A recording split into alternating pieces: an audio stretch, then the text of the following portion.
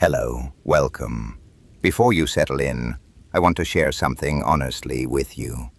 There are one or two ads at the beginning.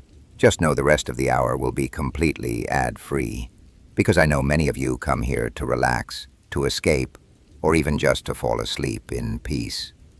But behind the scenes, I've been working day and night to create these videos for you. Every detail, every frame, it all takes time, effort, and a lot of heart. So if these videos have ever helped you, even a little, if they've given you comfort or made your nights a bit easier, then I just want to ask from the heart. If you can, please consider joining the channel membership or supporting the channel with a small donation. It truly makes a difference, and it's what allows me to keep doing this and keep showing up for you. And before we begin, tell me where you're watching from tonight. I read every comment. I used to think the worst feeling in the world was being alone in an apartment that never really felt like mine. I don't think that anymore. The worst feeling is being in a place that should be private, should be safe, should be ordinary, and slowly realizing it has stopped belonging to you in ways you can't fully prove. A few years ago, I rented a one-bedroom apartment on the third floor of a brick building on a quiet street that looked nicer than it really was. During the day, it seemed almost cozy.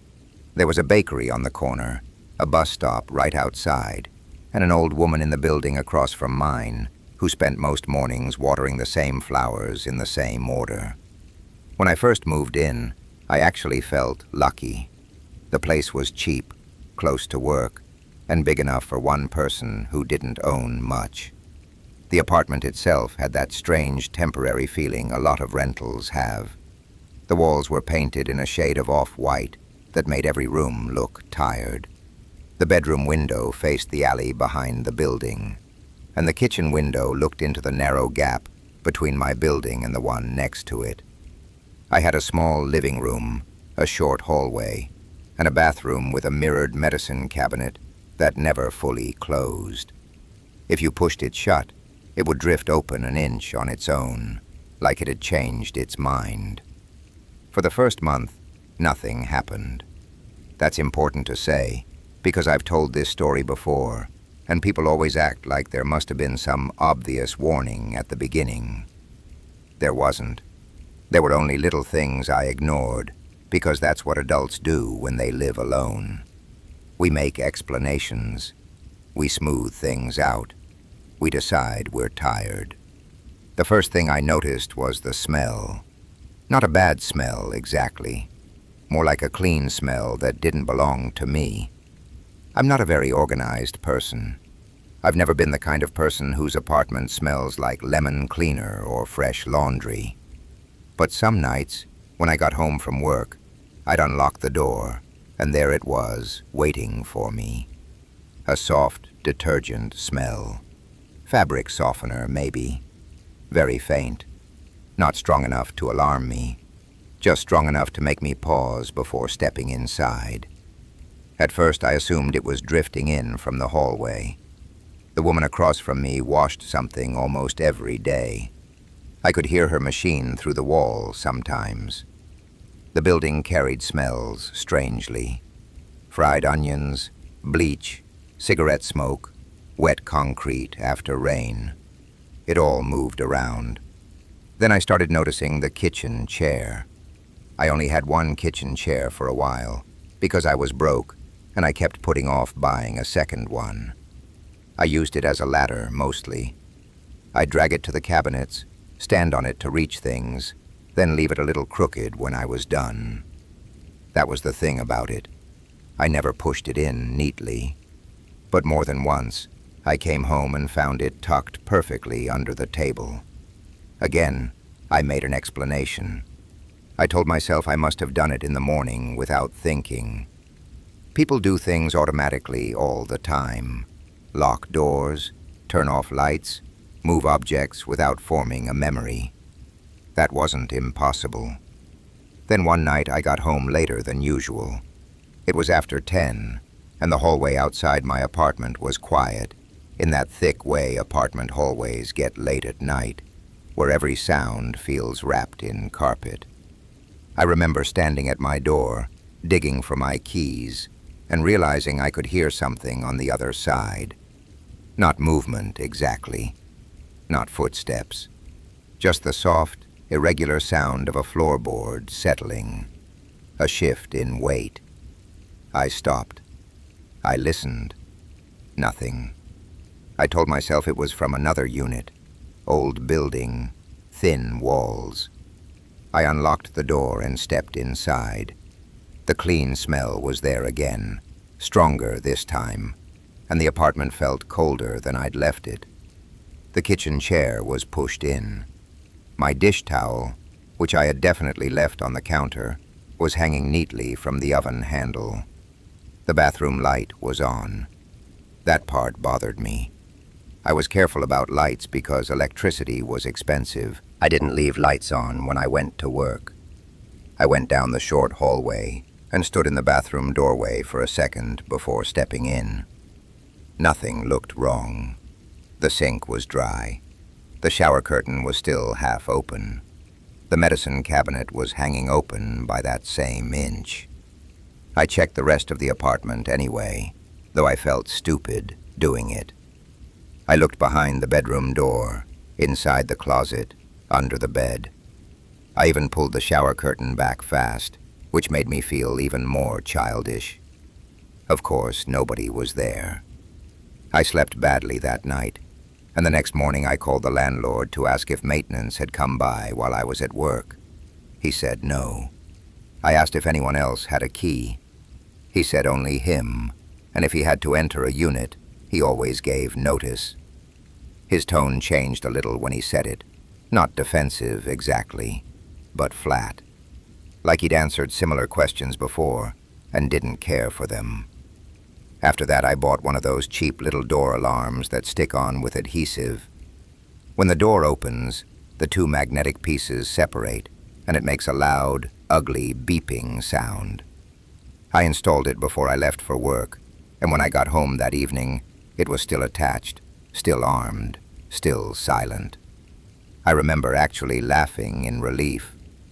That laugh didn't last long, because the apartment smelled clean again. And on the kitchen counter, next to my wallet and keys, was a glass of water. It was one of my glasses, half full, condensation still clinging to the side. I stood there staring at it so long that my hand hurt from gripping my bag. I knew what fear was supposed to feel like, or I thought I did. Adrenaline, panic, racing heart. But what I felt was slower, heavier, more humiliating. It was the feeling of not being able to fit what I was seeing into a world that still made sense.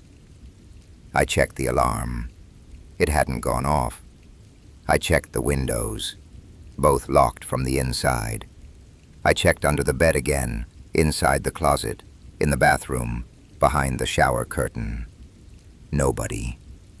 I called the landlord a second time. He didn't answer. So I called my older brother and asked him to come over. He lived 40 minutes away and kept telling me to call the police if I thought someone had been inside, but I couldn't make myself do it. I don't know why.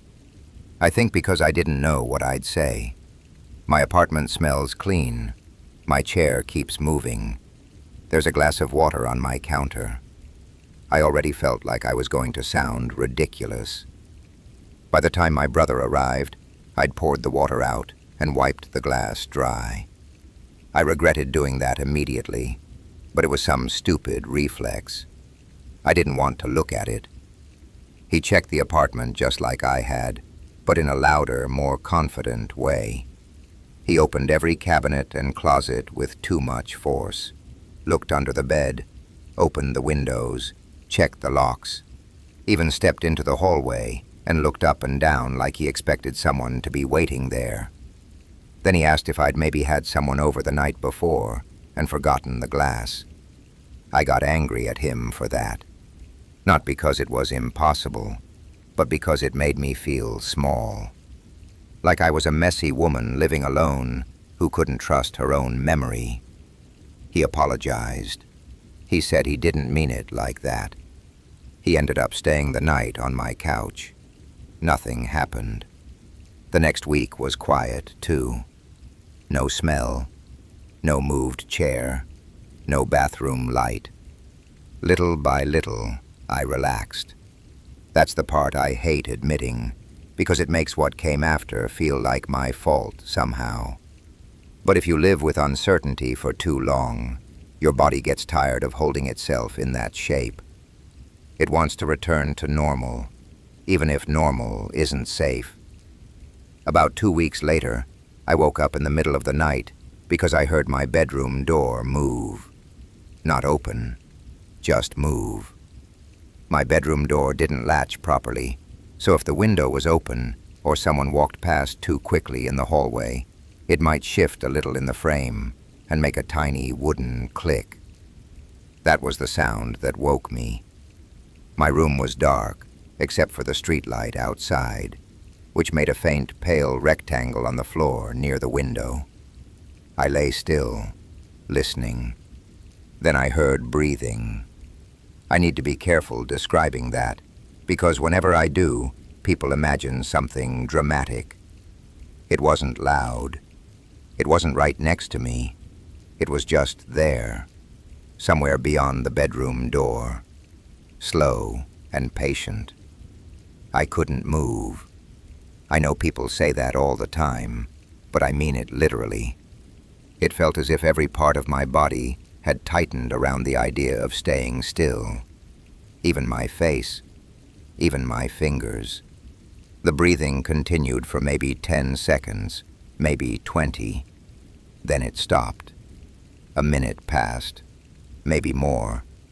Eventually, I forced myself to reach for my phone. My hands shook so badly, I dropped it once on the mattress. When I finally got the screen on, the light felt blinding. I aimed it at the bedroom door. It was open maybe 3 inches. I always slept with it closed. I sat there with my phone light pointed at that opening, waiting for something to move on the other side. Nothing did. After what felt like forever, I called 911. The police came quickly. 2 officers, both calm, both a little skeptical, in the way people are when they're trying not to show it. They checked the apartment. They checked the windows. They checked the hallway and the stairwell. They asked if I had taken any medication. They asked if I had been drinking. They asked if I was under stress. One of them noticed the top lock on my front door was old and a little loose. He said if it didn't fully catch sometimes, the door might shift with air pressure. He asked if I was sure I'd locked it. I said yes. He nodded the way people do when they don't want to argue, but don't believe you either. After they left, I pushed a chair under the front doorknob and sat awake until sunrise. The next day, I bought a camera. Not a good one, just a cheap indoor security camera that sent motion alerts to my phone. I pointed it at the front door and part of the living room. I didn't tell anyone except my brother. I wanted proof, even if the proof turned out to be me sleepwalking, or forgetting things, or somehow haunting my own apartment with bad habits and stress. The first 3 nights, nothing happened. On the 4th day, while I was at work, my phone buzzed with a motion alert. I was in the break room, heating soup. I remember that stupid detail, because I left the microwave running when I saw the notification. I opened the app, expecting to see headlights through the blinds, or maybe a glitch from shifting shadows. The recording showed my front door opening very slowly. No alarm sound, no forced entry. Just the knob turning, the door easing inward, and a man stepping inside like he knew exactly where he was. He wasn't wearing a mask. That somehow made it worse. He looked ordinary, mid-40s maybe, dark jacket, grocery bag in one hand. He closed the door quietly behind him, took off his shoes, and stood still for a few seconds, as if listening to the apartment breathe. Then he walked into my kitchen. He knew where everything was. That's what I saw in the next part of the clip. He didn't search cabinets. He went straight to the right one and took out a glass. He turned on the tap, filled it, drank half, and set it on the counter. Then he took a folded dish towel from the bag he'd brought, dampened it, and wiped my kitchen counter in slow, careful strokes. I couldn't feel my hands. I called 911 again, tried to explain through a throat that suddenly didn't seem to work, and gave them my address. I kept watching the app while I was on the phone. The man finished wiping the counter. He straightened the kitchen chair. Then he walked down the hallway toward my bedroom, out of frame. I started shaking so hard, I had to sit down on the break room floor. A coworker found me there, maybe a minute later. I must have looked bad, because he took the phone from me and started talking to the dispatcher himself. The police found the apartment empty when they got there. By then, the man was gone. What they did find was stranger than if they had found signs of a break-in. They found the grocery bag in my kitchen trash. Inside it were a fresh dish towel, a small bottle of cleaner, and a box of dryer sheets. The brand was the same smell I'd been noticing. They also found, in the cabinet above my fridge, that I never used because I couldn't reach it without the chair, a small stack of photographs. There were 12 of them. Every single one was of me. Not close-ups. Not obviously secretive shots. Most of them looked like they'd been taken from across the street, through windows, from the bus stop, from the alley behind the building. Me carrying groceries. Me tying my hair up in the kitchen. Me asleep on the couch with the TV on. Me sitting at my table with my laptop.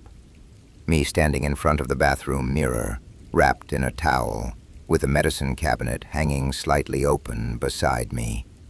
The dates on the backs went back almost 2 months, before I moved in. That changed everything. Until that moment, everyone, myself included, had been working with the idea that some strange man had chosen me after I moved there. But the dates meant he had been watching before I ever carried a single box inside, before that apartment became mine. The police took the camera footage and the photos. They asked the landlord more serious questions that time. He admitted, eventually, that the previous tenant in my unit had been a woman around my age who broke her lease early after complaining about privacy issues. That was his phrase, privacy issues. He said she never filed a formal report, just left. When I asked what that meant, he shrugged and said she thought someone was entering when she wasn't home. He said it like it was annoying. They also found signs that the crawl space above my ceiling connected to an access panel in the laundry room down the hall. It was supposed to be sealed, but the latch was broken. There was dust disturbed around the panel above my bathroom. Not enough to prove someone had been using it regularly, just enough to make every night I'd spent there feel dirty in retrospect. The man was never identified. That is the part people hate most when I tell them. They want a clean ending. They want the footage matched to someone. They want an arrest, a confession, a clear explanation. I wanted that too. What the police gave me was a report number, some practical advice, and a suggestion that I stay somewhere else for a while.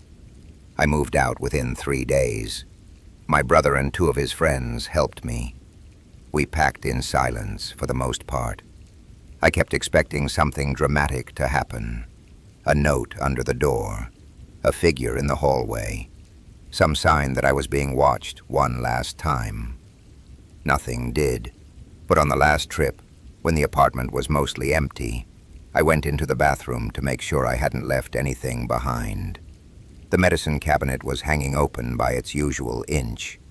Inside, on the middle shelf behind my toothbrush and a bottle of ibuprofen, there was a dryer sheet folded into a tiny square. I had checked that cabinet myself a dozen times. I didn't tell my brother. I didn't call the police again. I just closed it and walked out. The thing that stayed with me wasn't even the idea of him being there while I slept, though that was bad enough. It was how gentle he'd been, how careful. He wasn't trashing the place or stealing things or leaving obvious threats. He was arranging, cleaning, correcting, moving through my life like he was taking care of it in the way I never quite did. For a long time, that was what made it hard to explain to anyone why I was still so afraid. People understand violence. They understand broken locks, smashed windows, shouted threats. What they struggle with is quiet. They struggle with the idea that somebody can invade you softly, patiently, almost tenderly, and make your own home feel as if it has been edited by a stranger. Even now, I still check glasses in my kitchen before I go to bed. I count them without thinking. I close cabinet doors all the way. I push chairs in, or leave them crooked on purpose, just so I'll know. And sometimes, when I come home and the apartment smells a little too clean, I stand in the doorway for longer than I should, listening for a floorboard to settle. I worked nights for almost 3 years, and I think something inside me changed during that time. Not in the dramatic way people say night shifts change you. I didn't become haunted looking, or start talking to myself, or forget what sunlight felt like. It was quieter than that.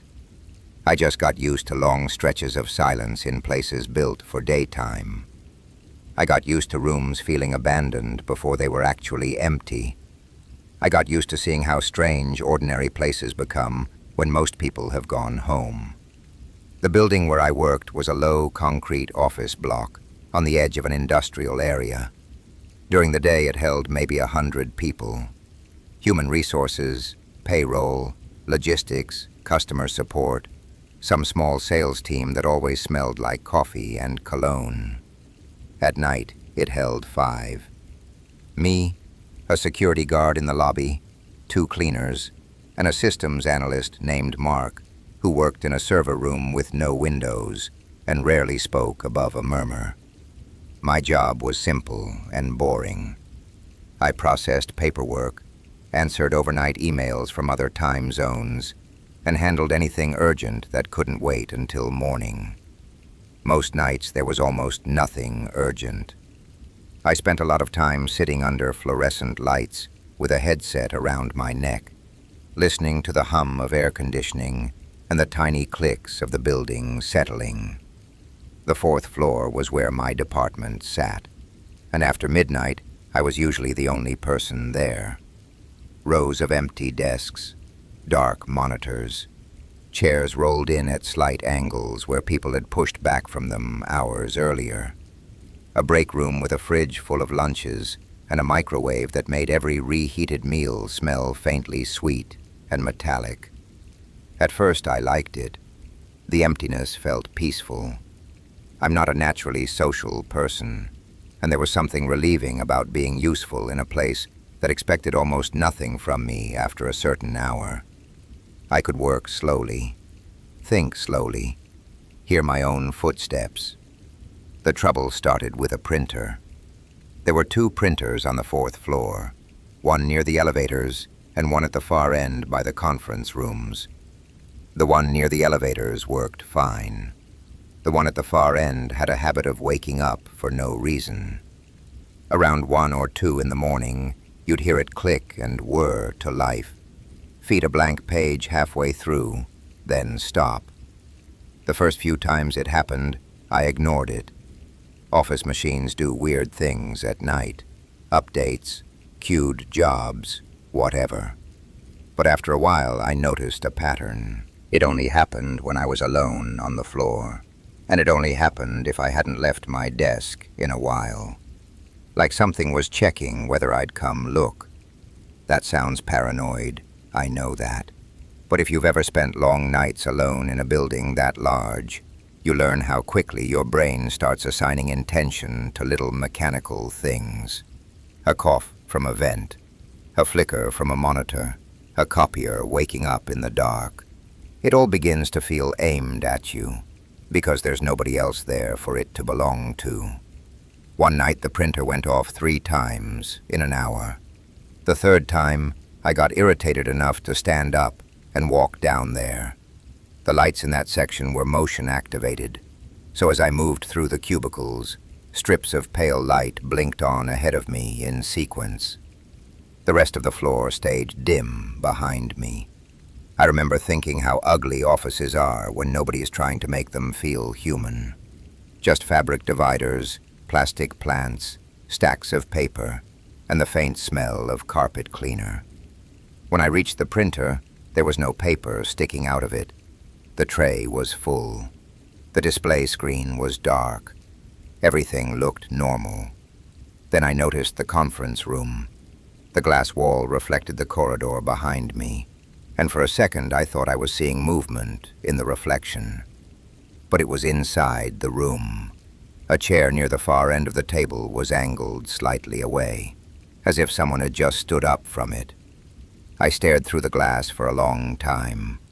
The room was empty. Still, that angle bothered me.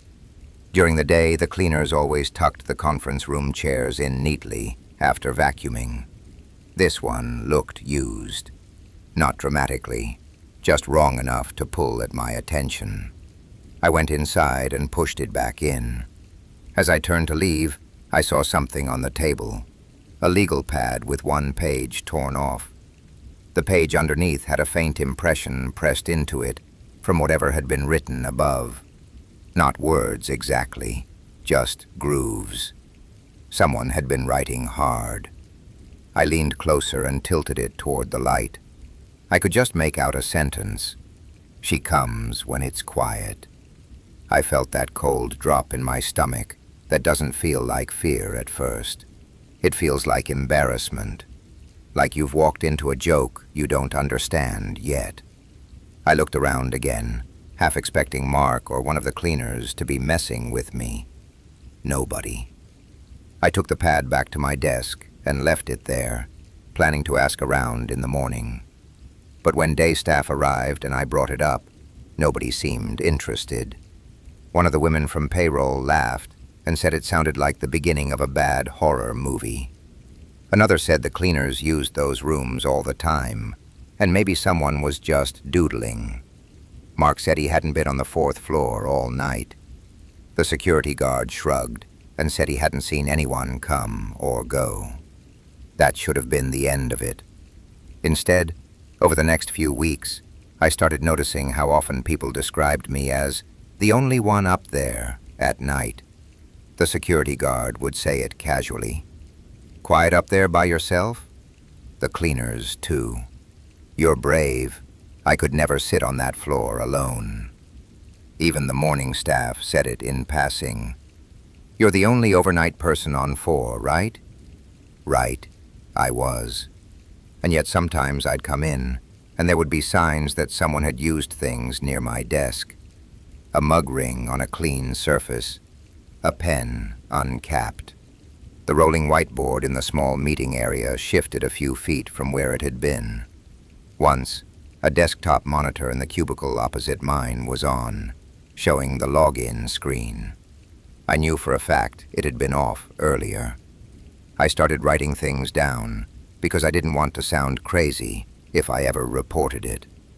Times, details, which chair moved, which light was on, which drawer was open. It became a little ritual, and I think it made me feel more in control than I actually was. Then I noticed the calls. Internal extensions at the office had caller ID. One night, around 2:17 a.m., my desk phone rang and the display showed Conference B. I answered, thinking maybe someone had stayed late without me noticing. No one spoke. I could hear room sound, though. Very faint. A hollow air conditioner hum. The kind of silence that belongs to a large room with a speakerphone in the middle of a table. Hello? Nothing. I hung up, and almost immediately the phone rang again. Same display. Conference B. I let it ring. It stopped after 4 rings. The next morning I checked the conference room phone log with help from IT. No outgoing call from that room. The systems analyst, Mark, looked at the log and said maybe it was a switchboard glitch. He said the phone system was old and weird. Then he gave me a look I couldn't quite read and added, "You should take your breaks downstairs." "Why?" He hesitated, then said, "Just less lonely." That was the first time I felt like someone knew something they didn't want to say. I tried asking directly after that, but people got vague. Not secretive exactly, more like uncomfortable. One cleaner said the 4th floor had a reputation, then refused to explain. Another told me she didn't like empty office spaces because you hear things, and laughed it off. The security guard said the old company that leased part of the floor years earlier had some kind of HR issue, but he didn't know details. Everybody had a half story. Nobody had facts. Then one Friday night, I found the coat. It was hanging on the back of a chair in the small meeting area near the windows. A women's coat, dark blue, mid-length, neat, not expensive, but well kept. I knew it didn't belong there because I'd walked that area an hour earlier, and the chair was empty. I stood over it for maybe a full minute before touching it. There was nothing in the pockets except a paper receipt from a drugstore 3 blocks away, dated that same evening at 9:04 p.m. Tissues, bottled water, and sleeping tablets. The office had been closed to the public for hours by then. I called downstairs to security and asked if anyone had come up. He said no. I took the coat to the lobby on my next break and left it with him. He wrote it in the lost and found book without much interest. Monday morning I asked if anyone had claimed it. He said it was gone. Who took it? He checked the book and frowned. No entry, no name, just gone. After that I stopped staying on the 4th floor during breaks. I took Mark's advice and went downstairs, even when it felt ridiculous. I'd sit in the lobby with a vending machine coffee and watch the front doors reflect the parking lot lights. Sometimes the security guard would try to make conversation, but mostly he watched muted news channels on the wall-mounted TV. One night, while I was down there, one of the cleaners came off the elevator pale and breathing too fast. I knew her a little. Rosa. She had worked there for years and was the type of person who could make any hallway feel normal just by moving through it with a trash bin and a tired smile. That night she didn't look normal at all. She asked the security guard, "Who's on 4?" He said, "Her," and pointed at me. Rosa looked at me for a long second and said, "No, I mean who else?" Nobody answered.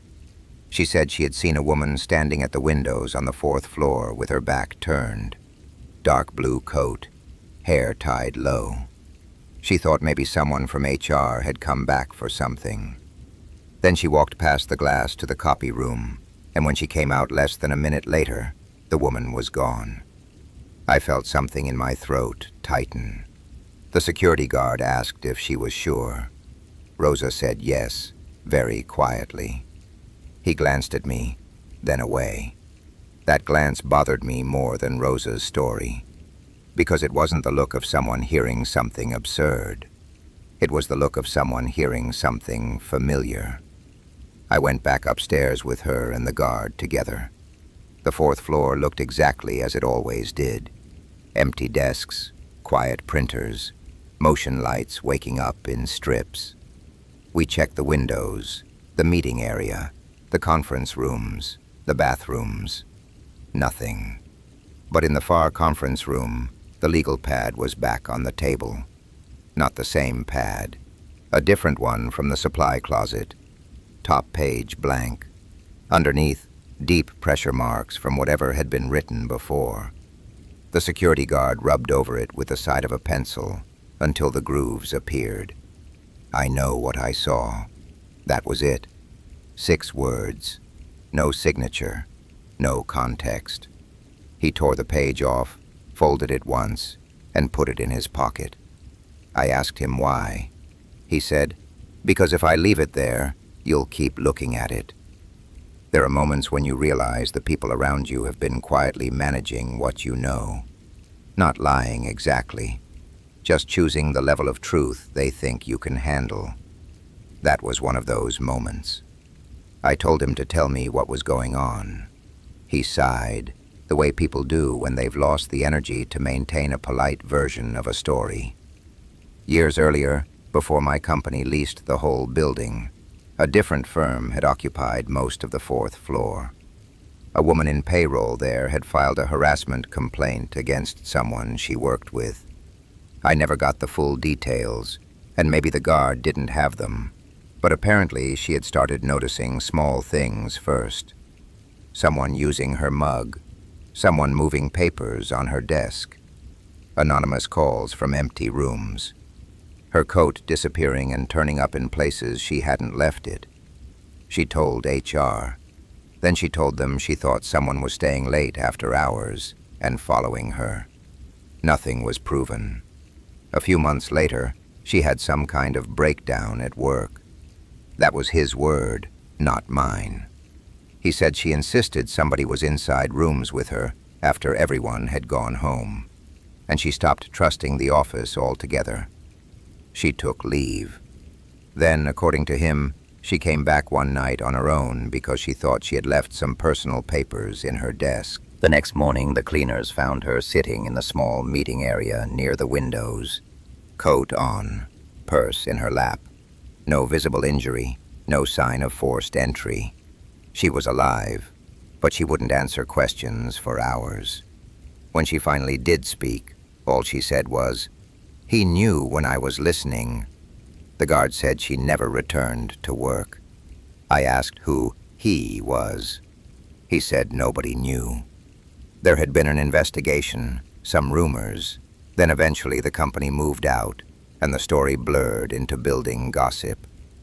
"Why didn't anyone tell me this?" I asked. He gave a tired little shrug. "Because it sounds bad when you say it out loud. That was the last shift I should have worked there. I know that. But life is messy, and people don't always leave jobs the second something feels wrong. I needed the money. I told myself it was just a story attached to a building full of late-night misfires and human imagination. Then my own memory started slipping. Not in dramatic chunks, just little gaps. I'd write an email draft and not remember starting it. I'd go to refill my water bottle and find myself standing at the far printer instead. I'd wake up at noon after a shift and have the strange certainty that I had forgotten something important, though I couldn't say what.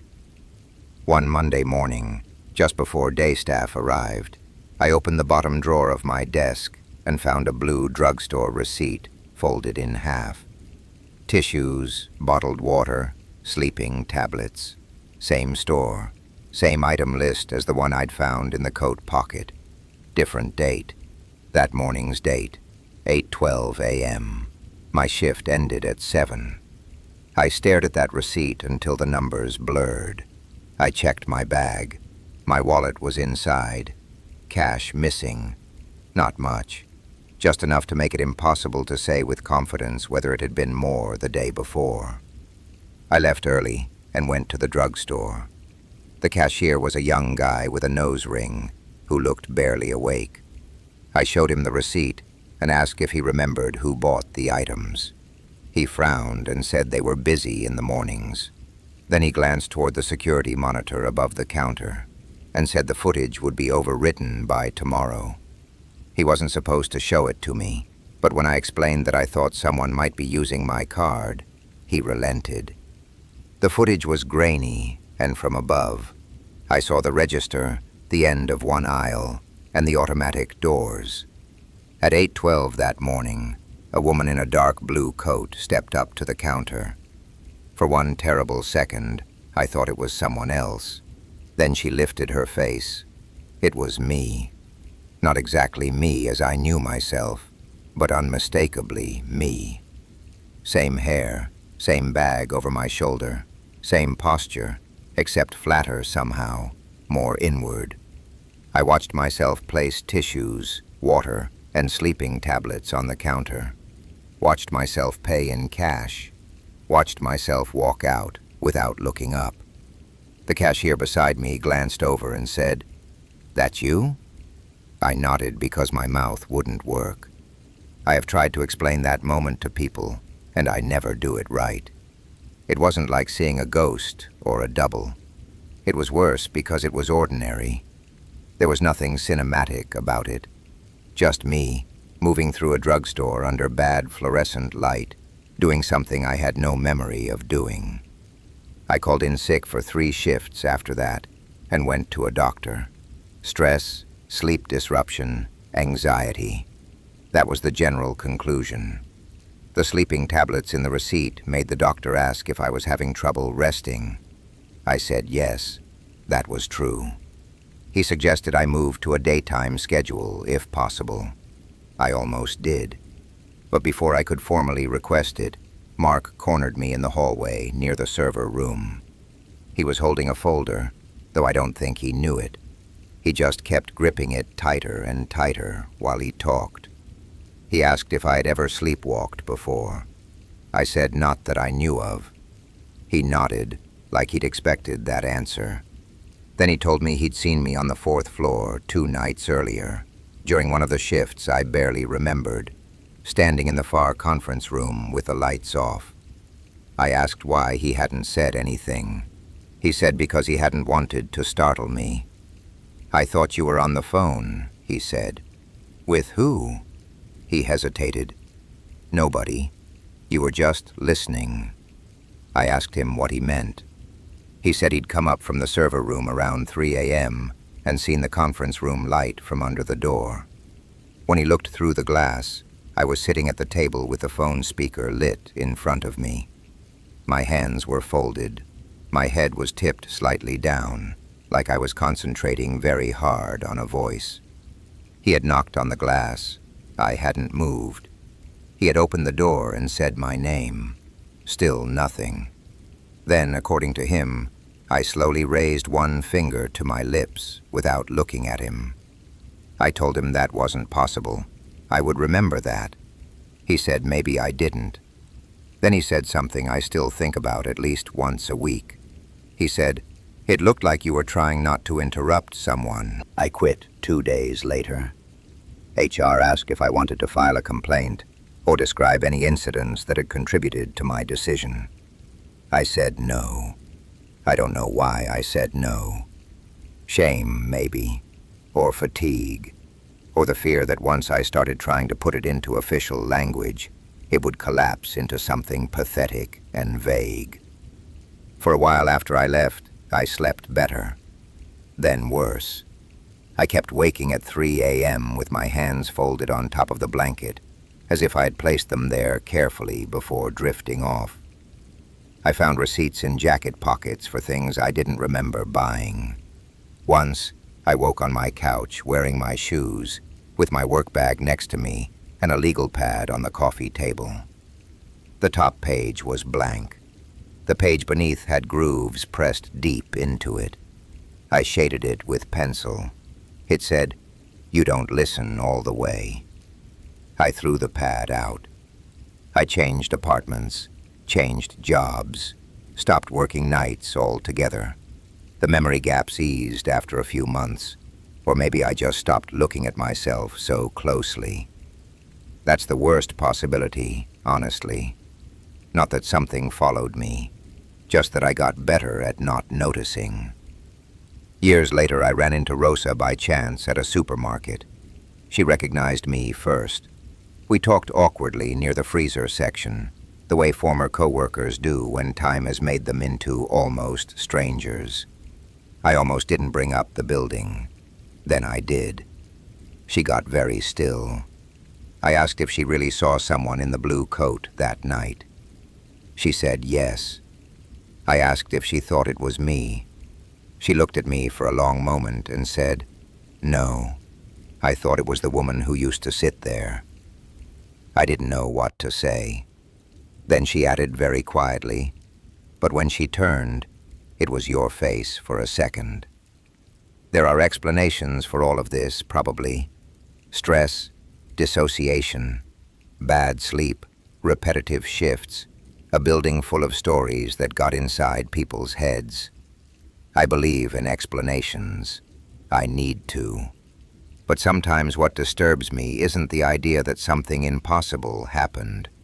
It's the possibility that something ordinary happened over and over again, inside an office full of careful adults, and everybody learned to work around it by lowering their eyes and calling it a reputation. Because that's what offices are good at, not solving things, absorbing them, turning discomfort into culture, turning warnings into jokes, turning a person who says, "Something is wrong here at night," into the kind of person who no longer trusts her own memory. And even now, if I'm awake later than I should be, and the room is quiet enough, I sometimes have the sudden, horrible feeling that I'm not alone with my thoughts. Not because I imagine a presence, not because I hear a voice, but because for 1 second, I can feel myself becoming very still, like I'm listening for someone else to finish speaking. When my father moved back into the house where I grew up, everyone acted like it was sentimental. He called it practical. My aunt called it foolish. I didn't call it anything, because by then I had learned that families tell stories about houses based on what they can bear. Sentimental sounds better than humiliating. Practical sounds better than lonely. The house was small and square, and older than it looked. It sat at the end of a short street in the town where I spent most of my childhood. From the outside, it seemed ordinary to the point of invisibility. Brown siding, low porch, 2 front windows with cheap blinds, a narrow driveway leading to a detached garage that leaned slightly to one side, like it was tired of standing up. My parents sold the place when I was 12, after my mother got a job in another county. My father always said leaving was the right decision. Then she died, and a few years later he retired, and something in him curled backward. He started driving past the old neighborhood. Then he found out the house was for sale. Then he bought it without asking anyone's opinion, which was exactly like him. At first he seemed happy there. Not bright, exactly, but settled. He put his old records in the living room, his tools in the garage, and his reading chair beside the front window, where my mother used to keep a plant stand. When I visited, he'd point out things that hadn't changed. The squeak in the hallway floor, the way rain sounded on the back awning, the shape the morning sun made on the kitchen wall. I didn't like being in the house, but I didn't have a good reason. That's what I told myself. There were practical reasons, of course. It was smaller than I remembered, for one thing, and old houses can feel like they're mocking your childhood by refusing to match it. The ceilings were lower, the hallway tighter. My old bedroom felt like a storage closet with a window. But there was something else, too. Not a memory exactly, more like the absence of one. Every time I walked from the living room to the kitchen, I felt a strange pressure behind my eyes, as if I were passing through a place where my mind expected something it couldn't retrieve. My father lived there alone for about 8 months before his health started slipping. Nothing dramatic at first. He forgot appointments, mixed up names, left the kettle on once or twice. Then he fell in the driveway one winter afternoon and lay there long enough for a neighbor to notice. After that, my aunt started pushing for assisted living. He refused. I lived the closest, so the compromise became me staying with him for a little while, until we figured things out. Little while turned into 4 months. I moved into my old room, because the second bedroom was full of boxes my father insisted he would sort soon. The room still had the same window facing the backyard, the same closet door with a dent near the handle, the same cheap ceiling light that pulled by a chain. I brought my own blankets and a reading lamp and told myself I could make any room feel temporary if I kept my suitcase half-packed. The first few weeks were mostly exhausting rather than frightening. Caretaking does that. It fills your hours with medication schedules, groceries, doctor visits, repeated conversations, and the constant low-level guilt of feeling impatient with someone who can't help becoming difficult. My father had good days and bad days. On good days, he was himself, mostly. On bad days, he misplaced things and accused me of moving them, or forgot he'd eaten and insisted I hadn't fed him, or grew suspicious of the television for reasons he couldn't explain. At night, though, he became gentler. Not easier, just softer. He would sit in his chair by the window with the TV low and ask me questions about my childhood, as if he were checking whether I remembered it correctly. Did I ever keep a rabbit in the yard? Was my best friend's name Kelly or Carrie? Did the hall closet always stick, or had that started later? I answered as best I could. Sometimes he nodded. Sometimes he looked disappointed, like I was failing a test neither of us understood. One evening, while I was washing dishes, he asked from the living room, "Do you still hear her walking?" I turned the tap off. "Who?" He didn't answer right away. Then he said, "Your mother, when she got up at night." I dried my hands and walked in to look at him. He was staring at the dark TV screen, not at me. "I don't know what you mean," I said. He frowned slightly. "You used to mention it." I almost said that was impossible. My mother died years after we moved out, but something in his expression stopped me. He didn't look confused. He looked certain. "What did I say?" I asked. He shrugged. That she stood in the hall a long time. I told myself he was mixing time periods together. Memory does that as it breaks down. It takes names and rooms and years and lets them bleed into one another. I made him tea, changed the subject, and didn't think about it again until that night, when I woke around 2 in the morning and heard someone standing outside my bedroom door. Not walking, not shifting, standing. You can tell. Anyone who says you can't is lying. Silence has texture when another person is inside it. I lay there in the dark, facing the wall, and knew with a certainty that made my skin go cold that someone was in the hallway just beyond the door. I assumed it was my father. I rolled over, reached for my lamp, and called out, "Dad?" No answer. I switched on the light. My door was open maybe 4 inches. I slept with it almost closed, but not latched, so I'd hear if he got up in the night and needed help. That crack of darkness made perfect sense if he had opened it, but the hallway beyond was empty. I got up, checked his room, and found him asleep on his side, snoring softly, covers kicked half off as usual. The next morning I asked if he'd come to my room in the night. He said, "No." Then he asked, "Did she?" I laughed because I didn't know what else to do. "Who?" He looked at me with a tired irritation that reminded me so sharply of my childhood that I almost flinched. "Don't start that," he said.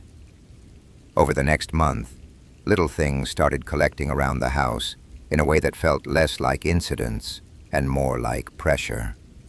A spoon placed upside down on the draining rack, the bathroom cabinet left open, the hallway light on in the morning, a dining chair slightly angled out from the table when I knew I'd pushed it in. I tried blaming my father, and sometimes that was probably correct, but other times the details didn't fit. He didn't go into the hall bathroom much, because the one attached to his room was easier. He hadn't eaten cereal in years, but once I found his old favorite bowl rinsed and set beside the sink before I was even awake. Then I began finding objects where they belonged, but wrong. That's the best way I can say it. Wrong within familiar. My hairbrush in the top drawer of my old dresser instead of the bathroom. Fine, that could be me. But placed parallel to the drawer edge, bristles cleaned out, handle facing left with a precision I would never use. My father's reading glasses on the side table, folded and centered on top of the TV guide. A dish towel hung exactly in thirds over the oven handle. It was the kind of order that didn't comfort me. It made me feel observed. One Saturday afternoon, I was cleaning out the hall closet because the door had started sticking badly, and I thought something had fallen behind the lower shelf. The closet smelled like cedar and dust and old coats. There were boxes stacked to shoulder height, a vacuum cleaner with a frayed cord, and one of my mother's umbrellas still hanging from a hook, as if nobody had thought to remove it in 20 years. When I dragged the bottom box out, I found a narrow panel at the back of the closet wall. The first time I understood that, I was 27 and living alone in a ground-floor apartment behind a dental office. It was one of those half-renovated places landlords advertise as full of character, which usually means old pipes, crooked floors, and paint covering problems nobody wanted to fix properly. The rent was cheap, and after a breakup that took almost everything out of me, cheap was enough. The place sat on a narrow side street with almost no foot traffic at night. The dental office in front closed at 5, and after that the whole building felt abandoned. My apartment had its own side entrance through a wooden gate that stuck in damp weather. There were 2 windows facing a fenced alley, one tiny kitchen, one living room, one bedroom in the back. It should have felt private. At first, I liked that. I worked from home then, editing product descriptions for a company that sold kitchen equipment online. Nothing glamorous. Long days in sweatpants, writing sentences about air fryers and cast iron pans, then microwaving something and going to bed too late. I didn't have many people around me at that point. My parents lived 2 states away. My friends had mostly scattered. The breakup had been so exhausting that I'd stopped trying to explain it to people. I just told everyone I needed a reset. That apartment was supposed to be the reset. The first strange thing was so small, I almost didn't register it. I came home from the grocery store one evening and found the bathroom light on. I was sure I'd turned it off. I had one of those habits people develop when they live alone. Little rituals that become automatic. Locked door, shoes by mat, purse on counter, bathroom light off, bedroom door half open. I noticed the light immediately because the apartment was dim otherwise, and the yellow glow from the bathroom cut across the hall. I stood there holding a plastic bag of groceries, staring at it. Then I honestly laughed. I said out loud, "Okay, great start." I remember that because my own voice sounded embarrassing in the silence, like I was acting in a movie for nobody. I told myself I'd forgotten. That was the answer. It had to be. People forget things. I had a lot on my mind. End of story. A few days later, I woke up with my phone on the kitchen counter. That bothered me more. I always charged it beside the bed because I used it as an alarm, and I was very careful about that because I slept through everything. If my phone wasn't within reach, there was a good chance I'd be late for work, even work from home. But that morning I opened my eyes, looked to the bedside table, and saw the charger hanging loose with nothing attached. I got up and found my phone lying face down on the kitchen counter near the sink. I checked it immediately. expecting maybe I'd sleepwalked and brought it with me for some reason. I don't know why I expected the phone to explain itself, but I did. The battery was at 12%. No new notifications, no calls, no open apps except the clock. I remember standing there barefoot in the cold kitchen light and trying to recreate a version of myself who would have done that without remembering. Maybe I'd gotten up, half asleep, for water. Maybe I'd looked at the time. Maybe I'd just been tired enough not to form a memory. That explanation worked too. Barely, but enough. The problem was that once I started noticing things, I kept noticing them. A cabinet door left open when I was sure I'd closed it.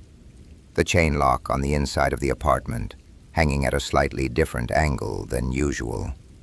My bedroom curtains not meeting fully in the middle. A mug in the sink that I thought I had washed. Nothing dramatic, nothing clean enough to be proof. Just tiny errors in reality, tiny shifts. I started to wonder if living alone had made me sloppier than I realized. There was nobody around to confirm anything, nobody to say, yes, that was there before, or no, it wasn't. When you live with another person, even casually, your routines become visible. Alone, your life can blur around the edges, and there's no witness to correct it. So I got practical. I started leaving little markers. The first one was a hair tied around the medicine cabinet knob in the bathroom. Thin blonde hair. Hard to see unless you were looking for it. If the cabinet opened, the hair would fall. That night, I set it carefully, brushed my teeth, turned off the light, checked the front lock twice, and went to bed. In the morning, the hair was gone. I found it on the sink. I stood very still for a long time. Then I opened the cabinet and just stared into it as if maybe the shelves would offer a reasonable explanation. Toothpaste, face wash, ibuprofen, cotton pads, nothing else. I remember my heart beating hard, but I also remember feeling almost annoyed. Not scared yet, annoyed, like someone had introduced a problem into my life and left me to clean it up. I told myself I must have brushed against it. Maybe with my sleeve, maybe I'd said it badly. Fine, do it again. That day I put a tiny line of flour just inside the front door, not enough to be visible to anyone entering casually, just a dusting along the inner seam where the door would swing. If the door opened while I was asleep, it would break. When I woke up, the line was broken. I actually sat down on the edge of my bed because my knees felt strange. I hadn't even checked the door yet. I could see the break from across the room, through the crack in the bedroom doorway. A clean interruption in the line. One crescent shape where something had disturbed it.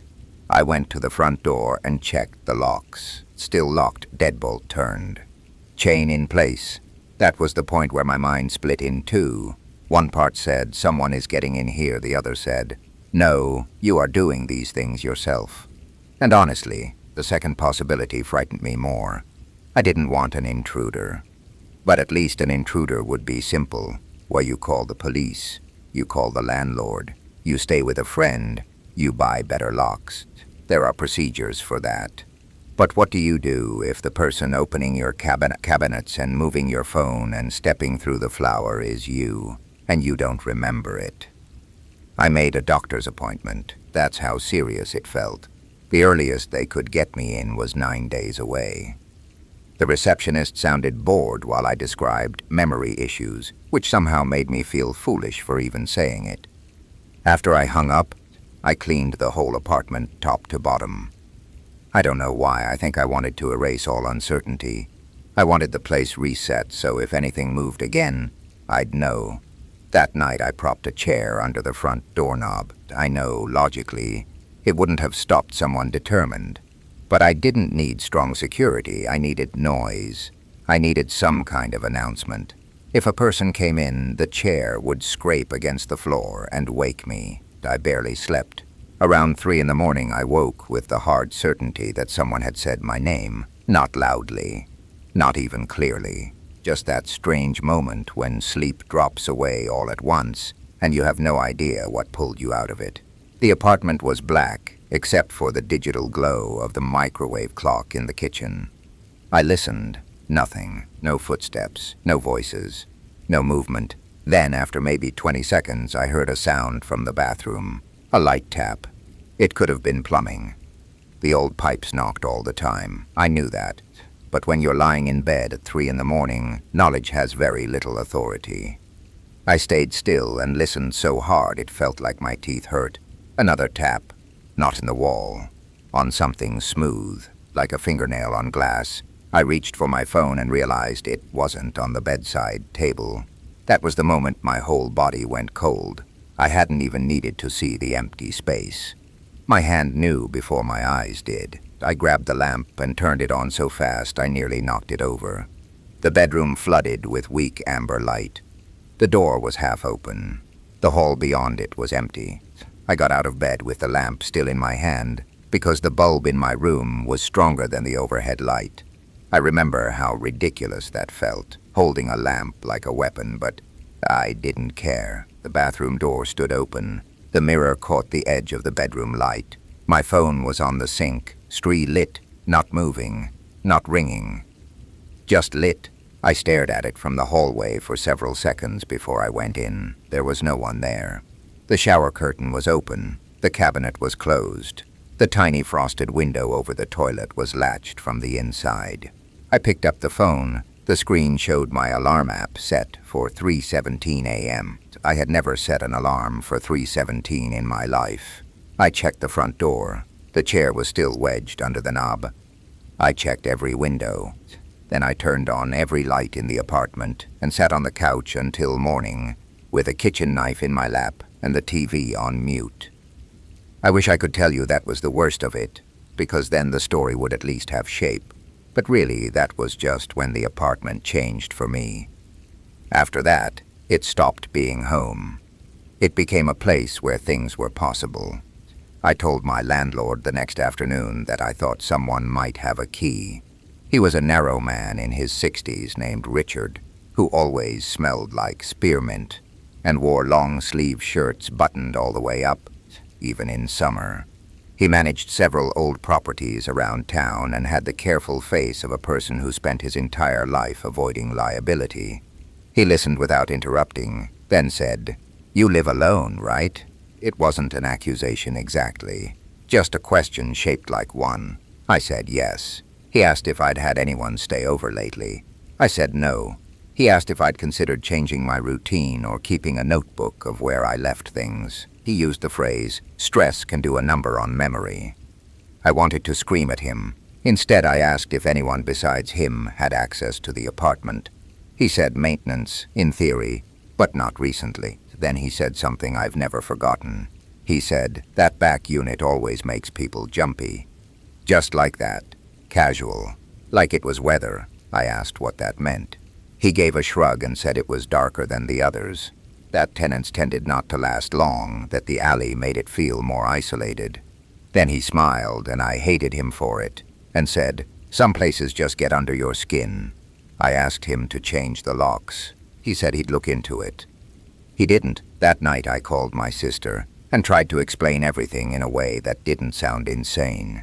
She lived in Arizona then, married, 2 kids, an entire world away from my strange little apartment. She listened quietly and asked if I was sleeping enough. She asked if I'd been drinking more lately. I said no. Then she said I should come stay with her for a week if I could. I almost cried hearing that, not because I could go. I couldn't. Money was too tight, work too messy. But because she said it in that simple, matter-of-fact way people do when they love you and don't know what else to offer. I told her I'd be fine. I said I just needed to be smart. After we hung up, I ordered a cheap indoor camera online. Nothing fancy. One of those basic motion-detecting things people use to check on pets. It arrived 2 days later. I set it on a bookshelf facing the front door and most of the living room. I specifically angled it so the hallway to the bathroom was partly visible too. Then I left for a coffee shop. and sat there for 3 hours pretending to work while checking the live feed every few minutes. Nothing. When I came home, the apartment looked normal. That night I slept with the camera running. In the morning, there were 6 motion alerts. I opened the first clip at the kitchen table while my coffee went cold beside me. The feed was grainy, black and white, timestamp in the corner. 1:12 a.m. The apartment looked empty. Still. Then, after a few seconds, movement entered the frame from the hallway. It was me. I was walking slowly toward the front door. Not sleepwalking exactly. I've watched enough videos since then to know what sleepwalkers often look like. Awkward, drifting, disconnected. This wasn't that. On the footage, I looked calm, deliberate, awake. I stopped in front of the door and stood there for almost a full minute doing nothing. Then I lifted my hand and touched the chain lock. I felt every hair on my arms rise. On the video, I unhooked the chain. Then I unlocked the deadbolt. Then I opened the door. The frame didn't show the alley outside, just darkness pouring in. I stood with the door open for several seconds, facing out. Then I stepped aside, as if letting someone enter. The clip ended there. I stared at the screen so long it dimmed. My first thought was not that someone had come in. My first thought was, I don't remember doing that. I opened the second clip, put 1:14 a.m. The front door was closed again. Locked, apparently. I came back into frame from the hallway carrying my phone. I walked into the bathroom. A few seconds later, the bathroom light came on, throwing a rectangle of brightness across the living room floor. Then the clip ended. The third showed me standing in the kitchen looking toward the bathroom. The fourth showed nothing. The fifth showed me returning to bed. The sixth was the worst. In the final clip, timestamp 3:16 a.m., the apartment was still and dark. Then from the edge of the frame, from the hallway, my phone screen lit up. It was already on the sink in the bathroom, out of sight except for the reflected glow on the hall wall. A second later, I entered frame from the bedroom, meaning I had not carried it there. I played that clip over and over, trying to understand what I was seeing. Either the camera had missed something, or the alerts weren't complete, or I had sleepwalked in and out of the bathroom without triggering motion. That was possible. Maybe. But the thing that stayed with me was the feeling that the clip began too late. Like I was arriving in the middle of something I wasn't meant to witness. I called in sick to work and went straight to my doctor's appointment, which wasn't until the next morning. But I didn't care. I begged the receptionist to squeeze me in early. Somehow, maybe because I looked as bad as I felt, they managed it. The doctor asked questions about stress, medication, drinking, drugs, sleep patterns. He ordered blood work. He asked if I'd ever lost time before. He asked if I'd had recent trauma. That word almost made me laugh. Recent, I showed him the footage. He watched it with a careful face and said it was possible I had been in a partial sleep state. He said parasomnias could present in strange ways. He recommended a sleep specialist if it continued. He asked whether I felt safe. I said, I don't know. He nodded like that was a valid medical answer. I left with referrals, pamphlets, and absolutely no comfort. That evening, I decided I was not sleeping there again. I packed a bag and booked a cheap motel 20 minutes away. Not because I thought I was cured by distance, but because I needed one night where I could lie down without wondering whether I'd open my own door in my sleep. Before leaving, I unplugged every lamp, took the batteries out of the TV remote, locked the windows, set the camera, and put a strip of tape across the inside of the front door. Then I left. At the motel, I slept 6 full hours without waking once. In the morning, I felt almost foolish. The kind of foolish that comes after panic, when daylight flattens everything and your fear looks theatrical in retrospect. I got coffee from the motel lobby, checked out, and drove back to the apartment feeling maybe 50% better. The tape on the front door was broken. I didn't go in. I stood there with my bag still on my shoulder, looking at the torn tape hanging in 2 curled pieces from the wood, and the whole world got distant around the edges. I called the police from the alley. 2 officers came, one older, one younger. I remember them clearly because the older one had tired eyes and the younger one kept glancing at me with the expression people use when they think someone may be unstable but don't want to escalate it. I explained everything. The tape, the camera, the footage of me opening the door. They went inside first. Then they called me in. Nothing appeared stolen, no signs of forced entry, no broken window, no one hiding in the apartment. The older officer asked if anyone else had a key. I said the landlord. Maintenance, maybe? He walked through each room carefully, then stopped in the bathroom and said, "There's a hatch here." I had lived there almost 3 months and never noticed it. It was in the ceiling above the shower, painted the same off-white as everything else. A square panel with a small metal ring. Because of the poor light and the low ceiling and the fact that I almost never looked up in there, it had blended in completely. The officer pulled a chair over, climbed up, and pushed the hatch open. A fold-down ladder didn't come with it. It was just an opening into a narrow crawl space above the unit. He shined his flashlight inside. Then he went quiet. I didn't like how quiet. He asked the younger officer to step in. They spoke so softly I couldn't hear the words. Then the older officer climbed down and asked me to wait in the living room. I remember not breathing. After a minute, he came back holding a plastic grocery bag. Inside it were 3 bottles of water, 2 protein bars, and a flashlight. I didn't understand at first. My mind refused to assemble the pieces.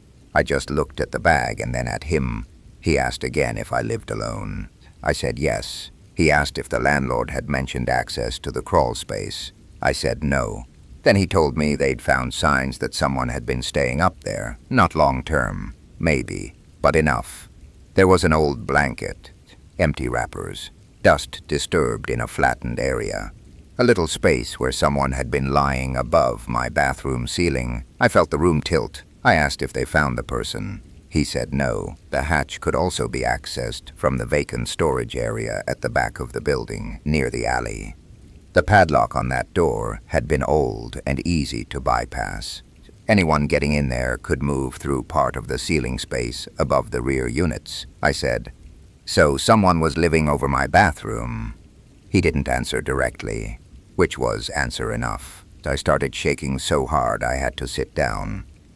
What I remember most is not the thought of a stranger above me, though that was bad enough. It was the way all the little things suddenly arranged themselves into one unbearable picture. The light on, the cabinet, the phone, the flower line, the sense of being observed, the sound on the mirror like a fingernail, and the camera footage. The officer asked to see it. I showed him. He watched the clip of me opening the door and stepping aside, then replayed it. I watched his face change almost imperceptibly. Not dramatically, just a tightening around the mouth. He asked if the camera recorded audio. It didn't. Then he pointed at the darkness beyond the open door and said, "You see how you move here?" I said I guessed so. He said, "You step back before the door is fully open, like you're making room for someone you already know is there." I had already thought that. Hearing him say it out loud made me feel sick. I never slept there again. The police filed a report. The landlord suddenly became deeply concerned and offered to resolve the situation, which I think meant finding a way to avoid getting sued. My sister paid for a hotel for a few nights until I could move. I got out of the lease with surprising speed, which told me more than anything else that someone, somewhere, knew the building had problems they'd never admitted to. For a while I convinced myself I was lucky. Terrified, but lucky. I found an explanation. A person had been getting in. The mystery ended there, but it didn't. A week after I moved out, the older officer called me. He said they had reviewed additional footage from a security camera across the alley, one mounted behind a neighboring business. It only caught part of the rear entrance and some of the fence line. He said they'd identified movement on the night I stayed at the motel. A man entered the storage area at 11:48 p.m. He did not leave before dawn. I said, "Okay." Then he said, very carefully, "There's 1:12 a.m., the same approximate time my camera caught me opening the front door. The alley camera showed no one approaching my unit from outside. No one at the gate. No one near the door. No one coming down the side path. I asked what he meant. He said if someone entered my apartment after I opened the door, they were already inside the building. Already in the crawl space. Already above me. I sat on the floor of my sister's guest room with the phone to my ear and couldn't speak. Then he said one more thing I wish he hadn't. They found no evidence that the hatch over my bathroom had been opened from below, only from above. So I think about that sometimes when I can't sleep. About the footage of myself walking calmly to the front door in the middle of the night. About the way I stepped aside, polite almost, like I was letting someone in. And I think about the phone on the sink at 3:16 a.m., already lit, waiting for me before I entered the bathroom. I don't live alone anymore. I probably never will again. Even now, if I wake in the dark and my bedroom door is a little more open than I remember leaving it, I feel the same pressure in my chest, the same humiliating confusion.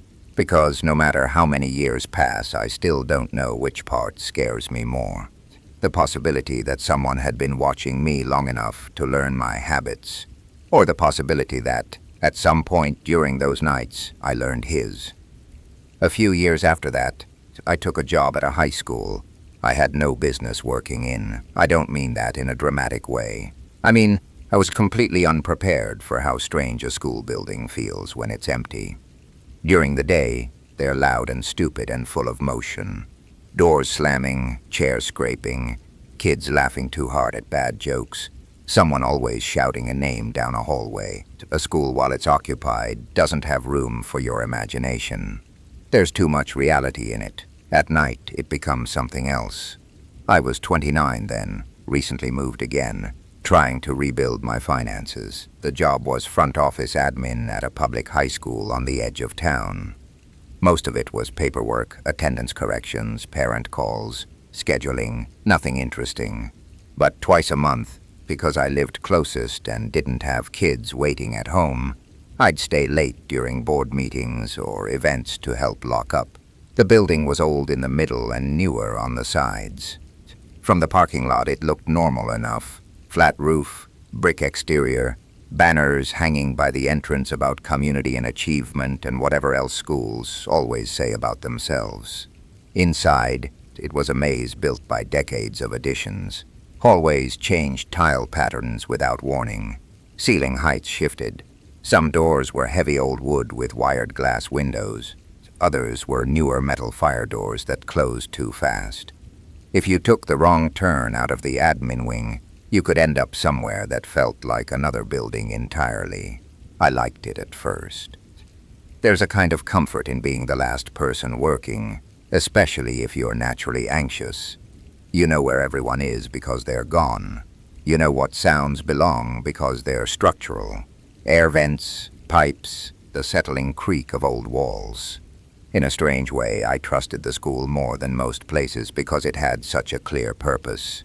It wasn't intimate. It didn't ask anything of me.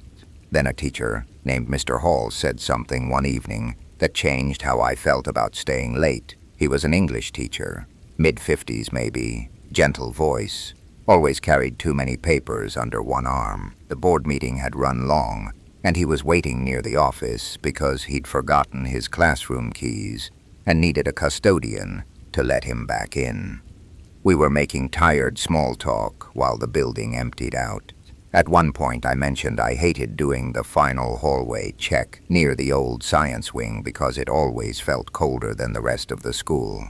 He smiled and said, "That corridor used to bother me too." Used to. I asked what changed. He shrugged and said, "I stopped looking in the door." Then he laughed softly, like it was a joke. I laughed too, but that sentence stayed with me. The old science wing was part of the original building, closed off from student use except for storage and one art classroom at the far end. Most nights the hallway lights there were dimmed to half power to save electricity. There were long stretches without windows to the outside, just cinder block walls painted a tired beige and classroom doors with narrow glass panes. It never felt dangerous exactly, just unfinished. as if the building had forgotten to keep being alive there. After Mr. Hall said that, I became embarrassingly aware of the windows in those doors. Not during the day. At night, the first time I really noticed one was maybe a week later. I was doing the lock-up checklist with a clipboard and master key, walking room to make sure nothing was left on. Most of the building was already dark. The gym lights glowed faintly under double doors. Somewhere far off, a buffer machine hummed where the custodians were working another floor. I turned into the old science wing and saw, halfway down the corridor, that one classroom still had a light on. I remember being annoyed because that usually meant a teacher had left a projector or lamp running, and I'd have to unlock the room, find the switch, sign off the checklist. I walked toward it. As I got closer, I realized it wasn't the overhead light. It was a desk lamp, one warm circle of light somewhere deeper in the room. The classroom door window reflected the hallway dimly, so at first all I could see was my own vague shape approaching. Then the angle changed and I could see inside there was a person sitting at the teacher's desk. Just sitting there, head slightly down, shoulders relaxed. I stopped so hard, my shoe squeaked. My first thought was that a teacher was still working late, which wouldn't have been unusual except this hallway was supposed to be clear, and the room had been listed as unused storage. I took another step and the figure resolved a little more. Dark clothing, hair or maybe shadow around the head, still facing down toward the desk. I lifted my hand and tapped lightly on the glass. No response. I tapped again. Harder, nothing. Then I leaned closer, trying to see past the reflection, and realized the chair behind the desk was empty. There was no one there. What I had taken for shoulders was a stack of boxes draped with a black trash bag. The head was a rolled-up map leaning against them. I stood there with my heart pounding in my throat, feeling stupid enough to laugh and not quite able to. The lamp was on because maintenance had apparently plugged it in while sorting storage. That was all. I unlocked the room, turned off the lamp, and went home irritated with myself. But after that, every time I passed a door window in a dim hallway, I looked too quickly, and then hated myself for looking too quickly. I started catching false shapes everywhere. Coat racks that looked like people, bulletin boards that felt like faces for half a second, reflections that moved when I did. It wasn't one thing. It was the anticipation of one thing. I never told anyone because I knew how it sounded. Then I started finding doors open. Nothing major, just wrong. A classroom at the end of a hall standing cracked open after I'd locked it 20 minutes earlier. A supply closet unlatched, the copy room light on after I was sure I'd shut it off. Schools are full of keys. That was the easy answer.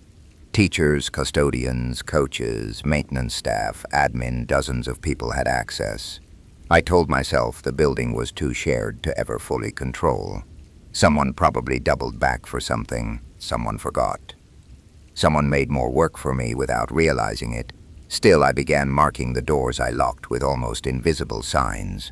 Not flour this time. I'd learned how unreliable that could feel. I started placing small pieces of clear tape over the latch seams on certain doors, where they'd wrinkle if opened. Or I'd leave a pencil balanced on the frame inside a storage room. Not because I seriously thought I was tracking an intruder, more because I needed a way to confirm my own memory. One Thursday night during basketball season, I stayed later than usual because a parent meeting ran long. By the time the last cars left the parking lot, it was close to 10:30. The custodians had finished their floor and moved to another building on campus. For about 40 minutes, I was completely alone. I checked the admin office, the library, the counseling wing, everything normal. Then I turned into the old science corridor and saw 3 classroom doors open. Not wide, just open enough to show darkness inside. I stopped where I was. The doors were spaced down the hallway in a way that made it feel staged, though I know that sounds dramatic. One near the front, one halfway down, one at the far end by the unused lab. Each open maybe 4 inches, enough to be noticeable. enough to be deliberate if you were the kind of person whose brain always went there. I knew I had locked at least 2 of them earlier. I was almost certain of it. I stood listening. Nothing. The air handler clicked somewhere overhead. A vent breathed, that was all. I don't know why I kept going. Pride, maybe, or the very adult fear of seeming ridiculous even when nobody is there to witness it. I walked to the first door and pushed it open with my fingertips. The PD classroom. Chairs stacked. Dusty whiteboard. No movement. Second door. The third door at the far end opened into the old lab room that wasn't used anymore, except to store broken stools and old equipment waiting for disposal. The room smelled like cardboard and something stale underneath it, maybe from old chemicals embedded in the cabinets. My flashlight from my phone barely reached the back wall. That P again. As I turned to leave, I heard a sound behind me, not in the room. In the hallway, a soft rubbery squeal, like the sole of a shoe turning on waxed floor. I switched off my flashlight immediately, which I still can't explain. It was instinctive and stupid. Suddenly, the doorway was just a darker rectangle in the dark, and I stood there holding my breath. No second sound came. I waited maybe 15 seconds before stepping back into the hall. It was empty, but the first classroom door, the one closest to the corridor entrance, was now closed. I told myself it had drifted. Old hinges, uneven floors, air pressure, any of that could do it, except that when I reached it, I saw the strip of tape I had placed across the latch seam earlier broken. I went cold all over. I looked down the hall behind me, then back at the door. The tape hung in 2 neat pieces, one on the frame, one on the door edge. I opened it. The room was empty. The windows were locked from the inside. No second door, no closet big enough for an adult. Nothing.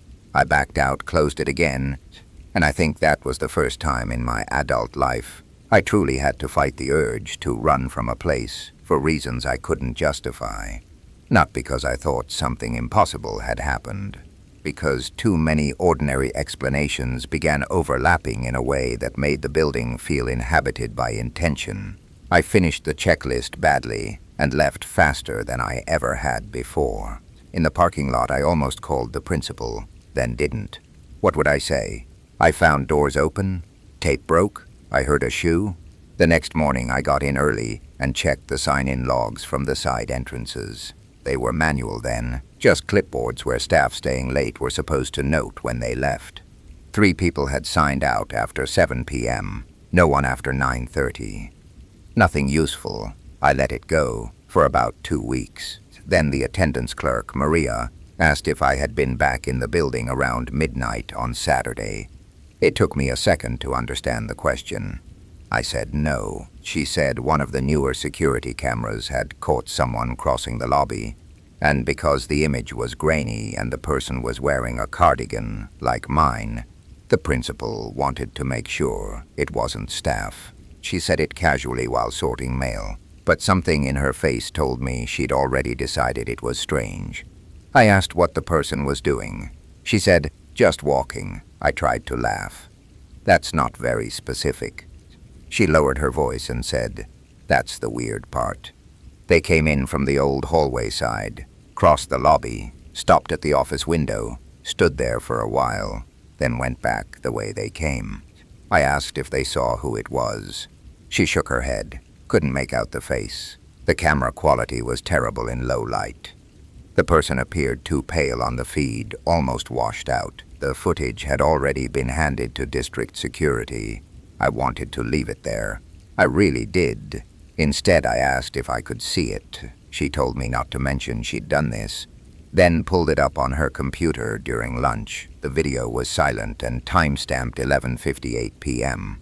The lobby was lit only by emergency lighting and a faint glow from the vending machines. After a few seconds, someone entered frame from the left side, from the hall that led toward the old science wing. At first, I actually did think it might be me, same height maybe, same general build, cardigan or light jacket hanging open. Hair pulled back, the figure walked slowly across the lobby, not sneaking, not hurrying, just moving with the confidence of someone who knew the space. They stopped at the office reception window. and faced inward, as if looking through the glass into the dark office. Then they stood there for 23 seconds. Maria timed it for me off the counter in the corner. 23 seconds, doing nothing. Then the figure turned and walked back the same way. Right before they left frame, they lifted one hand toward their face. I leaned closer. I thought maybe they were scratching their cheek. Maria whispered, "Pause it." She did. The still image was blurry, but clear enough the person's hand wasn't touching their face. It was covering their name badge, where a staff lanyard would hang. I felt a kind of deep embarrassment then, the kind that comes when fear brushes up against recognition, because that tiny gesture was familiar. I'd done it myself walking through public places, flipping my badge or turning it inward so strangers couldn't read my full name. The person in the video wasn't moving randomly. They were making a private, practical choice. Maria looked at me and said, "Creepy, right?" I nodded, but what I meant was worse than creepy.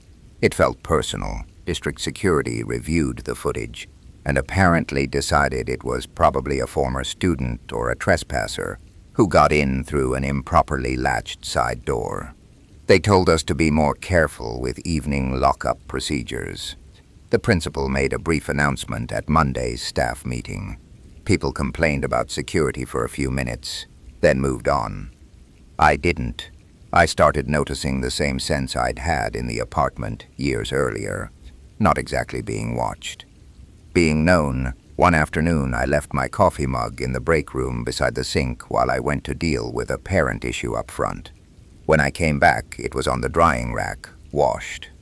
That sounds harmless, and it probably was. People did wash other people's mugs sometimes. But what bothered me was that mine had a tiny chip in the handle and a fading sticker from a bookstore, and almost nobody used that rack because the dishwasher worked fine. It felt like the kind of thing someone would do if they had noticed my exact habits for a while. A week later, I found the attendance binder on my desk, open to my own page. My own emergency contact information, home address, phone number visible. Maybe I had opened it myself while distracted. Maybe. But I had no reason to. Then I began catching what I can only describe as traces. The smell of someone's shampoo in a hall after I turned a corner. A classroom chair pulled slightly back from a desk in a room no class had used. A printed page left on the copier glass that wasn't there 5 minutes earlier. Always ordinary enough to explain. Never enough to report.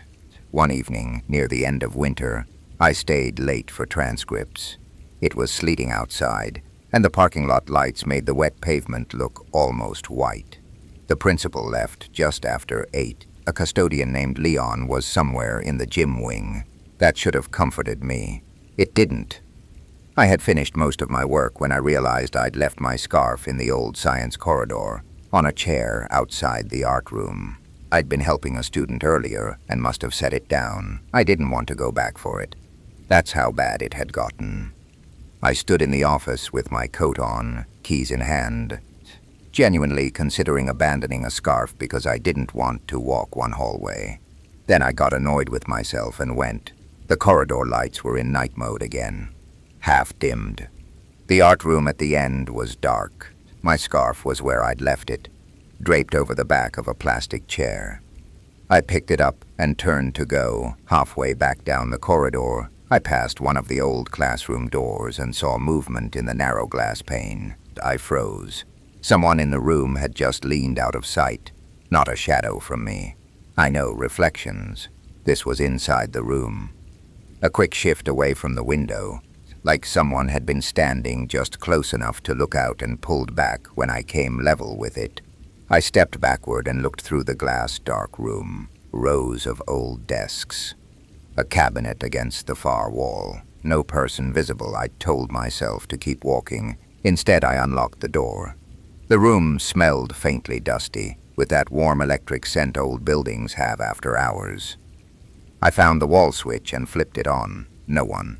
But on the desk nearest the door there was a sheet of paper, blank on one side. On the other, when I turned it over, was a printed student attendance summary from 2 years earlier. Nothing special about the page except for one detail. A yellow sticky note attached to it with no writing, just the note, folded once, like it had been handled. I don't know why that got to me more than anything else. Maybe because blank paper can feel accidental, but a sticky note implies intention. A place where a message should be. I carried the page back to the office and threw it away. I never told anyone. That night I had a dream I was walking through the school in daylight, and every classroom window showed my own reflection delayed by 1 second, as if each version of me inside the glass was slightly slower to react. When I woke, I knew the dream had come directly from fear, but it still poisoned the building for me in a new way. After that, I avoided looking at the door windows at all. Then came the worst night spring parent conferences. Long evening. People everywhere until suddenly nobody. By 10:15, all staff had left except me and Leon. At least I thought so. I was in the office shutting down the front desk computers when the intercom clicked, not the bell. The intercom, a burst of static filled the office speaker. Then silence. I looked up at the ceiling, waiting for an announcement that never came. A few seconds later, another click. More static. I picked up the office phone and called the custodian desk. No answer. I tried Leon's extension. Nothing. The intercom clicked a third time. This time, under the static, I heard breathing. Very faint. Not theatrical. Not exaggerated. Just somebody close enough to a microphone that their breath turned into sound. I hung up the phone without realizing I was doing it. The school's paging system could be activated from the front office, the principal's office, and a wall unit in the old science prep room near the unused lab. I knew that because I had to label all the manuals once. I told myself Leon had somehow triggered it while cleaning. Maybe the button stuck. Maybe he leaned on it. Maybe he was breathing into the mic because he was trying to figure out why it was on. That was the explanation. I grabbed onto it hard. Then the intercom clicked again, and this time I heard a sound that drained all the certainty out of me. A chair dragging across tile, not near me, through the microphone. From somewhere else in the building, I called Leon again. No answer. I should have left immediately, I know that. Instead, I locked the front office door, took the master keys, and went looking for him. Partly because I was scared for him. Partly because being alone with the intercom felt worse than moving. The school was mostly dark except for exit lights, and the strips of illumination left on in main halls. My shoes sounded much too loud. I called Leon's name twice and heard nothing back. The gym wing was empty. The cafeteria was empty. When I reached the corridor connecting to the old science wing, I saw light under one door at the far end. The prep room. I stood there staring at that thin bar of light on the floor and knew, with that deep animal certainty people talk about, that I should not go closer. Not because I believed anything supernatural waited there, because I knew someone was in that room, and I knew I had not left the light on. Then the intercom above me clicked, static hissed in the empty hall, and through the ceiling speaker, very softly, from the prep room ahead, a woman's voice said, "Leon."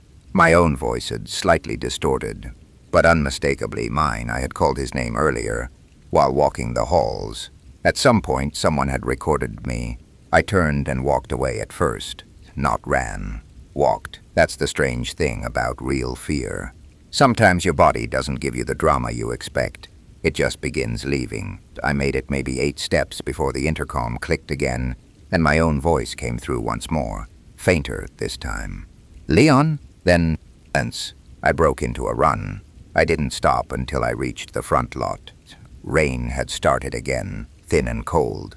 My hands were shaking too badly to get my keys into the car door. I called 911, and then called the principal, and then called Leon, who finally answered from home. He had left nearly an hour earlier and forgotten to tell me, because he thought I'd already gone one. The police cleared the building. No one found. The prep room was unlocked when they entered. The intercom unit was active. On the table beside it sat one of the school's handheld audio recorders, the kind teachers sometimes borrowed for language labs and student interviews. battery half full.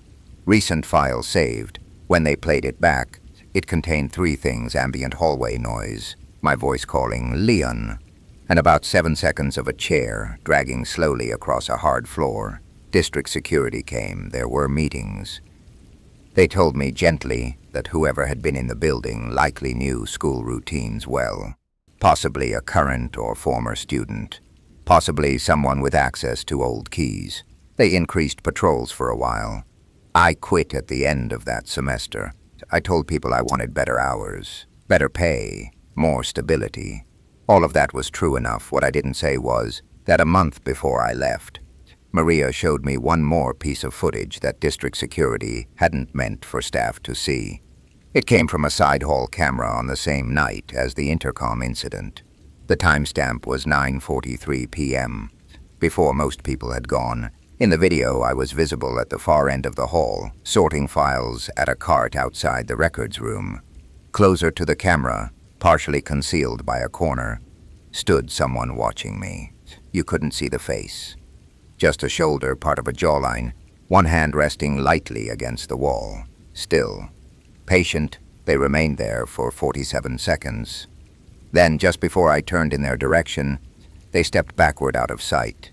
The first night was fine. I made tea, watched something mindless with the volume low, and fell asleep on top of the covers in my old room because I was too tired to even unpack the small overnight bag I brought. When I woke up, the kitchen chair nearest the back door was pulled out from the table. Not much, only a few inches. The kind of thing that should have meant nothing. I just stared at it for a second and tried to remember if I'd sat there while the kettle boiled. I told myself I had. Later that morning, I noticed the sugar jar was on the other side of the counter from where I'd left it. Again, not enough to be sure. My mother had a very strict way of keeping that kitchen. The mugs all faced the same direction. The dish soap sat with the label turned inward. The fruit bowl stayed exactly in the center of the table. Growing up there had taught me to notice order, even when I didn't want to. So when something was slightly off, I felt it before I could explain it. By the third day, I started taking pictures before bed. Not because I thought someone was in the house. I wasn't ready to admit that. I told myself I was stressed, tired, distracted. My mother's fall had rattled me more than I wanted to admit. I kept thinking if I photographed the kitchen counter, the back door, the living room coffee table, I'd wake up, compare them, and prove to myself that I was imagining things. The pictures only made it worse. One night I took a photo of the stove, the drying rack, and the bowl of mail on the counter. In the morning, one of the knives had changed position. My mother stored the knives with the handles facing out. The smallest one was turned the other way, blade angled toward the room. It was such a stupid detail, but it bothered me all day. A person doesn't accidentally dry a knife that way. A person puts it there and leaves it there. I checked every window. Locked, I checked both doors. Locked, there was no sign anyone had forced anything open, and nothing important was missing. That was what kept me quiet. If something had been stolen, it would have been simple. I could have called the police, told my mother, changed the locks, and turned the whole thing into a normal problem. But nothing was gone. It was more like someone had touched the house. Just enough to let me know. On the fifth night, I woke up around 2 in the morning because I heard a small, careful sound overhead. Not a bang. Not the wild scratching you hear when animals get into an attic. It was slower than that. Weight shifting. A knee, maybe. A hand bracing against wood. I lay there with my eyes open, every muscle tight, listening to the ceiling above me. Then nothing. The house went still again. I stayed in bed until sunrise. The next day I dragged a stepladder into the hallway and pushed open the attic hatch. Dust fell onto my shoulder. The air up there smelled hot and dry and strangely stale, like clothes stored too long in cardboard. I climbed halfway up and looked around with my phone flashlight. Insulation, boxes of Christmas decorations, old photo albums, one broken lamp, nothing living, nothing obvious. I almost laughed at myself. Then I saw a plastic grocery bag tucked behind one of the suitcases. It wasn't ours. I climbed the rest of the way up and pulled it free. Inside were 2 bottles of water, a can of peaches, a packet of crackers, and a flashlight with dead batteries. Underneath the bag was an old blanket folded into a square. My mouth went dry. I remember sitting there in the heat, holding that bag, feeling my heartbeat everywhere, in my throat and wrists and behind my eyes. I didn't call the police. I know I should have. I know that's what any sensible person would have done. But the house was my mother's. She was already frightened and disoriented in rehab. The idea of telling her someone might have been living above her while she slept felt cruel. So instead, I did something stupid. I told myself maybe it was some desperate stranger using the attic during the day when the house had looked empty. Maybe they were gone already. Maybe they never meant any harm. That night, I didn't sleep there. I drove to my apartment across town and spent the whole night staring at the ceiling, thinking about the groceries in that bag. The next morning, I went back with a new deadbolt, a baseball bat I found in my trunk, and the kind of false confidence people get when they are deeply afraid and trying not to show it. The back door was still locked. The front door was still locked. Inside, the house looked normal, but there was a cigarette butt in the kitchen sink. My mother didn't smoke. I didn't smoke. I hadn't invited anyone over. The cigarette brand was one my father used to smoke when I was a kid. My father had been gone for 12 years. He left when I was in high school, and after that he existed only in small, ugly ways. The smell of aftershave I recognized in pharmacies. The shape of certain men from behind, stories my mother started and then stopped. I had not seen him in person in over a decade. He sent one birthday card after he left, and then nothing. The idea that he might somehow be in that house did not feel logical. It felt much worse than logical. It felt personal. That afternoon I searched the places I thought a person could hide. The detached garage, the basement, the crawl space access near the laundry room. Nothing. But in the garage, behind a stack of paint cans, I found an old milk crate with a flannel shirt draped over it. The shirt smelled faintly like smoke and rain. I didn't tell my mother. I told my best friend instead, and he begged me to call the police right then. I said I would. I even held my phone in my hand and stared at the screen. But there was a part of me that needed to know before I turned it into something official. I needed to know if I was really thinking what I was thinking. So that evening I left the porch light on, made sure the television could be heard from outside, and drove away. I went 3 streets over, parked by the church, and waited in my car for an hour. Then I walked back on foot through the alley behind the house. The kitchen light was on. I stopped so fast it almost made me dizzy. I knew I had turned it off. I stood in the dark behind the fence and watched the thin yellow rectangle over the sink. No movement crossed it, no shadow. Just light where there should not have been light. I went in through the side gate, every step feeling too loud. The back door wasn't open, but when I pressed my hand to it, I could tell it wasn't fully latched. Someone had closed it gently without letting the lock catch. Inside, the house smelled like coffee, fresh coffee. My mother always made it in the same old percolator, and there it was on the stove, warm enough that the metal still ticked. I could hear a tiny sound from the dining room, paper moving, not fast, slow, deliberate, the sound of someone going through mail. I turned the corner and saw him sitting at the table. For a second I didn't know him. I knew the shape of him, the bent shoulders, the way he leaned slightly to one side, the old coat hanging off the chair. But time had changed his face in blunt, unkind ways. He looked smaller than I remembered, and somehow worse for being smaller. He had my mother's reading glasses on, and he was going through a stack of unopened envelopes, under the hanging light like he belonged there. He looked up at me and didn't seem surprised at all. He just said my name in this low, tired voice, like I'd come home late and he'd been waiting. I remember backing up so hard I hit the wall. I remember the bat slipping in my hand because my palms were wet. He raised both hands a little and said, "Don't start, not don't scream, not don't call the police, don't start." Like this was an old argument he'd already had with me in his head. He told me he'd only been there a few nights. That was a lie. He told me he didn't want my mother to know. That was probably true. He told me he had nowhere else to go. Maybe that was true too. I don't know. The part that made it hard to breathe was how comfortable he seemed. He knew where the coffee was. He knew which floorboards didn't creak. He knew my mother kept spare batteries in the blue drawer and bills in the bowl on the counter. He knew how to move through that house without turning on too many lights. At some point, without either of us saying it, I understood that he hadn't just been sleeping there. He had been testing the house, moving things. Not because he wanted to frighten me, though I think part of him enjoyed that. He was checking to see who was coming in, who noticed what, whether my mother was really gone, whether I was staying overnight or only stopping by. He had been studying our absence. I called the police from the driveway while he stayed at the table.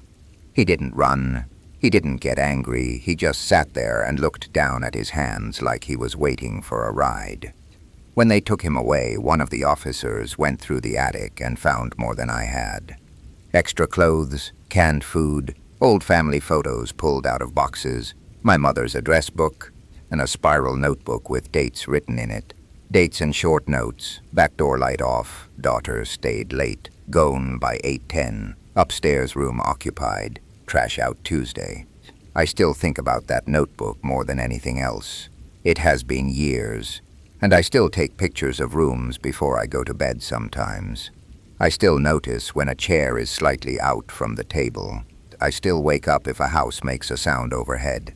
People talk about fear like it comes from darkness or violence or strangers. For me, it came from seeing someone sit in a familiar kitchen and use it correctly. It came from realizing that a place can remember a person you worked very hard to forget. One summer in my late 20s, I took a temporary job cleaning an elementary school at night.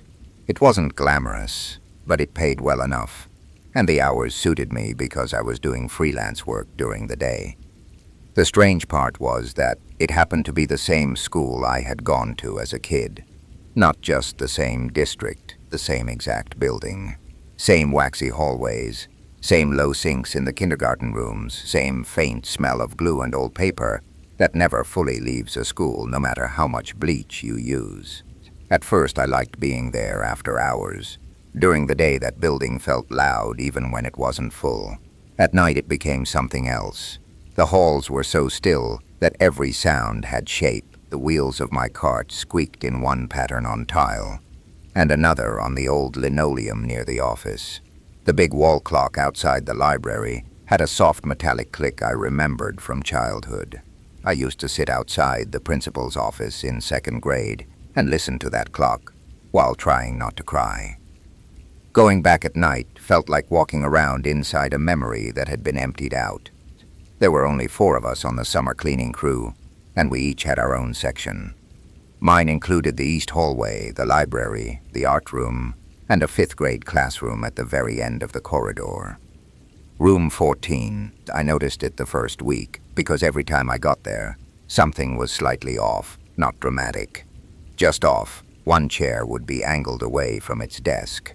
A marker cap would be missing. The dry erase eraser would be sitting on the windowsill instead of the tray. At first I assumed it was me. The shift was long, and by the time I reached that classroom I was tired and moving on autopilot. Then I started paying attention.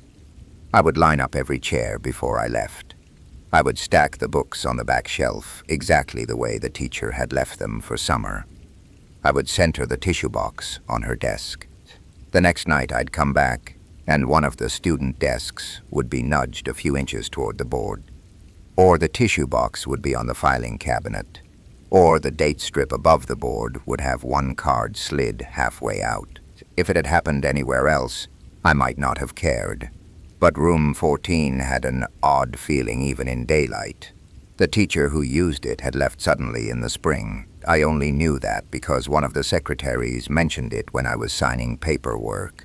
She said it the way people in small towns say things when they want to imply trouble without naming it. That room had a rough year. Then she changed the subject. I didn't ask questions. It wasn't my business. Still, I noticed things. Her name was still printed on a label beside the door, though someone had started scraping the letters off. The cabinets were full of carefully organized lesson materials, but there were a few empty spaces where something had been removed in a hurry. On the bulletin board at the back of the room, there were faint rectangle marks where children's photos or drawings had been taken down, leaving cleaner patches in the faded paper. Everything about that classroom felt paused instead of finished. One night I found the attendance binder open on the teacher's desk.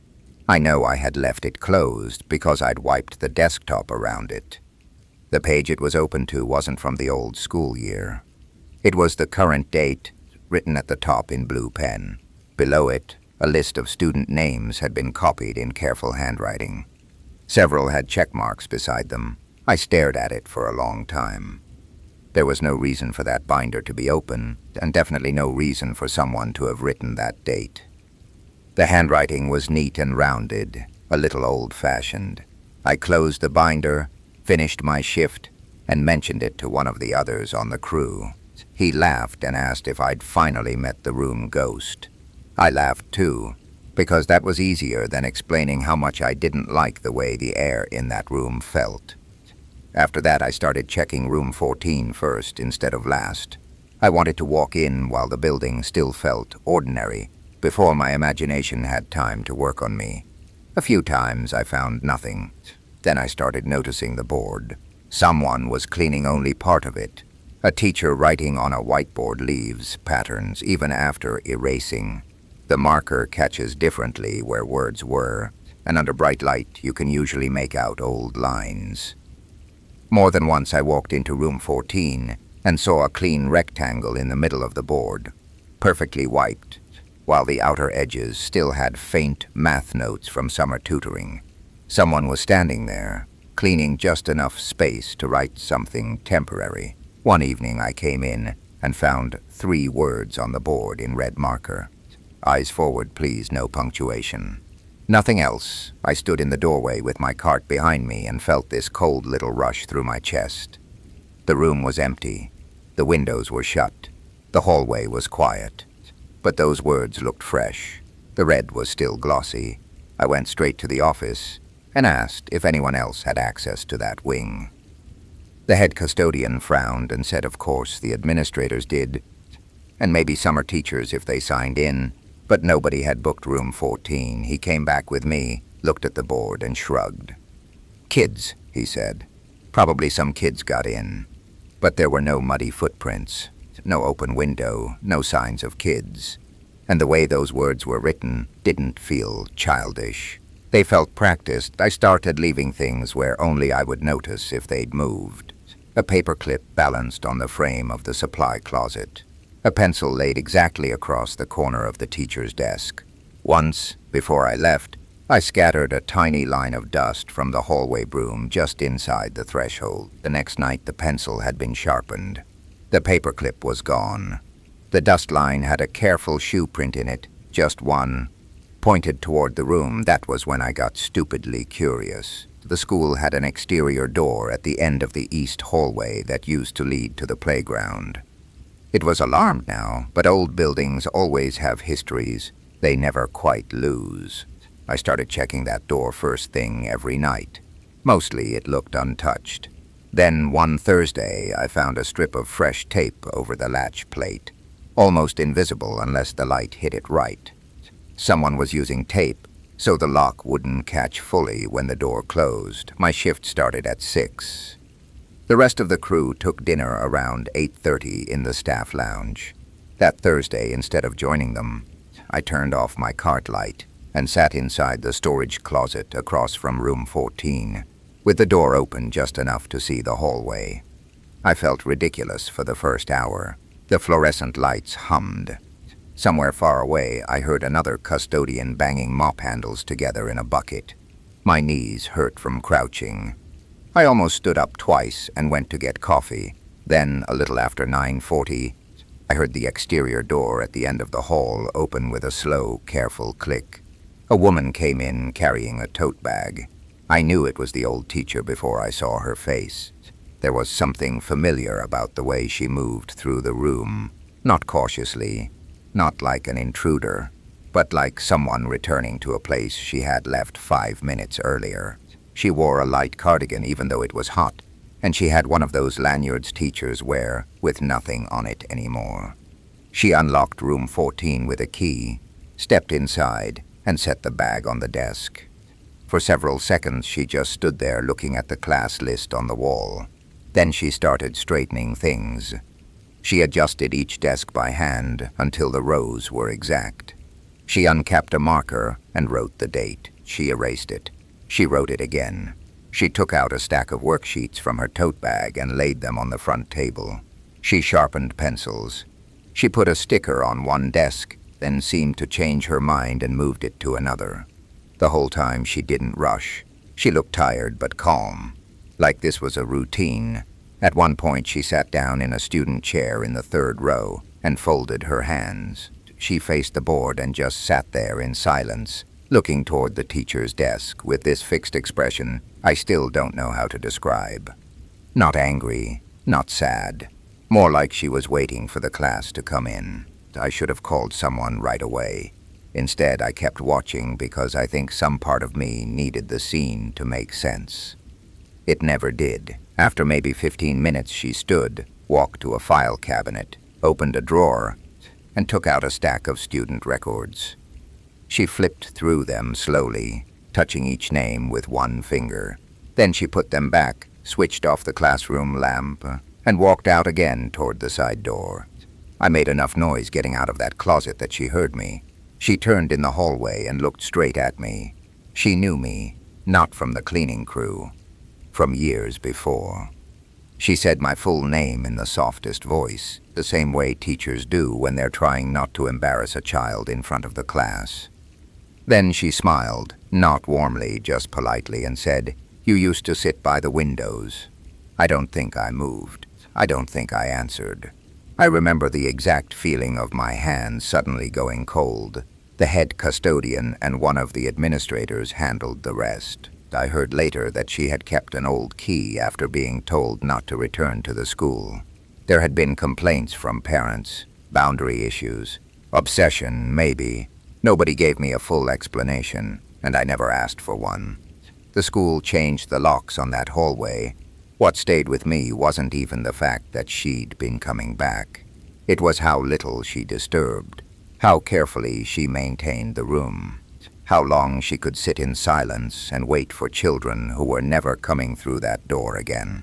On my last week there, I had to help clean out a records closet near the office. Buried in one of the boxes was a stack of old progress reports from years ago. Mine was on top, not because it belonged there, because it had been pulled recently. A fresh, sticky note was attached to it with my 5th grade teacher's handwriting on it. Just 3 words. Very quiet child. I never found out how long it had been sitting there. For almost a year after I left that job, I would sometimes wake up with the clear, stupid feeling that I had forgotten homework. That old childhood panic. Then I'd remember I was an adult in my own apartment, and it would pass. But some nights I still think about room 14 and the rows of desks and the way silence can become a kind of rehearsal. I think about how there are people who do not let go of rooms once they have been given authority inside them. They keep returning in their minds long after everyone else has gone home. I moved into the apartment above the bakery after a breakup that had left me more embarrassed than heartbroken. I wanted somewhere cheap, somewhere temporary, somewhere small enough that I could pretend I was simplifying my life instead of rebuilding it. The apartment was 1 bedroom, old but clean, with windows that faced an alley and radiators that clanged like somebody hitting pipes with a spoon every time the heat came on. Downstairs, the bakery started working before dawn, so the air always smelled like bread and sugar and warm yeast. For the first month, I thought I'd gotten lucky. Then I started noticing things I couldn't place. The shampoo bottle would be wet when I hadn't showered that morning. The bathroom mirror would have been wiped, but not fully, leaving one dry crescent in the corner. My kitchen towel would be folded differently than I remembered folding it. The first few times, I blamed myself. I was working a lot, and I'd been sleeping badly since the breakup. Stress makes your memory soft around the edges. You do things without really entering the moment. You lock a door and forget the feeling of locking it. You put your keys down and later have no memory of your hand letting go. The problem was that these details had a pattern. They weren't random. They felt like signs of use. The first thing I noticed was that my kitchen chair kept moving. I only had one chair at the little table by the window. It was metal, painted white once, with the paint worn off at the edges. Every night, before I went to bed, I pushed it in all the way because the room was small, and I hated catching my leg on it in the dark. Then in the morning, it would be sitting a few inches out. Not a lot, just enough that I noticed. I told myself I was doing it without thinking. That made sense. It was the kind of tiny thing people misremember all the time. I was tired. I was distracted. I was still going through that phase after the breakup where I'd forget why I'd walked into a room, and then stand there feeling embarrassed even though nobody was watching. But then other things started happening. I'd leave the dish towel hanging over the oven handle and come back to find it folded on the counter. My bathroom mirror would be wiped clean in the center, like someone had used a sleeve to clear the fog, even on mornings when I hadn't showered yet. Once I came home from the grocery store, and the freezer door was standing slightly open. Nothing had thawed, so it couldn't have been open long. I remember standing there with a bag of oranges in my hand staring at it, feeling that tiny cold thread of confusion move through me. I checked the windows, I checked the front door. Both locked. A normal person might have shrugged it off. I didn't. Not exactly. But I wanted to be normal about it. There's a stage with things like that where you're not afraid yet. You're just deeply unwilling to be the kind of person who says, out loud, I think someone is coming into my apartment. So I didn't say it. A week later, I ran into the building, Super on the stairs. He was carrying a small toolbox and breathing hard like he'd been up and down all day. He asked how I was settling in. I said, fine. He said, any problems with the place? I said no, then hesitated, then made a joke about the apartment being haunted by a very tidy ghost. He laughed, but not much. More like he understood the shape of a laugh and offered it out of politeness. What do you mean? He asked. I wish I had paid more attention to that question. Not just the words, but the way he asked it. He didn't sound amused. He sounded careful. I told him little things kept being moved around. He stared at me for half a second too long, then shrugged and said old floors made things shift. That answer didn't make sense, and we both knew it didn't. But he gave it, and I accepted it, because there's something humiliating about pushing a weird feeling into a real conversation, and then watching it sit there between you. I started taking pictures before bed. Nothing dramatic. Just a few photos of the kitchen, the table, the bathroom counter. In the morning, I'd compare them. Most of the time, there was no difference at all, which honestly made me feel worse. It made me feel like I was building evidence against my own mind. Then one Thursday, I came home early. That's the only reason I know for sure I'm not crazy. I had a headache, so I left work at lunch, picked up soup from the deli downstairs, and came home around 1 in the afternoon. The laundromat was busy, machines going, the owner's little radio playing somewhere in the back. I climbed the stairs, unlocked my door, and stepped into the apartment. The first thing I saw was the chair pulled all the way out from the table. Not a few inches, all the way out, angled toward the center of the room. And on the table there was a glass. I didn't own any glasses. I had 2 mugs and 3 cheap plastic cups. This was an actual drinking glass, clear, with a thumbprint smudge near the rim. There was a little water left in the bottom. I remember every detail of the next few seconds because fear makes stupid things vivid. The soup container cooling through the paper bag against my palm, the radiator ticking, the sound of a washing machine downstairs hitting the spin cycle, the way my own apartment suddenly looked staged. like a room on a set that had been arranged to suggest a person who was not me.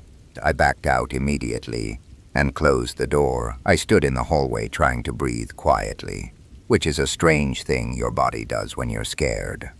It tells you silence is safety, even when silence also means being alone.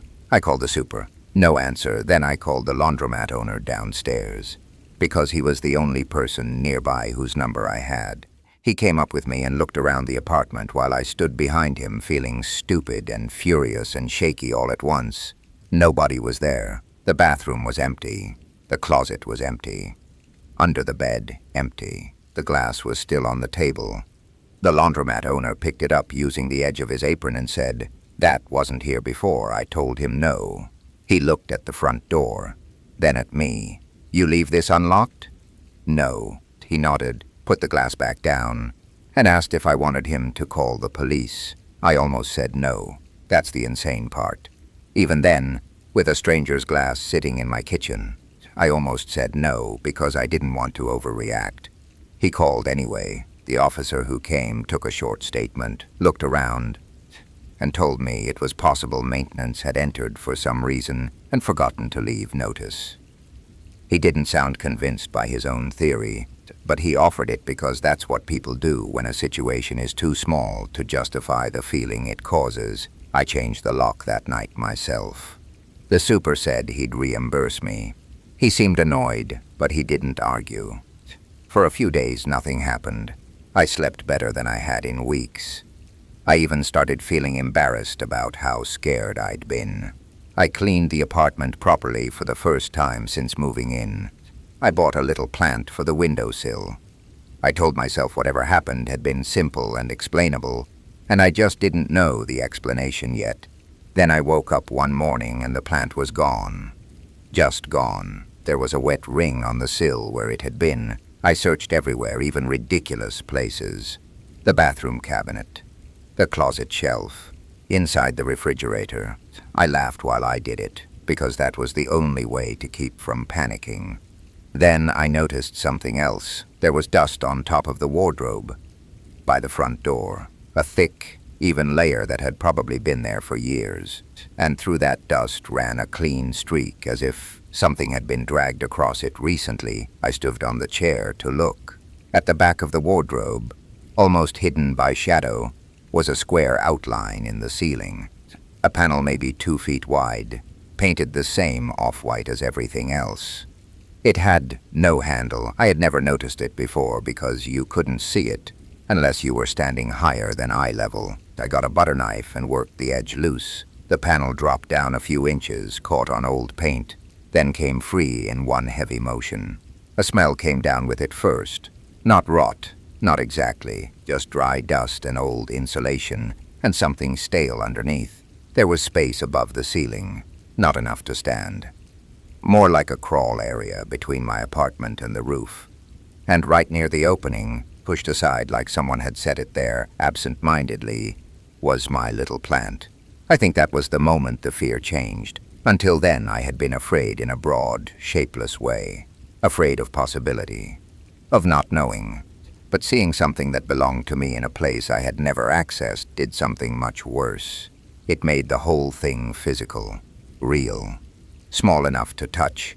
I got down from the chair so fast I almost fell. The police came again, different officer this time. Younger, more alert. He shined a light up into the crawl space and then called for someone else. They found old food wrappers up there, water bottles. A blanket. Not fresh, but not ancient either. One of the bottles was still half full. The officer asked how long I'd lived there. 6 weeks, I said. He asked if I'd heard noises in the ceiling. I said no, but as soon as I said it, I realized that wasn't true. I had heard noises, little taps at night, soft shifting sounds. I had explained them away because it was an old building. Pipes, heat, mice. Any answer is more comforting than the right one if the right one is a person.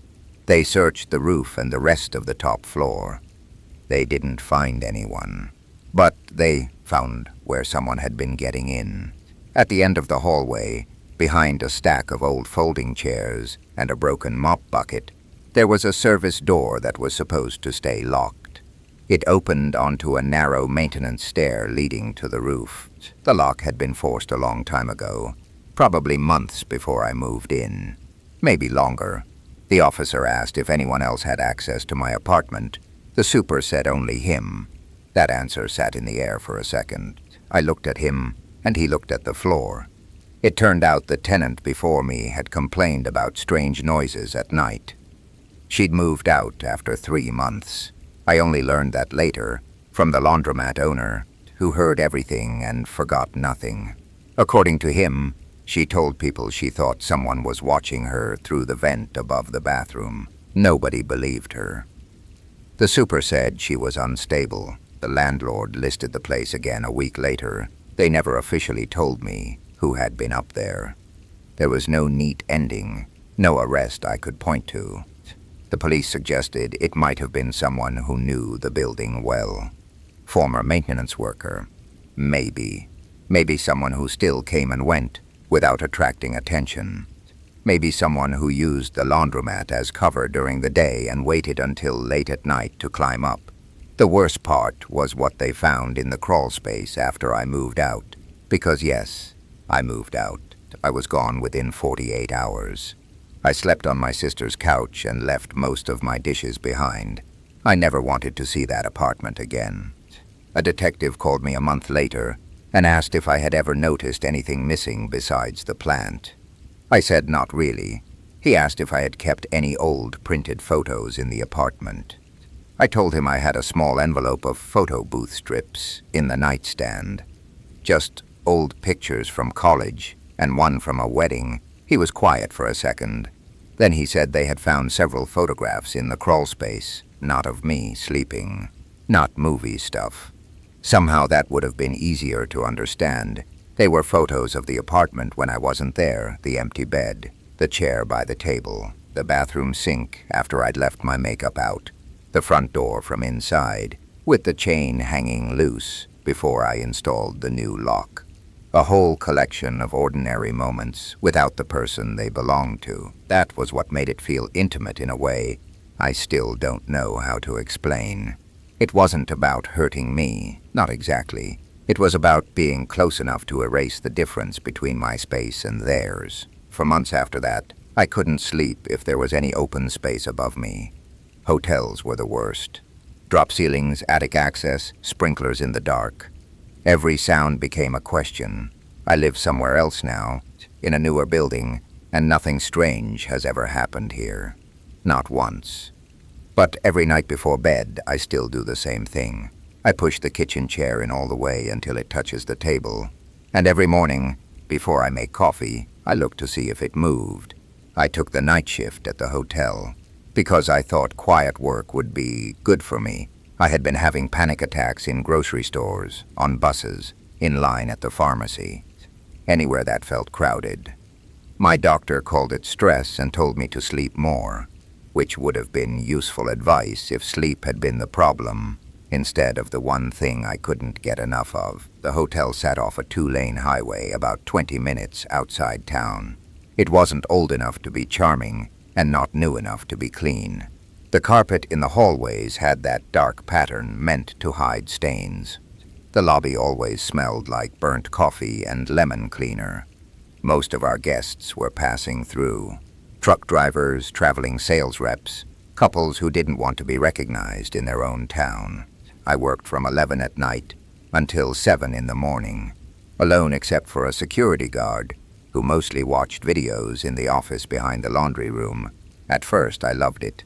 The phones barely rang after midnight. Check-ins were rare. I'd do the audit, fold towels, restock the little breakfast area, and listen to the vending machines hum. There's something weirdly calming about a building when everyone inside it is asleep. You feel like the caretaker of a ship. Then room 217 started calling the front desk. It happened at 2:14 in the morning on a Tuesday. The phone rang once, sharp in the empty lobby, and the screen showed 217. I answered with the usual front desk greeting. Silence, not dead air exactly. Just the sound of a room. Soft mechanical breathing from the AC unit, maybe. Fabric moving. A distant click. Front desk, I said again, nothing. Then the line disconnected. I checked the occupancy list. 217 was vacant. It had been vacant since that afternoon. I remember because housekeeping had marked it out of service for a broken lamp, and I'd seen the maintenance note myself. I figured it was an internal phone glitch. An hour later, it happened again. Same room. Same silence. This time I called back immediately. No answer. I went upstairs with the master key because I was irritated more than nervous. The second-floor hallway was cold from the AC. The ice machine at the far end was making that low grinding sound they all make, like it was chewing glass. I knocked on 217 and announced myself. No response. I opened the door. The room was dark except for the bathroom light, which someone had left on. The bed looked untouched. Curtains closed. TV off, but the phone on the nightstand was off the hook. I stood there long enough to be sure I was alone, then crossed the room and put it back in place. I checked the bathroom. Empty. Closet. Empty. As I was leaving, I noticed the desk chair pulled out a little, facing the window, that's all. A tiny detail, but the room had been cleaned hours ago. Housekeeping always pushed everything in. Always. It was part of the reset. Seeing that chair made me feel the way a wrong note sounds in a song you know well. I told the security guard about it when I got back downstairs. He shrugged and said maybe one of the day staff had used the room to sit down for a minute. That made no sense, but I let it go. The next night 217 called again, and the night after that. Always after 2 in the morning. Always silence. On the 5th night I stopped answering right away. I watched the phone ring and let it go to the desk voicemail. Then I played the message back. There was no voice, just sound. A soft, regular sound that took me a second to place. Breathing, not heavy breathing, not dramatic. Just someone standing near the receiver and breathing through their nose like they had all the time in the world. I took the message to the manager the next afternoon. He listened once, expressionless, then said, probably a wiring issue. I said wiring issues didn't breathe. He smiled without humor and deleted the voicemail. That should have bothered me more than it did. At the time, I just thought he was lazy and didn't want the hassle of moving rooms around for maintenance. Looking back, that was the first moment I should have quit. After that, I started noticing little things on the second floor. Fresh footprints on the carpet outside 217 when the weather was dry. The ice bucket in the room wet inside, even though it should have been empty and clean. A coffee stir stick on the bathroom counter. The television, warm at the back when I touched it once after opening the room with the master key. I checked the reservation system constantly. The room was always listed as vacant. Then one night, a man came to the desk around 3 in the morning, wearing socks and an undershirt. He looked embarrassed and angry in that exhausted way travelers get. He said someone had tried the handle on his door. I asked what room he was in. He said 219. I apologized and asked if he was sure maybe it wasn't another guest at the wrong door. He shook his head. No. I heard a key card. Then the handle moved. Then whoever it was just stood there. Did you look through the peephole? Yes. What did you see? He stared at me for a second before answering. Nothing. That answer bothered me all night. Not because it was impossible, but because I understood what he meant. Whoever was out there had either stepped aside or stood too close to the door for the peephole to catch them. I checked the electronic lock records the next morning. Every room key use was logged. 219 showed one failed keycard attempt at 2:52 a.m. The master key, mine. I remember sitting there at the desk with my hand still on the mouse, feeling the blood leave my face. I had not gone upstairs at 2:52. I knew that. I was on camera in the lobby restocking creamers at 2:50 and again at 2:55 when a trucker asked for change for the vending machine. I took screenshots of the lock record before I said anything. Then I went and watched the security footage from the second-floor hallway. The camera angle showed the elevators, the vending machine alcove, and part of the corridor leading toward 217. At 2:51 a.m., the image flickered for less than a second, like a signal skip. When it stabilized, there was no one visible in the hall. At 2:53, a man in socks opened 219, looked out, then shut it again. No one else. No figure. No movement. The footage wasn't missing exactly. It just felt incomplete, like looking at a sentence with one word rubbed out. I brought the screenshots to the manager. He didn't even pretend to be surprised. He stared at them, leaned back in his chair, and asked, "Did you show this to anyone else?" I said no. He nodded slowly, then told me not to go through security logs without permission. I actually laughed because I thought I'd misheard him. I said, "Someone used my master key." He folded his hands and said, very calmly, "No one used your key." I told him the record said otherwise. He said records could be wrong. I asked if he wanted to explain the guest complaint from 219 too. He looked toward the office door, then lowered his voice. "Listen to me. Stop checking on 217. If it calls the desk, ignore it." I just stared at him. He added, "You're making yourself nervous over nothing." That was the conversation. That was all he gave me. Not an explanation. Not even a lie I could work with. Just an instruction that made the whole thing worse. By making it obvious, he wanted it left alone. I started applying for other jobs that same day, but I still had 2 more weeks before I could afford to quit. During those 2 weeks, I learned something I wish I hadn't. The hotel had an old paper ledger in the back office from before everything went fully digital.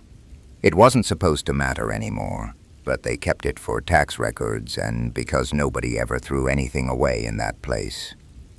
On a slow night, I was looking for a stapler in the file cabinet and found a stack of photocopied rooming lists clipped together. Room 217 appeared over and over, not occupied. Not exactly blocked, sometimes for maintenance, sometimes for pest control, sometimes with no reason listed at all, weeks at a time, months, once, and always, eventually, it was reopened for 1 or 2 nights, then blocked again. I checked further back and found a name attached to it on several internal notes. Not a guest, an employee, Evan Mercer. I asked one of the older housekeepers about him the next day, pretending I'd found an old timesheet. She went quiet in a way that told me she knew exactly who I meant. Then she said he used to work maintenance years ago. "Used to?" I asked. She nodded. "What happened?" She busied herself with folding pillowcases and said, "He stopped showing up." That answer wasn't enough, and she knew it. But she wasn't going to say more. My last night there, I was alone from midnight until dawn because the security guard had called out sick. The manager told me to lock the side entrance and keep the office phone close. At 2:14, 217 called. I let it ring twice, then answered. Silence. Then, very softly, a man said, "You went in my room." My whole body went cold. Not dramatic fear. Something flatter and worse, like the temperature inside me, dropped. I said nothing. He said, "You keep moving the chair." The line disconnected. I didn't realize I was shaking until I tried to set the receiver down and missed the cradle. I called the manager. No answer. I called the owner's emergency number taped inside the desk drawer. Straight to voicemail. Then I did the stupidest thing I've ever done, which was go upstairs. I think part of me needed a real answer more than I needed safety. I was tired of invisible things. Records, sounds, instructions. I wanted a person I could point to. The hallway on the 2nd floor was dimmer than usual because one of the sconces had burned out. I could hear the ice machine and, farther away, a television from one of the occupied rooms. Everything else was still. Room 217's door was open about 3 inches. I stopped walking. The room beyond was dark, except for the bathroom light again. That same yellow square on the carpet. I should have gone back downstairs. I know that. But there's a point with fear where your body gets weirdly obedient. It stops feeling like a decision. I pushed the door open. The room looked occupied, not like a guest room. Like someone had been living there while trying not to leave proof. There were clothes folded inside the dresser instead of hanging up, a razor on the sink, 2 bottles of medication without labels, a small electric kettle on the desk. The bed was made, but too flat and tight, like a person who slept badly had remade it in the dark. On the table by the window sat a stack of printed pages. They were copies of the night audit reports. Mine. Weeks of them. I heard a sound behind me in the hallway then. Not footsteps. Just the faintest shift of weight in carpet. I turned around. No one was there, but down near the elevator, propped neatly against the wall like it had been placed there for pickup, was the laundry cart. I hadn't noticed it on the way in. On the top shelf of the cart was my black cardigan from behind the front desk. I don't remember leaving the room. I think I just did. I got downstairs, locked myself in the office, and called 911. This time the police found someone, not in 217, in the service corridor behind it. There was a narrow locked passage running behind the row of rooms on that side of the building, used for wiring and plumbing access. I knew it existed in theory, but I had never seen it. One of the panels had been opened from the inside. There was bedding in there, food, flashlights, a radio, enough to tell a story nobody at the hotel had been willing to say out loud. The man they took out was thin, gray-haired, and so ordinary-looking it made me angry. That's the truth. I had built him into something larger in my head. But he looked like somebody's uncle waiting for a bus. His name was Evan Mercer. He had been a maintenance worker there years earlier. He'd injured his back, gotten involved in some argument over compensation, and left. Or maybe he was fired. Everybody told that part differently. What never made it into the official version was that he never really left. He still had old keys. He knew the blind spots, the service routes, the dead cameras. He knew which managers would rather cover something up than explain it to corporate. Over time, he'd become one of those bad facts that institutions absorb. A problem so embarrassing it starts getting handled through silence instead of action. The owner knew. The manager knew. Maybe not every detail, but enough. They let him stay in blocked rooms off and on, because it was easier than dealing with him. Easier than police reports. Easier than admitting the hotel had a man moving through its walls. Sometimes he helped with little repairs at night, off the books. Sometimes he disappeared into that service corridor for weeks. Sometimes he used vacant rooms. They treated it like a secret compromise, the kind adults make when they mistake avoidance for control. Then I started working there, and I answered the phone. I found out later why he'd said I kept moving the chair. He liked the desk chair in 217, facing the window, because from there he could see the glow from the front lot and tell when cars pulled in. Every time I checked the room, I pushed it back under the desk, because that's what staff do automatically. He had noticed. That detail has stayed with me more than anything else. Not because it's frightening on paper, but because of what it means. It means he was paying attention to the room, as if it were his home. It means my tiny corrections kept reaching him like a hand on his things. I quit the next morning. No notice, the owner called twice, then stopped. For a while I couldn't stay in hotels at all. Even nice ones. I'd picture the spaces I wasn't seeing. Maintenance doors, linen chutes, staff hallways, the hidden parts that touch every room. A hotel used to feel anonymous to me, which was comforting. Now anonymity feels like the opposite of comfort. Now when I sleep somewhere unfamiliar, I think about how many people know the building better than the guests ever will. And sometimes, when a room phone rings in a movie or in another room down a hallway, I remember the exact sound of that silence before the voice came through.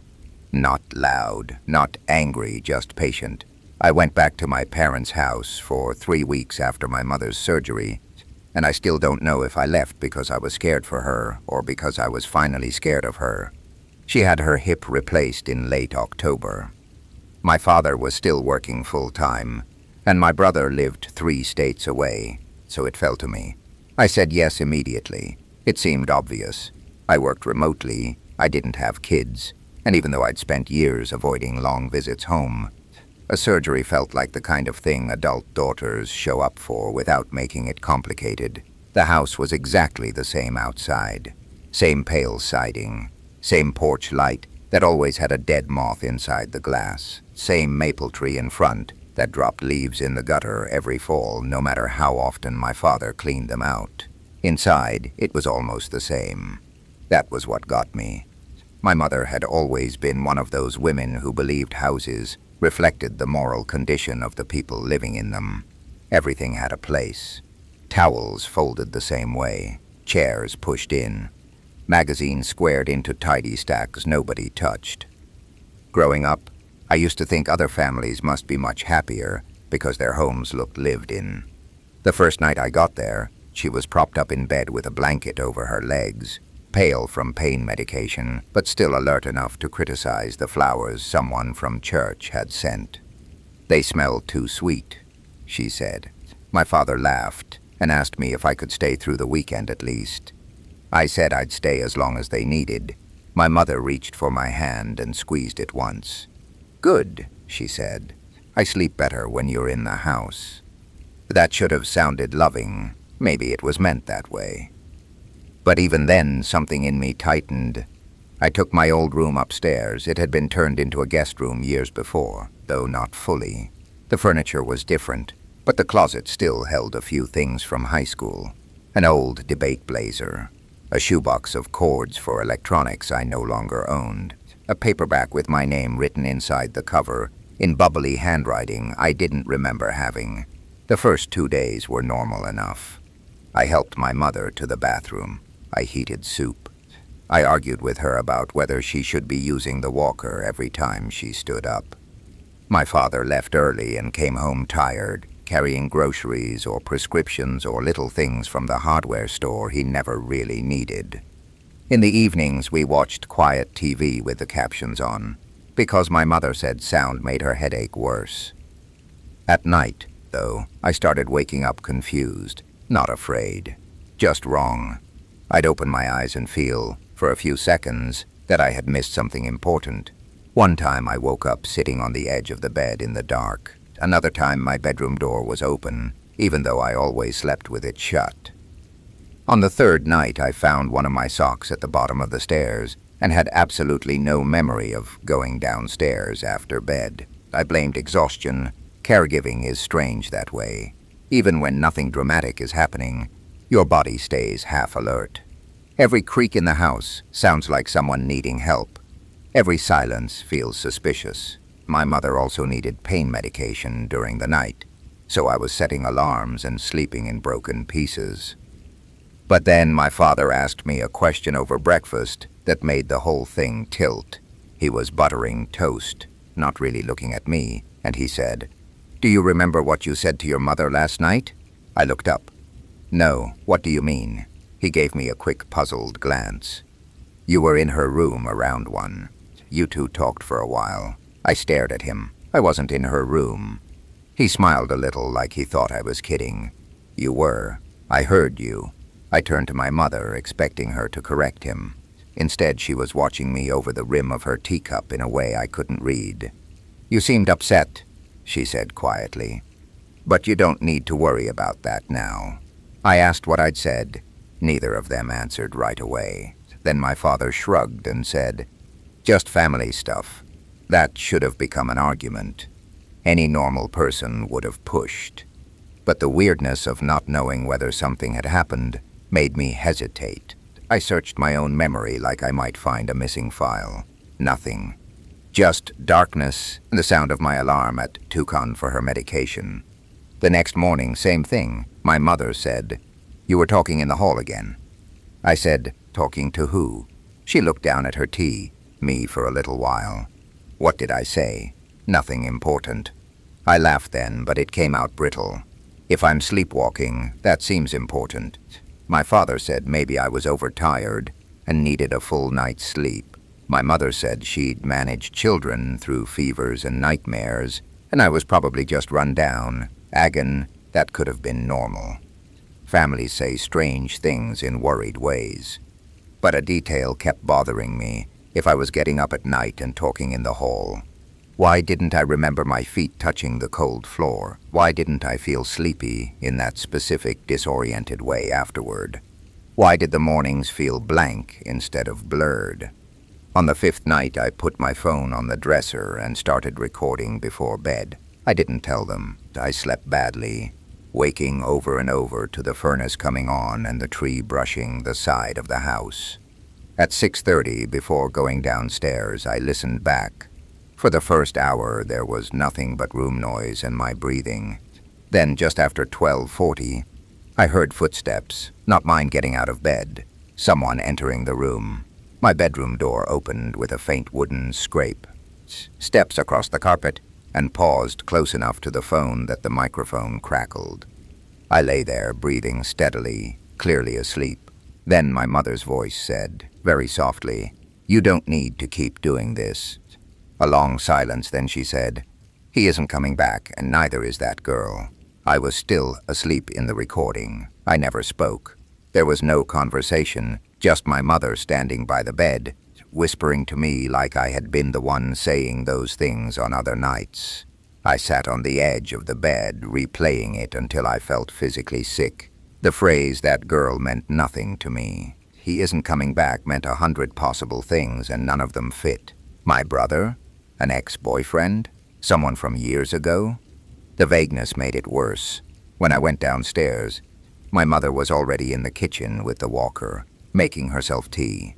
She looked tired, but composed. I asked her if she had come into my room during the night. She didn't deny it. She said, "You were restless." I told her I had recorded it. At that, something changed in her face. Not guilt, not surprise, just irritation at being made visible. "I didn't want to wake your father," she said. "That's not what I asked." She set the spoon down carefully on the saucer. "You've always talked in your sleep." I wasn't talking. She looked at me for a few seconds, then said, "Maybe you don't remember." It was such a precise answer. It didn't argue. It just shifted the ground again. My father came in then, cheerful in the brittle morning way men sometimes are when they sense tension, but want breakfast to happen anyway. I asked him straight out if he had actually heard me talk during the night, or if my mother had told him that afterward. He frowned. "I heard voices," he said. "I assumed it was you." I turned to her. She held my gaze and said, "You've been under a lot of stress." I think if she had gotten angry, I would have fought back. But she stayed so calm that I felt childish and unstable. That was one of her gifts. She could make her stillness feel like proof. That day I went through the bathroom cabinet, looking for her pain medication schedule, and found an orange prescription bottle with no label tucked behind the cotton balls. Inside were small white tablets I didn't recognize. I texted a friend who's a pharmacist and sent a picture. She wrote back 10 minutes later. "Low-dose sedative." My hands actually went numb. There was a practical explanation, of course. Plenty of people have sleep aids. Plenty of older women keep old medications they should have thrown away. But by then everything in that house felt connected by invisible thread. I started making my own tea. I poured every drink myself. I stayed awake as long as I could. Just after midnight, I heard her walker moving slowly in the hallway upstairs. Not natural walking. Careful, measured. One soft scrape at a time. My bedroom door was cracked open. Through the gap I could see the hall lamp on and a strip of yellow light across the carpet. She stopped outside my room. Then her voice came through, low and almost gentle. "You can stop pretending now." I didn't move. She waited. "I know you remember," she said. "There is a kind of fear that doesn't come from danger in the present. It comes from the possibility that someone else has been living inside your past in a completely different way than you have." That was what I felt then. I sat up and switched on the bedside lamp. She was in the doorway in her robe, both hands on the walker, her face colorless in the light. "What am I pretending?" I asked. She looked suddenly older than she had that morning. Tired, but not confused. "The accident," she said. I stared at her. "What accident?" For a second she seemed honestly taken aback. Then I watched something close over in her expression. She said, "See? This is what I mean. I got out of bed. No." "What accident?" My father was at the end of the hall now, half awake, asking what was going on. My mother didn't look at him. She kept her eyes on me. "You used to ask every night where Daniel was," she said. "For months. Daniel was my older cousin." He died when I was 16 in a car accident. I knew that. Everybody knew that. But the way she said it made the floor feel unstable under me. I never asked every night, I said. She gave me a small, tired smile. You don't remember much from that year. That part was true. I remembered pieces. School, a funeral. Being told not to blame myself for things I had never said I blamed myself for. But memory is patchy around adolescence for a lot of people. I had never treated it as suspicious. My father came closer and put a hand on my mother's shoulder. Enough, he said quietly, but she kept talking. You were with him before the crash, she said. You were fighting. You got out at the pharmacy because you were upset, and he drove away angry. You came home and said you wanted to sleep. Then the police came. I felt like I had stepped halfway out of my body. That's not true. It is. No. She actually looked sad for me, which made it worse. You couldn't bear it, she said. You kept asking why he left. You kept saying if you had stayed in the car. My father cut in hard then. Margaret. The room went still. I looked at him. Is she telling the truth? He looked old in a way I had never seen before. Not weak, just worn down by years of carrying something badly. Finally, he said, some of it. I sat back down on the bed because my knees felt unreliable. I asked why nobody had told me. My mother laughed very softly, and I hated the sound instantly. We did, she said, again and again. You just learned how not to hear it. Maybe there are people listening right now who understand trauma and memory and all the ways the brain protects itself. I didn't, not then. What I knew was simpler and uglier. My mother had spent years visiting this story in private, polishing it, living with it until it had become the central truth of my life in her mind. Whether every detail was accurate almost stopped mattering in that moment, because the horror was realizing she had been waiting for me to recover into her version of me. I asked my father if the sedatives were mine. He said no too quickly. My mother said, sometimes you don't sleep well here. That answer told me enough. I packed before sunrise. My father followed me downstairs, asking me not to leave angry, saying we could talk when everyone was calmer. My mother stayed in the kitchen. I could hear the spoon against the teacup, steady as a clock. At the front door, my father said, your mother isn't well. I said, I know. He shook his head. No. I mean, not just from the surgery. I waited. He looked back toward the kitchen and lowered his voice. She gets fixed on things. She always has. After Daniel died, she needed it to mean something. She needed blame to have a shape. I asked if I had been in the car with Daniel. He closed his eyes for a second and said, you were supposed to be. He picked you up after school, but you stayed late for debate practice. He left without you. I just stared at him. She told me you had a fight, he said. She told your brother that too later. After a while it became the family version because arguing with it only made her worse. The house felt very quiet then, not empty. Full of years of one story settling over another until nobody could move without touching it. I asked him if I had really been asking for Daniel at night back then. My father's face changed. He looked frightened for the first time. No, he said. Your mother was. I left. For months afterward I tried to sort the facts. I got therapy. I called my brother and asked questions so carefully he knew instantly something was wrong. He confirmed what my father said. I had not been in the car. There was no fight. But after the funeral, my mother started saying I'd been meant to go with Daniel and had changed my mind at the last minute. Then that turned into maybe you argued, then into certainty. She repeated it enough that my father stopped correcting her in front of people. My brother moved out young. I moved away for college and visited less every year. We all adjusted around her gravity in our own ways. The part I still can't get over is the recording, not because it proves anything huge. It doesn't. It only captures a woman standing over her sleeping daughter, speaking to the version of her she believed existed. But sometimes I listen to those few seconds again, and what unsettles me isn't her voice. It's mine. Steady, asleep, vulnerable, present in the room while another person tried patiently to place a different life inside me. and I still wonder how many things I remember about childhood because they happened, and how many because someone said them softly enough, often enough, in the dark. For 6 months I cleaned my old elementary school at night, and by the end of it, I stopped taking the hallway near the library even when it meant adding 10 minutes to my route. I got the job through my aunt, who worked in the district office and knew I needed something temporary after a layoff.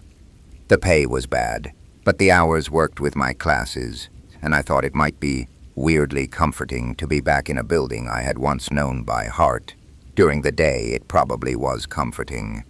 Bright bulletin boards, little backpacks on hooks, teachers with lanyards and coffee, but I worked from 4 in the afternoon until midnight, after the buses were gone and the rooms were empty. If you've never been alone in a school at night, it's hard to explain the feeling. Schools are built to hold noise, chairs scraping, shoes running, doors opening every few seconds. When all of that disappears, the silence doesn't feel natural. It feels like sound has been interrupted. The first week was just strange in ordinary ways. I kept catching the smell of paste and crayons in rooms that had been locked for hours. I'd hear a distant thud and have to remind myself old buildings settle. The motion-activated lights in the 5th grade wing sometimes clicked on one by one as I approached, making it feel like something ahead of me was moving just out of sight. Still, none of that scared me. What scared me was room 12. It had been my classroom in 4th grade. When I was assigned that wing, I laughed about it on the phone to my sister. I told her I was going to see if the carving under my old desk was still there. I remembered the room in ridiculous detail even before I stepped inside. Where the reading rug used to be, where the pencil sharpener was mounted, the window that always stuck halfway open in spring. The teacher using it now had changed everything. New posters, different shelf units, a smartboard where the old chalkboard had been. But the room still felt familiar in the way a face can feel familiar after years, even when the hair and clothes change. On my 3rd night cleaning it, I noticed writing on the whiteboard, not the teacher's notes from that day. Those were there too, in green marker. But in the lower right corner, near the tray, someone had written in small black letters, "I know you remember this room too." I stood there with the spray bottle in my hand. Reading it over and over, it could have been harmless. A joke between teachers, a note for a student. But it didn't fit with the rest of the board. And it was written low, almost hidden, where you wouldn't notice it unless you were standing close. I erased it. The next night it was back, same place. Same words. I asked the day custodian if teachers sometimes came back after hours. He said sometimes, but not often. I asked if the 4th grade teacher in room 12 was working late lately. He looked at me funny and said, "She's out on maternity leave." There was a substitute during the day. No one should have been in there at night. I told myself a kid had written it before dismissal, and I hadn't noticed until later. That explanation lasted until the 2nd week, when I found something else. There used to be a coat closet in room 12 back when I was a student. The school had turned it into storage, but the old wooden door was still there in the back corner. It was usually locked. One night it was open, not wide open, just enough to show darkness inside. I called out automatically, "Hello?" No answer. I swung the door wider. Inside were stacked plastic bins, old construction paper, a wobbling tower of desk legs, and a child-sized chair turned toward the door. Sitting on that chair was a small spiral notebook. I picked it up because I thought a teacher had left it behind. My name was written on the front. Not the worst fear I have ever felt came into my life so quietly that at first I mistook it for embarrassment, then stress, then lack of sleep. Then I told myself I was being dramatic. By the time I finally admitted that something was wrong, the thing that scared me most wasn't what I heard. It was what I had stopped hearing. I was 19 and living with my mother in the house I grew up in, the same narrow 2-story place at the end of a dead-end street where everybody knew everybody else, and people still left spare keys under flower pots. like nothing bad had ever happened in the world. My father had been gone for years by then.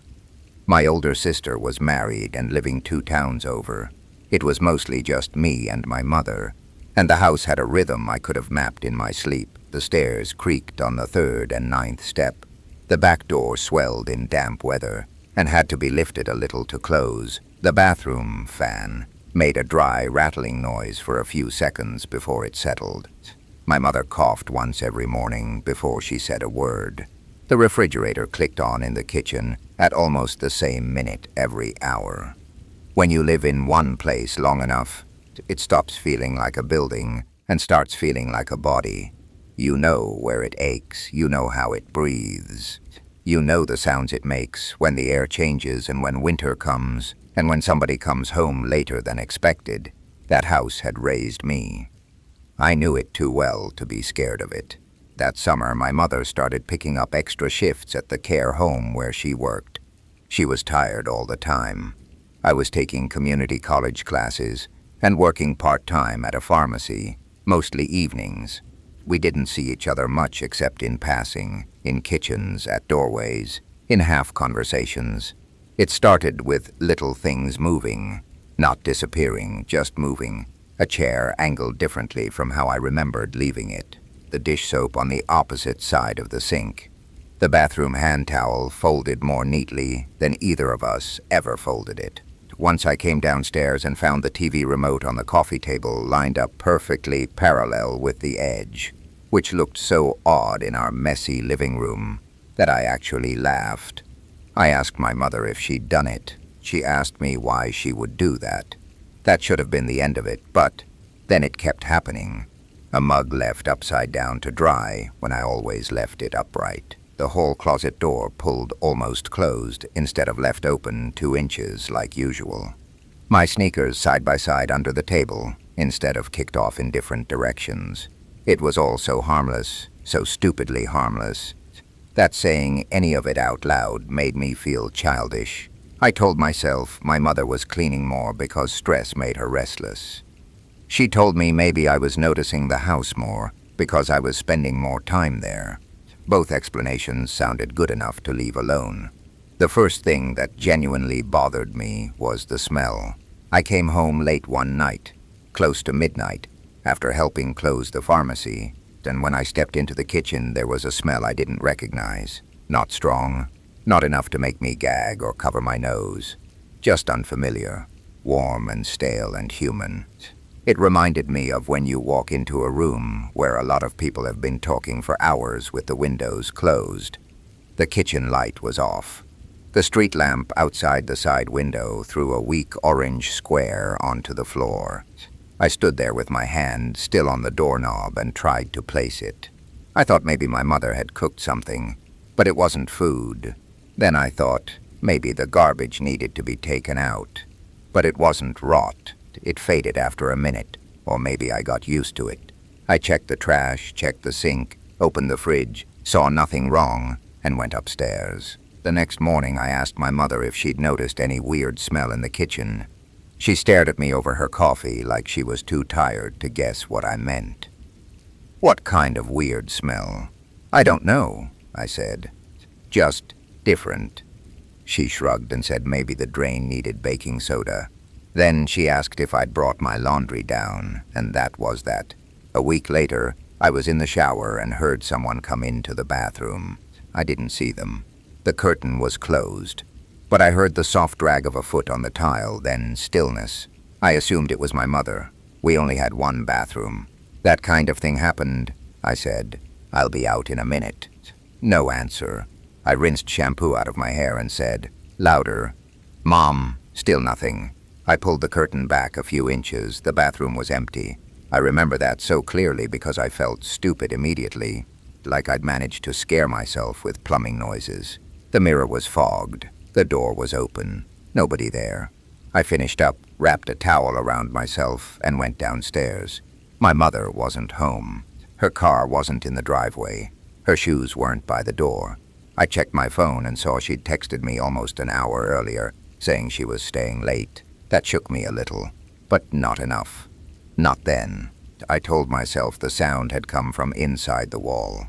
Old pipes, water moving, the house settling still. That night I locked my bedroom door before bed.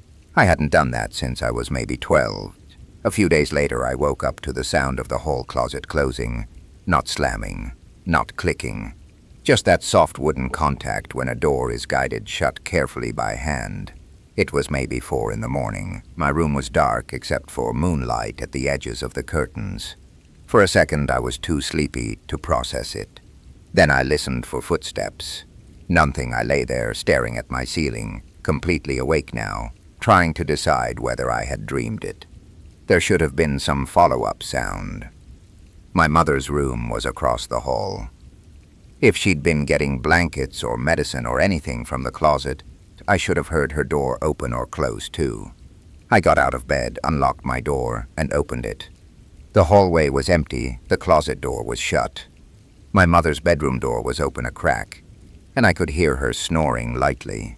I remember standing in the hall and feeling a strange pressure behind my eyes. Not panic exactly, but the effort of holding 2 ideas in my head at once. One was that nothing was wrong. The other was that something was wrong in a way I didn't know how to explain. I went back to bed and didn't sleep much. The next morning I opened the hall closet. Everything looked normal. Coats, vacuum, old board games on the shelf, extra towels. Except one of the towels was on the floor, folded into a loose square. That meant nothing. Towels fall. Towels get pulled down with other things. But I stood there looking at it much longer than necessary. I stopped mentioning things to my mother after that, because of the way her face changed when I did. Not because she thought I was lying, because she thought I was becoming difficult. She was exhausted, and I knew it. I was old enough to see how hard life had pressed on her, and how little room she had left for nonsense. Every time I said, "Did you move this? Or did you hear that?" her mouth would flatten in this way that made me feel selfish. She didn't say stop. She didn't say grow up. But she didn't have to. So I got quiet. And once I got quiet, I started noticing more. A spoon in the sink, with a smear of peanut butter on it, when neither of us had eaten peanut butter in days. The basement light on in the morning after I was certain I'd switched it off. The laundry room window unlatched. My phone charger moved from one outlet to another. A drinking glass behind the couch. The thing about real fear is that it doesn't always make you run. Sometimes it makes you perform normalcy harder. I went to work. I joked with customers. I made iced coffee at home. I folded towels. I studied for quizzes. I kept waiting for one clear, undeniable thing to happen so I could either prove myself right or laugh at myself and move on. What I got instead was a note. I found it in the pocket of the hoodie I wore around the house. Just a little torn square from a grocery list, folded once. I almost threw it away without opening it, because I assumed it was an old receipt or something. But when I unfolded it, there was handwriting on it. "Are you home early today?" That was all. I stared at it for so long that my vision blurred. The handwriting was plain, kind of cramped. Not obviously my mother's, and not obviously not hers either. You know how sometimes writing looks different, depending on the pen or the surface, or how rushed somebody was. There was no name, no context, no punctuation, except the question mark. I walked into the kitchen and asked my mother if she'd put it there. She took the note, looked at it, and said, "Why would I do that? I don't know." As a reminder, a joke, what does it even mean? I hated how weak I sounded. "I don't know." She handed it back and went back to rinsing dishes. "You probably wrote it yourself and forgot."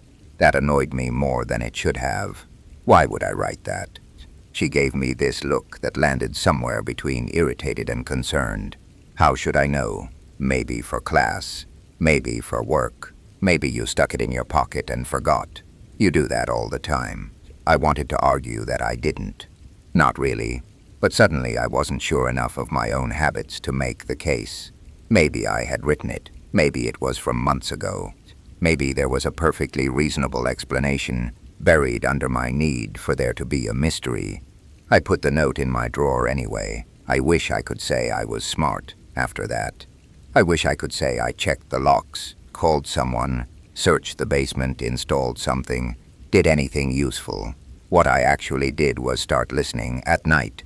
Mostly, I would lie in bed with the fan off and my phone face down and just listen to the house, the old heating vents, cars far away on the main road, tree branches brushing the siding when it got windy, my mother turning over once in bed, ice dropping in the freezer. And sometimes, between those things, there would be another sound, a soft pressure sound, not a footstep, not exactly, more like weight shifting carefully on wood. It always came from somewhere I couldn't map. Over my room, in the hall, near the stairs, once from directly outside my door. Every time I held my breath to hear it better, it stopped. I started sleeping later and later, which made me miserable during the day. My mother noticed and told me to stop staring at screens all night. I nodded. It was easier. Then one afternoon I came home to find the attic hatch open. We had one of those square ceiling hatches in the upstairs hall, with the little dangling cord. You had to tug it pretty hard to pull down the folding ladder. We never used the attic except around Christmas. That day the hatch itself was open a few inches, dark above it, but the ladder hadn't been pulled down, just the panel hanging slightly crooked. I stopped at the bottom of the stairs and looked up at it. This is one of those moments I replay a lot, because I can still feel the exact shape of the silence in the house. Afternoon, light, no TV, no music, no movement. Just that open black square overhead. I called out, "Mom?" No answer. She was at work, I remembered. I stood there for maybe a full minute. Then I went and got the broom from the kitchen and used the handle to push the hatch closed. It resisted for a second, then clicked into place. I did not pull the ladder down. I didn't even consider it. I told myself maybe heat had warped it. Maybe pressure. Maybe old hinges. Maybe anything except the thing I was starting to think when I woke up in the night. That evening I asked my mother if she'd been up in the attic. She looked almost offended. For what? The hatch was open. No, it wasn't. It was. She set her keys down too hard. Then you probably didn't shut it all the way last time. We haven't used it since Christmas. She sighed, like I was one more task she had to get through. Then I don't know, honey. It was the honey that got me. She only used that tone when she thought I was overreacting or being fragile, so I let it go again. A week after that, I stayed home sick from work with a headache and a sore throat. My mother had already left. The house was quiet in that blank daytime way that makes even familiar rooms feel slightly staged, like no one really lives there. I took some cold medicine and fell asleep on the couch around 10 in the morning. When I woke up, it was almost noon, and there was a blanket over me, a beige knitted blanket from the hall closet. I hadn't put it on myself. I know that sounds dramatic, but I didn't. I had fallen asleep in jeans and a sweatshirt. The blanket was tucked lightly around my legs and waist, the way someone would cover a sleeping person without wanting to wake them. I sat up so fast that the blanket slid to the floor. The TV was off. The front door was still locked. No car in the driveway except mine. No voices. I grabbed my phone and texted my mother. "Did you come home on your break?" She answered 20 minutes later. "No. Why?" I told her never mind. That was the first time I seriously considered calling the police. But even then I didn't do it because what would I say? "Hi, I think maybe somebody put a blanket on me." It sounded insane. I walked through every room with a kitchen knife in my hand, which in hindsight was almost laughably useless. I checked behind shower curtains, inside closets, under beds, the basement, the back porch. I even stood beneath the attic hatch and listened. Nothing. The house looked ordinary, clean enough, still. My heartbeat was the loudest thing in it. Then, because fear makes idiots of people, I started wondering if my mother was messing with me, not in a cruel way, just in a strange, stressed-out way. Maybe she had come home and forgotten. Maybe she'd found the whole thing amusing. Maybe she was moving things and denying it because she didn't want to deal with how upset it made me. That theory lasted until the night I heard her crying. I woke around 2 in the morning to a muffled sound across the hall, not sobbing, more like someone knocked lightly on her door. "Mom?" It took a second before she answered, voice tight. Yeah? Are you okay? A pause. Then, I'm fine. Go back to bed. I opened the door a little. She was sitting up with the bedside lamp on, eyes red, tissues in her lap. She looked older than I had ever seen her. What happened? Nothing, she said too quickly. I stepped inside. You're crying. She rubbed her face. I'm just tired. I don't know what made me say it then. Maybe the late hour. Maybe how fragile she looked. Maybe I was so tired of pretending that the house felt normal. I think somebody's been in here. Her whole expression changed, but not in the way I expected. Not surprise, not disbelief. Something more like dread that had finally been named. I felt the room go colder. You know something, I said. She looked away. Mom, she took a breath, shaky and irritated at the same time, and said, a few weeks ago I found the back door unlocked when I was sure I locked it. That happens. I know what I do every night. I waited. She twisted the tissue in her hands. And I found a cup in the sink that wasn't ours. What? It was just a plain glass. I thought maybe you brought it home from a friend's place or work. I didn't. She nodded once, like she already knew that. Then a pair of muddy prints in the laundry room. Very faint. I told myself they were mine from the garden, but I knew they weren't. I felt this weird split inside me between relief and terror. Relief that I wasn't imagining things. Terror because if I wasn't imagining them, then what were they? Why didn't you tell me? Because I didn't want to scare you. I laughed then once, sharp and humorless. That worked really well. She closed her eyes. What do you think is happening? I asked. She was quiet for a long time. I think someone may have gotten in. I think maybe they still can. The next part is the piece people always judge me for when I tell this story, and I understand why. We didn't call the police that night either. We should have. Of course we should have, but it was 2 a.m, and we were both embarrassed by how little we had. No broken windows, no valuables missing, no clear evidence, just moved objects and sounds and a note and a blanket and a feeling that the air in our home had changed. Instead, we did something smaller and somehow sadder. We searched the house together. We checked every window, every door, every room. My mother held the flashlight. I carried the knife. We even pulled down the attic ladder and climbed halfway up, shining the beam over old boxes, plastic bins, Christmas lights, dust nothing, no person, no bedroll, no food wrappers, no sign of anybody living there. When we came down, my mother locked the attic hatch with a hook we'd never used before and pushed the dining table against the back door. We slept in the living room with the lights on.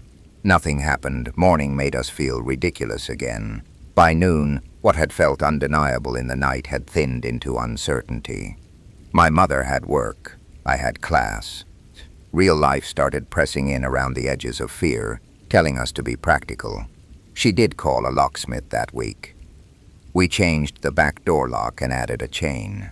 I bought cheap window alarms with my next paycheck. For a while that seemed to help. Or maybe what helped was having done something at all. The sounds lessened, the smells went away. Nothing moved. 3 weeks passed, then 4. I started sleeping better. My mother stopped looking so tense at dinner. We never said the obvious thing, which was that we both wanted to believe it had been a brief, solvable problem. Maybe an old spare key. Maybe a confused person. Maybe some local kid sneaking in as a prank.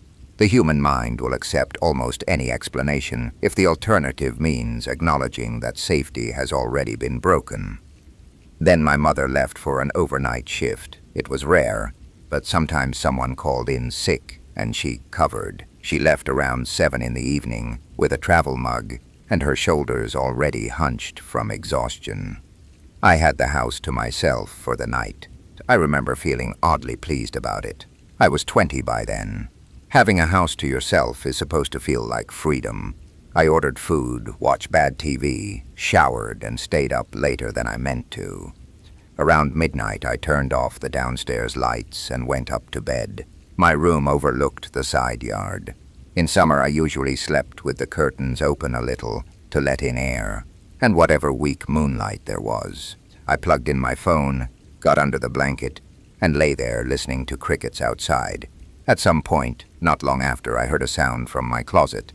Not inside the walls, not down the hall, inside my closet. Just one soft scrape. I sat up so fast my neck hurt. My closet door was open about 8 inches. I almost always left it that way because the latch stuck otherwise. Beyond it was darkness and the faint outline of hanging clothes. I stared at it and waited. Nothing, I said quietly. "Who's there?" Even now I hate admitting that I asked. It feels theatrical. But fear makes you talk into silence because silence becomes unbearable. There was no answer. I got out of bed, grabbed the heavy lamp from my desk, and moved toward the closet, with every muscle in my body shaking. I reached the door and yanked it open. Clothes, shoes, plastic storage bins. Nothing else. I checked behind everything. Empty. I laughed at myself then, but I didn't feel calm. My skin still had that crawling tightness. I went back to bed and left the lamp on. I must have fallen asleep eventually, because the next thing I remember is waking in total darkness. No lamp, no moonlight, no phone charging glow. For a few seconds I didn't understand why the room looked wrong. Then I realized my curtains were closed, fully closed. I never closed them. The power hadn't gone out. I could see the digital clock on my dresser faintly glowing. The lamp had just been switched off. I didn't move. There is a level of fear where your thoughts stop sounding like sentences and start sounding like physical impacts. One after another. Not possible. Don't breathe. Someone is here. Don't move. I listened and I heard breathing. Not mine, not close enough to feel on my skin, not far enough away to mistake for outside. It was somewhere in the room, low and controlled, like someone trying very hard to keep it quiet. I think part of me left my body then. I don't mean that spiritually. I mean I became strangely calm because panic was too big to fit through. I reached one hand, very slowly, toward my phone. The breathing stopped. That was somehow worse. I grabbed the phone and the flashlight came on with one shaky swipe. The room was empty. Bed, desk, chair, door, closet open, curtains closed. Nobody. I ran. I don't remember my feet touching the floor. I bolted into the hall, down the stairs, out the front door in my socks, and stood in the driveway with my phone in one hand and tears coming out of me before I even realized I was crying. I called my mother first. She didn't answer. Then I called the police. They came. They were polite. They checked the house, inside and out. One of them found the kitchen window above the sink unlocked. Not open. Just unlocked. I know for a fact I had not touched that window in months. They asked if anything was missing. We walked through the house together. My jewelry was there. My laptop was there. My wallet, my mother's purse, nothing obvious gone. Then one officer asked if there was anywhere someone could have hidden for a while without being noticed. I looked at him and thought of the attic. He checked it. I stood at the bottom of the ladder while his flashlight moved around overhead. After a minute, he asked for another light. What they found up there still doesn't sound dramatic enough. When I say it aloud, a blanket, a pillow, several empty water bottles, 2 granola bar wrappers, and a little nest of flattened cardboard tucked behind old storage bins. In the space above my bedroom, not a person. Not then. Whoever had been there was gone. But they had been there long enough to arrange comfort, long enough to know our rhythms, long enough to write a note and cover me with a blanket and stand in my room while I slept.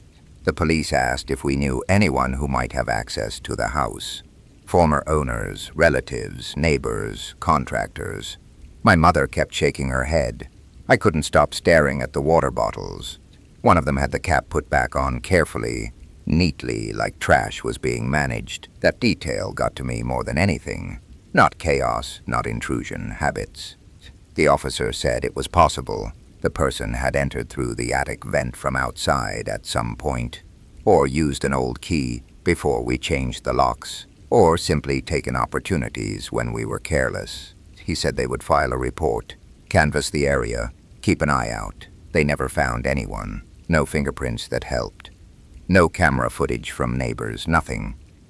My mother and I moved 6 months later. People always ask whether I think it was a stranger or someone we knew, I don't know. I think about the note sometimes. Are you home early today? It suggests a plan, a routine interrupted. Not random curiosity, but disappointment, like my presence had changed something for them. I think about the blanket too, how gently it was tucked, how easy it is for care to become something ugly when it comes from someone who has taken away your choice to receive it. Mostly, though, I think about the silence. Not the sounds we heard, the silence around them. All the moments when the house felt normal, which now seem like the most frightening part of all, because if a person can live over your head for weeks, maybe months, listening to your life from the dark while you wash dishes and do homework and complain about work and fall asleep beneath them, then safety is a much thinner thing than I used to believe. And once you know that, every familiar room changes a little even now. When I wake in the middle of the night, I don't listen for footsteps first. I listen for the careful absence of them. A few years after that, I moved into an apartment above a dentist's office on a street that looked nicer than it was. It had one of those fronts that photographs well. Brick building, little trees planted in square cutouts along the sidewalk, old-fashioned lamps, a coffee shop on the corner that sold expensive pastries, and had hand-painted menus in the window. During the day it felt clean and respectable. At night it felt empty in a way I couldn't explain at first. The street didn't go dead exactly. Cars still passed. A bus hissed to the curb every so often. But the human part of it vanished early. By 9, the dentist's office downstairs was dark. The bakery next door was closed. The people at the coffee shop were gone. And I could stand at my living room window and look down the whole block without seeing a single person on foot. I was 24, working full-time at an insurance office, and proud of living alone, even though the place was small enough that I could sit at the kitchen table and see almost everything I owned. You entered straight into the living room. The bedroom was off to the side, barely big enough for a full bed and a narrow dresser. The bathroom was tucked behind the kitchen. The windows were tall and old, painted shut except for the top few inches.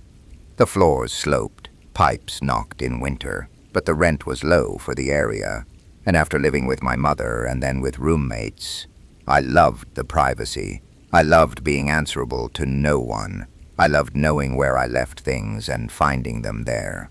I loved the silence, at least in the beginning. The first strange thing about that apartment was the intercom. It was old, probably original to the building, a beige wall unit by the front door with a speaker that crackled even when it was quiet. The outer door downstairs locked automatically, and people had to buzz up to be let in. Most of the time it was delivery drivers, or the occasional patient, who got the office hours wrong. One Thursday night, a little after 11, the intercom buzzed. I was in bed but still awake, watching something on my laptop with the volume low. The noise startled me because I wasn't expecting anyone. I rolled over, pressed the talk button, and said hello. Nothing, just static. I said hello again, louder. No answer. After maybe 10 seconds, the line went dead. I figured somebody had hit the wrong unit by mistake. Then it happened again the next night, around the same time. Again I answered. Again nothing. No voice, no breathing, no background sounds. Just that soft, dirty static like somebody holding the button downstairs without speaking. This time I went to the window and looked out. The entrance to the building was recessed under the dentist's awning. From my angle I could see the sidewalk and the top of the glass door, but not the buzzer panel itself. There was no one standing there. No one on the sidewalk either. The whole block looked almost staged, too still under the amber streetlights. That should have unsettled me more than it did. Instead, it irritated me. Old buildings do weird things. Faulty wires. Rain in the system. Some neighbor from another unit buzzed by accident. I forgot about it by morning, then it kept happening. Not every night. Maybe 3 or 4 times a week. Always late. Always within the same general half hour. Sometimes once. Sometimes twice. I'd answer, hear static, say hello into silence, and get nothing back. I asked the only other residential tenant in the building, an older man named Peter who lived on the floor above me, whether he'd had any issues with the intercom. He frowned like he was trying to remember what year it was. "Buzzes sometimes," he said. "Always has. Anybody there?" He shrugged. "Sometimes kids fool around. There weren't really any kids on that street, but I let it go." Around that same time, I began noticing that my bathroom door would be open in the morning. I always closed it before bed. The apartment was small, and if I left the bathroom light on, it would spill down the short hallway and bother me while I slept. So every night I turned the light off and pushed the door almost shut. Not latched, just nearly closed. More than once I woke up and found it standing fully open. At first I blamed the slope of the floor or air pressure from the windows. But the door opened inward, and it took little resistance to move because the frame was old. It didn't drift on its own. You had to push it. I tested it one Saturday just to make sure I wasn't imagining that. I closed all the windows, opened them, ran the vent fan, opened the front door, shut it hard. The bathroom door didn't budge. Then I told myself I must be forgetting to close it at night. That explanation satisfied me until the morning I found the shower curtain pulled halfway open. I lived alone. I kept it closed because it hid the ugly tub and made the room feel less cramped. There was no reason for it to be open. I stood in the bathroom holding my toothbrush and looking at that parted curtain, and I felt that old feeling from my mother's house pressing at the edges of my chest. Not full panic. Something quieter and meaner. Recognition. I checked the apartment, though there was barely anything to check. Front door locked. Windows latched. Closet. Under the bed. Empty, empty, empty. I went to work and told myself not to be ridiculous. The thing that finally got past my denial wasn't the intercom or the bathroom. It was the glass. I kept a drinking glass by the sink every night because I took medication before bed, and again when I woke up. One evening I rinsed the glass, set it upside down on the dish towel, took my pill, and went to sleep. The next morning the glass was in the bathroom, on the edge of the sink, upright, with a little bit of water in it. I know what that sounds like. It sounds like I took it in there myself and forgot. That's what I told myself too, for maybe 15 whole seconds. Then I noticed the toothpaste cap was off and placed neatly beside the faucet. I always snapped it back on right away. It was one of those tiny habits I'd inherited from my mother and never broken. Cap off, use toothpaste, cap on. I stood there with my hand braced against the doorframe, trying to reconstruct a version of the night where I'd wandered, half asleep, into the bathroom with my water, and somehow performed everything differently from the way I always did it. Maybe. Sure, people do strange things tired. But it didn't feel like one of my mornings. It felt like entering a room someone had paused. I started taking pictures before bed. Nothing dramatic. Just my front door lock, the position of the bathroom door, the shower curtain, the glass by the sink, the chairs at the table. I felt embarrassed doing it, like I was documenting a haunted doll collection for an online forum. But once I'd started, I couldn't stop. There was comfort in evidence, even if the evidence turned out to be my own absent-mindedness. For 5 nights, nothing changed. Then on the 6th night, the intercom buzzed at 11:17. I didn't answer right away. I took my phone to the window first and looked down. No one on the sidewalk, no shadow in the entrance, no movement anywhere. The buzzer kept sounding in short, impatient bursts. I pressed the talk button. "Who is it?" Static, then very faintly, a noise. Not a voice, more like the scrape of fabric or a hand moving over the speaker. "Who is it?" I said again. The line stayed open and I heard, so softly I almost missed it, 3 taps, tap, tap, tap, not random. Not electrical noise, deliberate. I let go of the button so fast the plastic snapped. The apartment went very quiet. Maybe 30 seconds later, something knocked once on my actual front door. Not pounding, not trying the knob. Just one knock. I froze. I don't know how long I stood there. I was aware of my own pulse in my throat and the hum of the refrigerator and traffic somewhere far away. Nothing else. No second knock. No footsteps retreating down the stairs. I should have called the police then. Instead, I did what a lot of people do when they're scared and alone and still want to believe they are overreacting. I texted someone. My friend Leah lived 15 minutes away and had the kind of personality that made everything feel survivable. I texted, "Someone just buzzed and knocked." "Out." She sent back, "Want me to call you?" I said yes. While the phone rang, I locked the deadbolt, even though it was already locked, and dragged the kitchen chair silently into the little entryway. I don't know why, to use as a weapon, maybe, to make the space feel occupied. Leah answered and started talking immediately. Normal, bright, telling me about some idiot at her office as if I had called for gossip instead of help. I loved her for that. I didn't mention how badly my hands were shaking. By the time we hung up, an hour had passed and nothing else had happened. I slept with the whole light on. The next morning I checked the pictures from the night before against the apartment. Bathroom door open, shower curtain half open, glass in bathroom, front doormat, which had been centered, slightly angled, a tiny thing. But it made my stomach drop because I had never photographed the doormat on purpose. It was just there in the edge of the frame by the door. One picture showed it straight. The morning showed it shifted. I asked the dentist downstairs if he had security cameras outside the entrance. He did, but only covering the sidewalk and reception area, not the residential stairwell.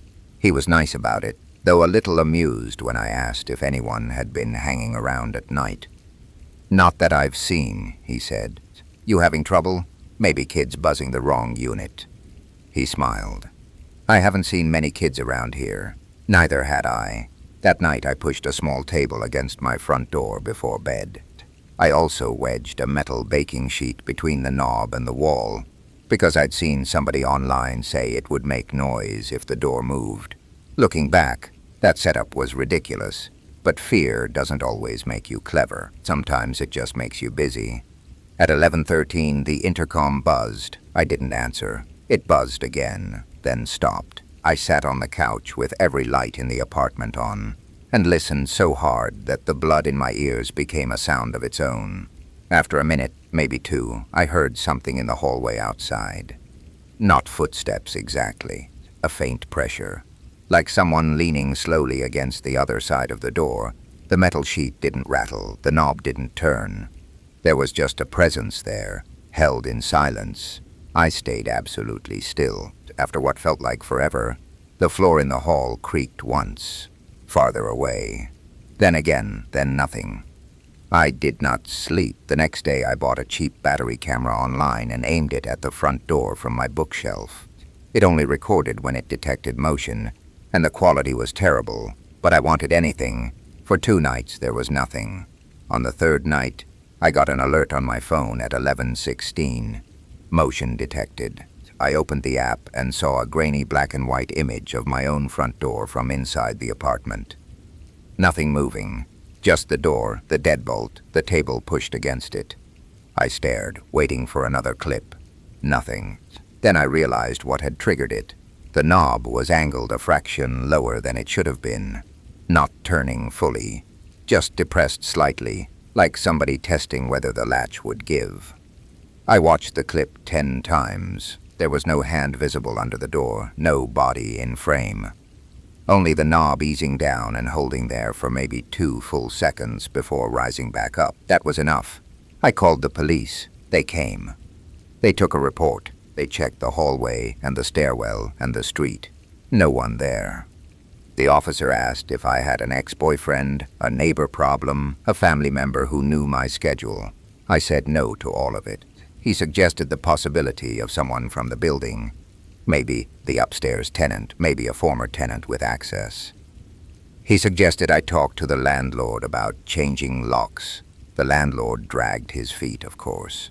Old building, old man, always next week. In the meantime, I started staying with Leah when I could, but I still had to come back for work clothes, showers, ordinary life.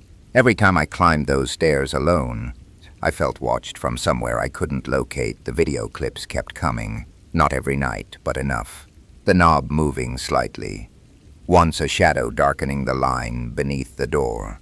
Once at 11:18 exactly, 3 soft knocks from the other side, and then a full minute of stillness. I never answered the intercom again. About 10 days into this, I got home from work and found my apartment door unlocked. That sentence still embarrasses me because whenever I say it, people assume I must have left it that way. I did not. I checked the lock obsessively by then. I had a ritual: key in, turn, push door, deadbolt, hand on knob, check again. That evening I put my key in, and the door opened before I turned it. The little table I'd been using at night was back in its normal place by the couch, because I'd left in the morning and removed it before work. Nothing looked disturbed from the doorway. Living room same, kitchen same. No obvious mess. I stood there for maybe 5 seconds and smelled the air. That's a strange detail to remember, but I do. The apartment smelled faintly like my shampoo, not unusual in itself. Except I had showered that morning and the bathroom vent was weak. By evening the scent should have been mostly gone. Instead it smelled fresh, like a bathroom after somebody had just used it. I walked to the bathroom. The mirror was wiped clear in the center in a broad oval, as if someone had showered and then used the side of their hand to look at their face. The edges were still misted. There was water in the tub. Leah came over before the police did, because she lived closer. She found me standing on the sidewalk outside the building with my bag still on my shoulder, unable to make myself go back in. The officers checked everything and found no one. Nothing appeared stolen. One of them asked whether the shower could have been from that morning, some leftover condensation. I just looked at him. The tub was still wet. That night I stayed in a hotel, and the next day, the landlord finally changed the lock. He also told me something I wish he had said earlier. The dentist's office downstairs had a cleaning service that came after hours 3 nights a week.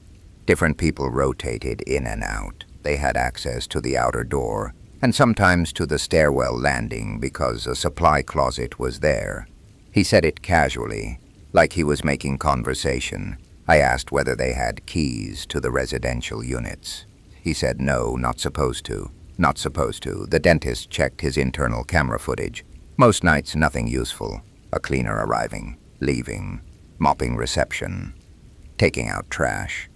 On one of the nights when my intercom buzzed, though, there was a man lingering in the stairwell just beyond the reception camera's edge for almost 7 minutes after the others had left. You couldn't see his face clearly. You could barely see more than a shoulder, part of a sleeve, one side of a body in work clothes. Then he stepped back into view and exited through the front door like nothing had happened. The cleaning company identified him. They said he had been newly hired and had already stopped showing up. They gave the police his name. I never learned much more than that. Maybe they found him. Maybe they warned him. Maybe there wasn't enough. I was not updated in any satisfying way, which is one of the cruelest things about real life.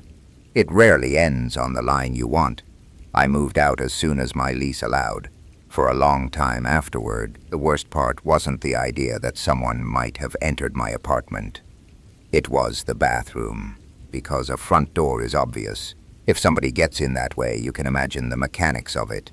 A copied key, a mistake, a lock. But the bathroom is private in a different way. It's where you undress, where you wash, where you assume, without thinking, that you are unobserved even when you live with others. The idea that someone had maybe stood in that small room, used my shower, touched the fogged mirror, maybe stood listening to the apartment around them as if it belonged to them too, rearranged something small, and left. That changed how I understood privacy.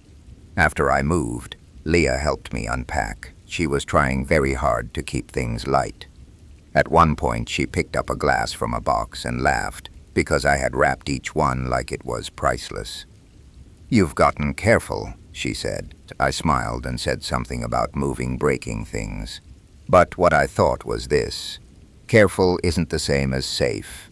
And sometimes what haunts you later isn't the image of the person. It's the image of yourself doing ordinary things in a place you did not realize had already been entered. The next story is harder for me to tell because, for a long time, I wasn't sure how much of it was my fault. Maybe that sounds strange. Maybe all stories like this sound strange if you've never had your own memory turn unreliable on you. But there was a period of my life where whole days started feeling thin, like paper left in the rain. I could still read them if I held them carefully, but pieces were missing, and what remained felt warped at the edges. I was 29, married for just under a year, living in a rented townhouse with my husband, Eric. It wasn't our dream place, but it was decent. 2 bedrooms, beige walls, tiny fenced patio out back, a row of nearly identical units stretching down a quiet side street where everyone parked crooked and put out the same black garbage bins on Tuesday nights. Eric worked in logistics, long hours, early starts. I worked from home doing admin for a medical billing company. We were ordinary in that fragile, newly married way where ordinary still feels like a kind of accomplishment. Grocery lists on the fridge, shared calendar, laundry on Sundays, texts about dinner, little arguments over nothing, small reconciliations, a life the memory problems started after a car accident, nothing dramatic. I was rear-ended at a red light on a rainy afternoon by a teenager looking at his phone. No broken bones, no huge scars, just whiplash, a concussion, and a few weeks of dizziness and headaches that lasted much longer than the doctor first predicted. The worst part wasn't pain. It was the confusion. I would walk into a room and forget why. I would open an email I had apparently answered an hour earlier and have no memory of writing the reply. Once I made tea and found the kettle later in the refrigerator, everyone told me to rest. Screen breaks, hydration, patience. Eric was kind at first. I want to be fair about that. He drove me to appointments, picked up groceries, answered the same questions twice without snapping. But as the weeks passed and I wasn't fully better, his kindness began to fray around the edges. Not cruelty, not exactly. Fatigue. The fatigue of being the organized one when the other person has become unreliable. I understood it, which almost made it worse. Around that time, I began noticing signs that I had done things I couldn't remember doing. Not impossible things, just slightly odd ones. A kitchen drawer left open. My shoes lined up by the back door when I usually kicked them off. The towel folded on the bathroom radiator. The bedroom window unlocked because of the concussion. I assumed I was the cause. I made lists. I wrote reminders to myself on sticky notes. Lock door at night. Take meds at 8. Check stove. Reply to Dana. It felt childish, but it helped. Then one morning I found one of my sticky notes moved. I had left it on the inside of the front door at eye level. Take K's. The next morning it was on the hallway mirror. At first I thought Eric had moved it because it was in his way. That made sense. Except when I asked him, he said no, and he sounded annoyed that I even bothered. Why would I move your notes around? I don't know. I just thought maybe. No. I apologized. He said it was fine, but his face stayed closed. There's a kind of loneliness that comes from not trusting your own mind. You stop wanting to involve other people because every question makes you sound helpless. Did I say this already? Did you move that? Was I supposed to do something today?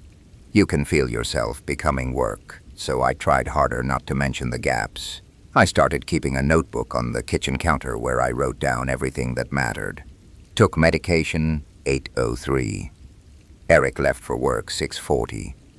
Brought package in, 2:14. Locked back door, 10:51. If I felt confused later, I could check the notebook and anchor myself. For a while, that system made me feel more stable. Then entries began appearing in handwriting that looked like mine but didn't feel like mine. That is the best way I can put it. The first one said, check upstairs window. I found it written between grocery items, no time beside it. No context. I remember staring at it and trying to recall when I had written it. The handwriting had the same forward tilt as mine, the same awkward way I made capital letters, but it looked tighter, pressed harder into the page. I checked the upstairs window. It was locked. I told myself I had written the note during a headache and forgotten. 2 days later, I found another line at the bottom of the page. Don't take nap tomorrow. That one bothered me more because it sounded like someone warning me, and I had no memory of feeling the need for that warning. I asked Eric if he'd written in my notebook as a joke. He looked at me like I'd asked if the dog could drive. No, because there are notes in here I don't remember making. He rubbed his eyes. Then you made them and forgot. I know that's possible. That's what the doctor said, right? He wasn't being cruel. He was tired. Tired became its own personality in our house the next afternoon despite the note. I fell asleep on the couch around 3. Headache, rain, heavy room. I woke at 5:30 with that awful dense feeling daytime sleep gives you. Like being poured back into your body too quickly. Eric was home. He was in the kitchen with his back to me, rinsing something in the sink. What time did you get in? I asked. A while ago. I sat up. Why didn't you wake me? He glanced over his shoulder. You look dead. He smiled when he said it. I smiled too. Then I noticed the notebook on the counter was open. My stomach tightened a little. I don't know why. Just a small instinct. After he went upstairs to change, I got up and looked on the page beneath my last entry. In that same harder version of my handwriting was a new line. You were asleep longer than you think. I still remember the feeling that came over me. Not fear, not at first. Annoyance, almost. The sensation of a prank I didn't understand. I carried the notebook upstairs. Did you write this? Eric was loosening his tie. He barely glanced at the page. No, seriously? What would even be the joke? I don't know. Then no. We stood there in our beige bedroom with the hamper overflowing and the TV remote on the bed and the comforter half untucked, having this stupid little argument over handwriting, and suddenly I felt absurd, concussed, unstable. Exactly the thing I feared becoming.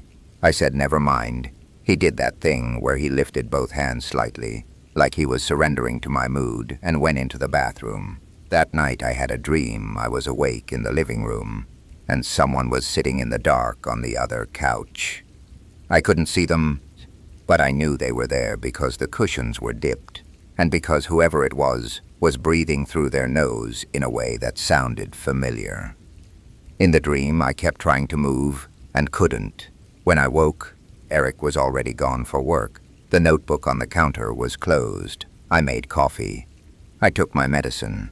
I tried to be normal. Around noon, I went upstairs to get a sweater and saw that the guest room door was shut. We almost always left it open, because the room was basically storage. Exercise bike, boxes, clean laundry waiting to be put away. I stood in the hallway looking at the closed door and trying to remember whether I had shut it. Maybe while cleaning, maybe yesterday. Maybe Eric I opened it. Nothing strange, just the same mess. But the room smelled slightly different. Not strongly, just warmer, staler. Like a room after someone has been sitting in it with the window closed. I checked the window. Locked. I went downstairs, wrote guest room door shut at 12:07 in the notebook, then stared at the line until it started looking melodramatic. Eventually I crossed it out. The concussion symptoms got better slowly. My headaches were less constant. I could work longer without nausea. The gaps, though, didn't go away completely, and that scared me more than pain ever did. I worried privately about permanent damage. About becoming one of those people who was functional enough to look okay from outside, but always a little wrong underneath. Then, the front door incident happened. I had a telehealth appointment at 2 in the afternoon. I remember that clearly because I wrote it in the notebook at 1:40, doctor at 2. I sat at the kitchen table waiting for the video call link to work, sipping water, phone beside me. The next thing I remember, it was 4:18. I was standing in the upstairs hallway. No memory of getting there. I had my shoes on. My purse was on my shoulder. And the front door downstairs was open. Not wide. Just ajar enough to show a strip of gray daylight. I went cold all over. Truly cold. I ran down, shut it, locked it, and stood with my hand on the deadbolt, trying to breathe. Then I looked at my phone, missed call from the doctor's office. Text from Eric at 2:27. Everything okay? My reply at 2:31. Yes, just tired. No memory of sending it. I called Eric. He answered on the second ring, already irritated. What? I think I lost time again. A pause. Then how much? I don't know. 2 hours maybe. The front door was open. Silence. Did you go outside? I don't think so. You don't think so? I don't remember. He exhaled hard, not quite a sigh. Did you take your medication? Yes. Did you sleep? I don't know. That answer seemed to push him over some invisible line. You don't know if you slept? I was waiting for my appointment and then it was 4. He was quiet. Then, in a flatter voice, you need to call the doctor back. I did.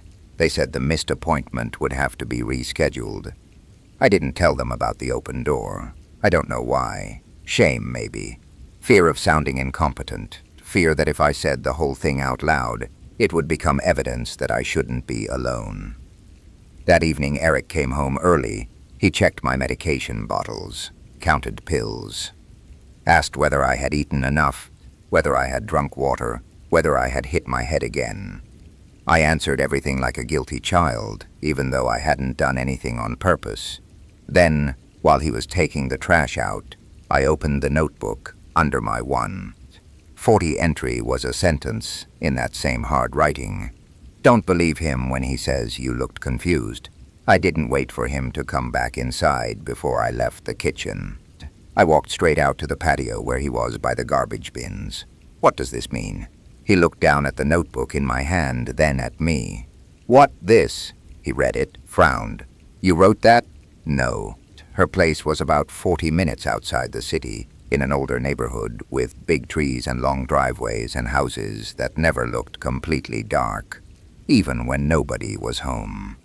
It was a beautiful house, but in a way that always made me feel like I had to be careful with my elbows. Nothing in it felt casual. Even the blankets looked arranged. When she gave me the code for the front door, she handed me a little list with things written on it in her neat handwriting. Water the fern in the back room every morning. Don't forget the basil on the kitchen windowsill. The upstairs bathroom tap drips if you don't turn it all the way off. If the boiler starts ticking loudly, ignore it. That last part made me laugh, and she laughed too. But I remember the way she looked at me after, just for a second. Like she almost wanted to say something else and decided not to. The first night was normal. I got there around 7, carried in a grocery bag and a duffel, set my toothbrush in the upstairs bathroom, turned on a lamp in the living room, and made pasta. I watched half of a show, took a shower, checked the locks, and went to bed in the guest room. I slept badly, but I always sleep badly in other people's houses, so that didn't mean anything. In the morning, I went downstairs and saw a mug on the drying rack. It was one of my sister's mugs, white with a tiny blue crackle pattern in the glaze. Clean. Still upside down, with a bead of water on the rim. I stood there longer than I should have. I knew I hadn't used that mug. I'd eaten out of a bowl and used a regular glass.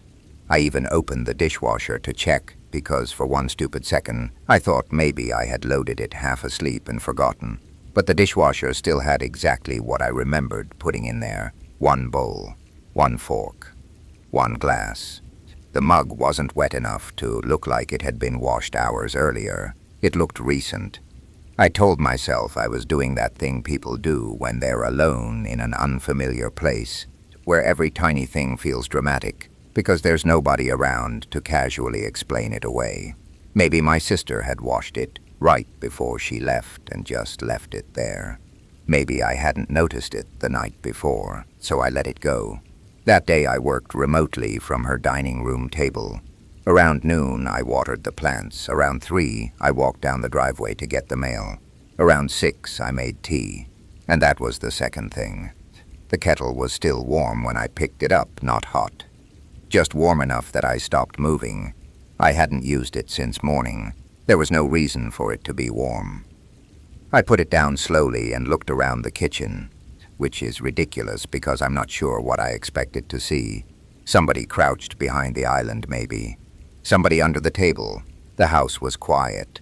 That deep, expensive kind of quiet older houses have where even the fridge hum feels far away, I checked the back door. Locked. I checked the mudroom. Locked. I checked the downstairs windows. Locked. Then I went upstairs and checked the guest room, the office, the bathroom, the main bedroom. Nobody. I actually laughed at myself then. Not because I thought it was funny, but because I felt stupid, and laughing made me feel less stupid. That night, I kept the bedroom door open and left the hallway light on.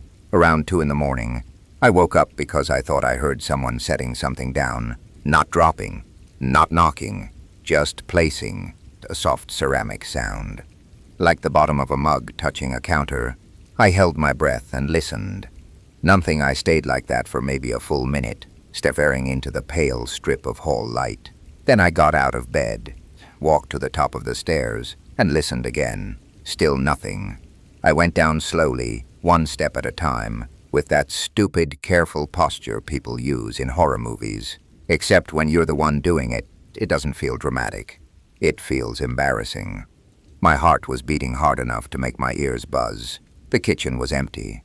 But on the counter, beside the sink, there was a teaspoon. I knew I hadn't left it there. I knew that with the kind of certainty that makes your stomach turn, because I had loaded the spoon I used into the dishwasher and shut it. I had checked the counters before bed, because my sister hates crumbs and clutter, and I didn't want her coming home to a mess. The teaspoon was dry. That somehow made it worse. I stood there for a while, then I picked it up and put it in the dishwasher and shut the door again. The next morning, the kitchen chair closest to the window was pulled back from the table by maybe 6 inches. I had eaten standing at the counter. I remember because I didn't want to dirty the placemats. That was when I called my sister. I tried to sound light about it. I really did. Hey, weird question. Did anyone else have a key cleaner, neighbor, plant person, secret elderly aunt who comes in at dawn for tea? There was a pause, not long, but long enough for me to hear it. Then she said, "Why?" I told her about the mug, the warm kettle, the spoon, the chair. She was quiet again, and then she said, "It's probably nothing." And I remember how cold I felt when she said that, because it was exactly the wrong thing to say. If somebody tells you they think another person is inside your house, and your first response is, "It's probably nothing," it means your mind already has a shape for what that nothing might be. I asked her directly if someone else had access. She said the code used to be different. Used to be. I asked what that meant, and she took a breath and said, "My ex knew the old code. I changed it a long time ago." I didn't know she meant her ex-husband. My sister doesn't talk about him. He existed in that sealed-off part of family history people step around without deciding. I'd met him twice, years earlier. He had seemed quiet, polite, forgettable. I asked if he had ever come by unexpectedly. Another pause. Then she said, "Not in a while." I asked what that meant too. She said, "He had a hard time with the divorce." I didn't like the softness in her voice when she said it. Not because I wanted her to sound cruel, but because it told me this had shape and history. Enough history that she had already learned how to say it gently. That day I made a small decision that still makes me feel strange when I think about it. I didn't leave. I should have. I know that. But I was embarrassed and curious and still half convinced I was making myself nervous over ordinary things. So instead of leaving, I tested the house. I took one of the tiny black hairpins from my bag and slid it under the pantry door so only the curved end showed. I put a coaster on the kitchen table, slightly overhanging the edge, the way my sister never would. I left a dish towel folded in a crooked way over the oven handle. I took a picture of the room before I went upstairs. Then I locked my bedroom door. I don't think I slept more than an hour that night. At some point, maybe around 3, I heard a footstep below me, just one. Then a long time later, another. Not pacing, not sneaking, just movement. A person moving normally in a house they already knew. That was the worst part. Nothing sounded rushed or frightened. There was no rattling, no fumbling, no impact. Whoever was downstairs wasn't trying to get away with something. They were just there. I wanted to call the police. But I also didn't want to make that call and then find out it was some broken heating sound, or the house shifting, or my imagination turning old wood into footsteps. So I did nothing. I sat on the floor beside the bed with my phone in my hand and waited for morning. When it got light outside, I stayed upstairs another 20 minutes, which I'm not proud of. Then I went down. The hairpin was gone. The coaster sat flat in the center of the table. The dish towel had been folded properly, in thirds.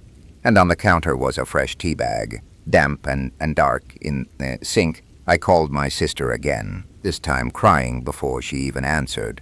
I told her I was leaving. I told her she needed to call someone. I told her I didn't care if I sounded crazy. And this is the part I still think about sometimes when I'm trying to sleep. She didn't sound surprised, scared, yes. Tired. Definitely, but not surprised. She asked me one question. She said, "Did you check above the garage?" I remember looking toward the mudroom door when she said it. There was a set of narrow stairs in there that led to a storage loft over the detached garage. I'd been up there once at Christmas years earlier. It was unfinished, cold, full of old paint tins and boxes. I asked her why. She said very quietly, "Because that's where he used to wait for me." Even now, saying that back to myself in my head makes something in my chest tighten. I didn't want to go up there. Every part of me knew that. But I also couldn't leave knowing there might be someone 15 feet away. Maybe listening to me pack. Maybe watching the driveway from the loft window. So I took the longest fireplace poker I could find and opened the mudroom door. The stairs were steep and dusty, and there was a smell up there that I recognized before I understood it. Old laundry, instant coffee, closed space, human sleep. The loft had been partly sectioned off, with old moving blankets hung from nails. Behind them was a folding cot, a stack of grocery store sandwiches in their wrappers, a flashlight, a duffel bag, a mug, and on top of a plastic storage bin, there was a small spiral notebook. I opened it because at that point, I think my body had stopped making normal decisions. Inside were dates, short notes in neat handwriting. What ordered Basil? Mail brought in. Dog next door barked at 2:14. Kitchen tap still drips. Light in guest room on at 11:32. And then the entry from the night before. Different blanket in guest room. Not Nora. That was the moment I understood I had not been accidentally sharing space with somebody unstable in some vague, distant way.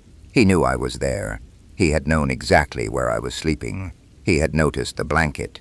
I backed out so fast I almost fell down the stairs. I got to my car, locked the doors, and sat there shaking while my sister stayed on speakerphone with me. She called the police. I waited at the end of the driveway until they came. They searched the property and didn't find him. He was gone by then. The officers were kind in that careful, practical way people get when they don't want to add emotion to something that already has too much. One of them said it looked like he had been staying there, off and on. Another asked my sister how long she had known he still came by. She said she thought it had stopped. I believed that she believed it. I'm not sure that helped. I went back once, in daylight, a week later, because my sister asked if I'd left a gray cardigan there. I hadn't, but when I walked into the guest room, there was a folded blanket at the foot of the bed. Not the blanket I'd used, a thicker one, dark blue. My sister said it was from the linen closet, and maybe I'd pulled it out and forgotten, maybe. But I know what I slept under that week. I know exactly what blanket was on that bed. And I know that on the second night, when I woke up cold and half dreaming and thought, for one stupid second, that I felt someone tug the blanket gently back over my legs, I told myself it was just the sheet twisting. I don't house sit anymore. I say I'm too busy, or that I'm bad with plants, or that I'm allergic to other people's detergent. I say it lightly. People laugh. What I don't say is that it only takes one quiet person in one familiar room to change the feeling of a house forever. My mother covered everything with notes. That's probably the simplest way to explain her apartment. There were notes on the fridge, notes by the kettle, notes on the inside of cabinet doors, notes beside the front lock, notes tucked into books, Notes rubber banded around pill bottles. Buy rice. Call dentist. Defrost chicken. Turn off hallway lamp. Water plant on Thursday. She lived alone for almost 15 years, and toward the end of her life, everybody in the family treated the notes as a harmless old woman habit. When she died, I was the one who went back to clear the place out. Not because I was the closest to her. My brother probably was.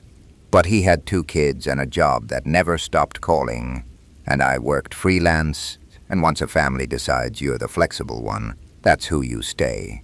So I spent 2 weeks sorting my mother's life into keep, donate, trash. At first, the notes made it easier. She had labeled boxes in the hall closet. Winter scarves, old photos, church papers, bank things. She had even written little explanations on some of them. These are your grandfather's letters. Don't throw away. Pan with loose handles, still good if tightened. That kind of thing. It felt like she was still helping. The first strange note was inside the medicine cabinet. I opened it to get ibuprofen. And taped to the inside of the mirrored door was a yellow square that said, in blue ink, "If bathroom fan is running when you get home, call me at work." I stared at it for a long time, because it was my handwriting. Not similar to mine, not maybe mine, it was mine. I took it down and turned it over, like there might be some explanation on the back. Nothing. I stood there in that little bathroom, with the light buzzing overhead, trying to place it. I must have written it when I was a teenager, I thought. Maybe my mother had made me leave myself. Reminders because I was forgetful. Maybe the note had been up there for 20 years, and I just never noticed. But I had spent half my adolescence in that apartment. I knew the cabinet. I knew the shelf with the chipped soap dish and the old Nivea tin and the half-used bottles of travel shampoo she never threw away. I would have seen it. I put the note in my pocket. That night I stayed over because the apartment was full of open boxes, and I was too tired to drive back across town. I checked the lock twice before bed. Then I slid the chain across too. My mother's building was old and narrow, and strangely silent after 10. Not peaceful, just silent in a pressed-down way. The kind of building where you could feel other people sleeping on top of you and beneath you, but hear almost nothing from them. I slept on the pull-out sofa in the living room and woke up around 5, because I thought I heard the front door touch the frame. Not open, just touch. I lay there listening to the dark. Then I realized the chain wasn't on. I sat up so fast the blanket twisted around my legs. The chain hung loose against the door. I know what people would say. They'd say I forgot. They'd say grief makes you scattered. They'd say I was sleeping in an unfamiliar room and probably mixed up what I meant to do with what I actually did. Maybe. That morning I made coffee, opened boxes, and told myself exactly that. Around 11, the building superintendent knocked and asked if I needed help carrying anything. His name was Gerard. He had been around forever. Broad shoulders, soft voice. Always smelled faintly like dust and aftershave. My mother used to call him dependable. I thanked him and said I was fine. He looked past me into the apartment and said, "Your mother always left the second key in the office in case she locked herself out. If you need it." I've still got it. Something about the way he said "still got it" made the skin on my arms lift. I said okay, closed the door, and stood there thinking. I had never known my mother kept a spare key downstairs. Maybe lots of tenants did. It wasn't really strange. Still, I checked the lock again after he left. That afternoon I found another note. This one was taped to the underside of the linen closet shelf, far enough back that I only saw it because a stack of towels slipped. If towels folded the wrong way, someone came in. That one was in my mother's handwriting. I sat on the hallway floor with it in my lap. There is a certain kind of fear that doesn't hit all at once. It arrives in little pieces, and each piece asks you not to overreact. Each piece has a practical explanation, if you're willing to work for it. The note might be old, the chain might have slipped, the spare key might be normal. You can explain all of it, right up until the moment you can't. I started checking the apartment more carefully, inside kitchen cabinets, behind books. Under drawer liners once I started, I found notes everywhere. If sugar jar moved, do not stay tonight, always use chain. Do not buzz anyone in after dark unless expecting someone. If hallway rug edge is straight, he has been here. That one stopped me cold, because the little rug by the door had been perfectly straight all week. My mother always left it crooked. It used to bother me when I was younger. I would line it up with the wall when I visited, and within an hour it would be angled again, 'cause she shuffled when she walked. Now it was neat. Centered, I called my brother then. I told him what I was finding, and there was a long silence while I heard him breathing on the other end. Then he said, "She told me once somebody had been in here." I asked what he meant. He said years ago, after our father died, my mother had called him crying because a chair in the kitchen was wet, like somebody had sat in it with a damp coat. Nothing was taken, no sign of forced entry. Gerard had checked the locks, told her maybe she'd left the door open by mistake, and my brother had done what families do when they can't prove something scary. He'd calmed her down. He'd said stress can make things feel bigger. He'd told her to be careful with the chain. I asked if he actually believed her. He took too long to answer. That night I didn't want to stay, but I also couldn't stand the idea of leaving without knowing. That apartment had suddenly become full of two versions of my mother, and the one I thought I knew, and the one who had been quietly teaching herself a private warning system because she didn't trust her own home, so I stayed again. I did 3 things before bed. I used the chain. I tore off a tiny strip of clear tape and set it over the edge of the door so I would know if it opened. And I left the hallway rug angled sharply to one side. I slept worse than I had the night before. At some point, I woke up and listened. The building made small old building noises.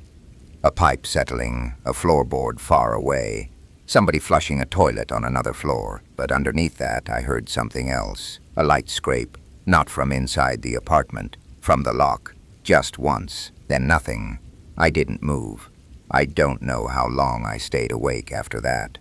Long enough for the dark to turn gray around the curtains. When I finally got up, the tape was gone. Not hanging loose, not torn, gone. And the hallway rug was straight, perfectly straight. I didn't even put shoes on. I backed away from the door like it might open inward any second and called my brother. He said he was coming while I was waiting. I started checking the notes again, more frantically this time, like I'd missed something. In the freezer, inside a plastic bag of old bread heels, there was another one. If you think you are imagining it, you are not. I started crying then. Not loud, just standing in my mother's kitchen with cold air from the open freezer against my legs. Crying because I suddenly understood how alone she must have felt. My brother arrived 20 minutes later. He looked pale and angry, the way he always does when he's scared but doesn't want anyone to know. We searched the apartment together, which was pointless, but it felt better than standing still. Then Gerard knocked. He had a cardboard box in his hands and smiled when I opened the door. "I found some extra packing paper downstairs," he said. "Thought it might help." I don't know what my face looked like, but his smile changed a little. Not disappeared, just changed. My brother came up behind me and asked why he'd let himself up without buzzing. Gerard said the front door had been open. My brother asked if he'd used the spare key. He said no, of course not. He looked genuinely hurt. That was the unsettling part. He didn't act like a man caught in something. He acted like a man offended to be doubted. My brother asked him directly if he had ever been inside our mother's apartment without her there. Gerard gave this small laugh, almost embarrassed, and said only for repairs. Then he added, "Your mother worried too much toward the end." And something in me went completely cold, because that was it. That was the line. The one my brother had used years ago. The one maybe everyone had used. Worried too much. Stressed, forgetful, old, alone, all the words that make a woman easier to dismiss. My brother told him to leave. He did, still carrying the box, still looking more wounded than angry. We changed the lock that day. The locksmith found scratches around the strike plate, old ones and newer ones. Nothing dramatic. Just wear that could have come from years of use, or from someone being a little too familiar with the mechanism. I never proved anything. That's the part people don't like when I tell them this. They want the final piece. They want a camera angle, a confession, a neighbor who saw something. They want the kind of ending that lets you place the fear in one neat box. I don't have that. What I have is this. 3 nights after we changed the lock, Gerard called my phone at 8:17 in the evening. I answered because I didn't recognize the number yet. He said, in the same calm voice he always used, "You left the bathroom fan on." I didn't say anything. Then he said, "I just thought your mother would have wanted me to tell you." I moved the rest of her things out the next morning with 2 friends and never stayed there again. Years later, when I think about her apartment, I don't picture the living room or the narrow little kitchen or the faded curtains she never replaced. I picture those notes, not because they were evidence, because they were a conversation she was having with herself, in case nobody believed her. I used to think exhaustion only made people clumsy. That's what I told myself. Anyway, I thought it made you forget passwords, put milk in the cupboard, miss exits, send emails with the wrong attachment. Normal mistakes, annoying mistakes. The kind you laugh about because if you don't laugh, you have to admit you're not doing well. The year I started losing time, I was working for a corporate law firm during a merger that seemed to go on forever. Everybody was tense. It started with things that were so easy to explain away that I almost feel stupid now for even noticing them. My shampoo bottle would be turned the wrong way in the shower. The bathroom mirror cabinet would be half an inch open when I was sure I'd closed it. Once, I came home from work and found the ceiling fan in the bedroom on low. I never used it because it made a clicking sound. I stood in the doorway looking up at it for a while, then turned it off and told myself I must have forgotten. I was tired all the time back then. I had just started opening shifts at a coffee shop across town, which meant waking up before sunrise, and by the time I came home, I was basically moving on muscle memory. So when I noticed something slightly off, I blamed myself. I even started saying it out loud. "You left it like that. You're more scattered than you think." But little things kept happening, and they had a pattern to them that I didn't understand until much later. The bathroom was where I noticed it most. I would leave my towel hanging neatly over the rod and come back to find one corner dragging lower, like someone had touched it and put it back too quickly. My toothbrush would be damp before I'd used it. Not soaked, not suspicious in some dramatic way, just not dry. Once, the small metal cap on my razor had been loosened. Another time, the drawer where I kept my makeup was open farther than I remembered leaving it, and one of my earrings was on the sink. The weird part was that I never felt like the apartment had been torn through. Nobody was searching, nobody was stealing. It felt more like being copied badly, like someone was trying to put everything back where it belonged, and almost getting it right. I told one friend about it, and she asked if maybe the landlord was sending maintenance in without notice. That seemed possible, so I texted him. He replied within a few minutes and said no one had been in, but he could stop by the next day if I wanted him to take a look around. I said that was okay. I didn't want to sound dramatic. I didn't even know what I would be asking him to look for. The building was old, and he liked saying that whenever anything came up. The windows stuck because the building was old. The pipes groaned because the building was old. The bathroom fan took forever to stop spinning because the building was old. He said it in a cheerful way, like age gave the place character instead of making it unpredictable. There was one maintenance guy who worked for him, a quiet man named Eric, who always seemed to appear from the basement with a ring of keys and drywall dust on his shoes. He wasn't rude. He was almost too polite. He would smile in that quick, flat way people do when they're already thinking about something else. Once, when he was changing a light in the hall, he asked me if I was settling in okay. I said yes, and he nodded like that answered something more specific than what he'd asked. After that, I started paying attention in a way I hadn't before. I took photos of the apartment before leaving for work. Nothing obsessive, just quick pictures on my phone. The bed, the kitchen counter, the bathroom sink. If anything looked off when I got home, I could compare it. For a few days, nothing did. Then one Thursday, I got back after a long shift and saw right away that the mirrored cabinet above the sink wasn't fully shut. I opened my phone and looked at the picture I'd taken that morning. In the photo, it was closed. I remember standing there with my keys still in my hand, staring from the cabinet to the phone, waiting for the simple explanation to show up. Maybe the cabinet drifted open on its own. Maybe the door frame was uneven. Maybe I was turning into the kind of person who made herself miserable by zooming in on nothing. Then I looked lower and saw that the little bottle of face wash I kept on the second shelf had been turned label out. I never put it that way. I kept it sideways because the shelf was crowded. That was the first time I felt something close to real fear, and even then it was quiet. It wasn't panic.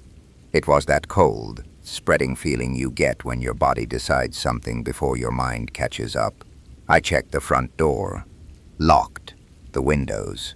Locked the closet, under the sink, behind the shower curtain. All the places people check because they've seen enough movies to know the routine. Nothing. The apartment was only 4 rooms if you counted the bathroom, and there was nowhere for anyone to hide. That night I barely slept. Every old building sound became personal. Pipes ticking, the fridge humming. Somebody on the floor above me dropping something soft and heavy around midnight. I kept imagining footsteps stopping outside my door, even though I never actually heard any. The next morning I felt ridiculous again, and that became part of the cycle. At night I was sure. In daylight I was embarrassed. Then I started noticing the smell. It wasn't strong. It came and went. Cigarettes, but stale, like smoke trapped in old fabric. I would catch it in the bathroom mostly, sometimes in the hall outside my bedroom, and once near the coat closet by the front door. The building didn't allow smoking, and I knew none of my neighbors on that floor smoked because one of them had a baby, and the other complained about everything, including people grilling on their balconies 3 buildings over. When I mentioned the smell to the landlord, he shrugged and said old ventilation could carry anything anywhere. He told me not to worry. I tried not to. A week later, I came home to find my work apron folded on the kitchen table. That sounds minor. Even now, saying it out loud, it sounds like nothing. But I never put it there. I dropped it over the back of a chair every day. It was part of the routine I barely thought about. I remember looking at it on the table and feeling a strange kind of anger, not because of the apron itself, but because whoever had done it had touched something ordinary, something recent, something that had still been warm from my body when I left. That was when I stopped telling myself I was forgetful and started trying to prove it. I bought a pack of cheap sewing thread and stretched a nearly invisible piece from the inside of the bathroom cabinet to the frame, low enough that opening it would break it. I balanced a coin on top of the bedroom door so it would fall if the door moved. I put one of my hair ties around the neck of the shampoo bottle a certain way and took a picture of it. I even scattered a little baby powder behind the bathroom trash can because I'd seen that trick online and felt stupid doing it. When I came home that night, the thread on the cabinet was broken. The coin was still in place. The hair tie had been turned. In the powder, there was one partial shoe print. Not a full footprint, just the front half of a sole, like someone had stepped carefully and then pulled back. I didn't call the police. I wish I could say I did. I wish I'd had the confidence people imagine they would have in that situation. But I didn't know what to report. Someone may have entered my apartment and slightly adjusted my toiletries. Sounded insane even inside my own head. Instead, I called my friend Mia and asked if I could stay with her for the night. I didn't tell her the whole truth. I said I felt weird in my apartment and wanted company. She said yes immediately. The next day, I came back in the afternoon with Mia beside me, talking loudly on purpose, as if noise itself was a kind of protection. We searched everywhere again, more thoroughly this time. She even knocked on walls because she thought maybe there was some hidden panel. We found nothing except the same small, humiliating neatness. Everything where it should be. Everything almost right. Maya told me maybe the landlord was lying, and that I should install a camera. So I did. It was one of those cheap indoor cameras that sent motion alerts to your phone. I pointed it toward the entryway and most of the living room, because that seemed logical. I remember standing on a chair to angle it down and feeling a little better right away. That's the thing about cameras. They feel like certainty before they actually give you any. For 2 days, there were no alerts. On the third day, while I was at work, I got a motion notification around 11 in the morning.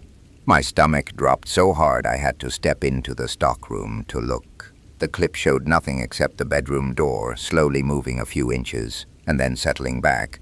I watched it 6 times. There was no person, no shadow, no explanation, just the door moving. I left work early and went home. The apartment looked normal. But the bathroom fan was on, and I knew I had not left it on.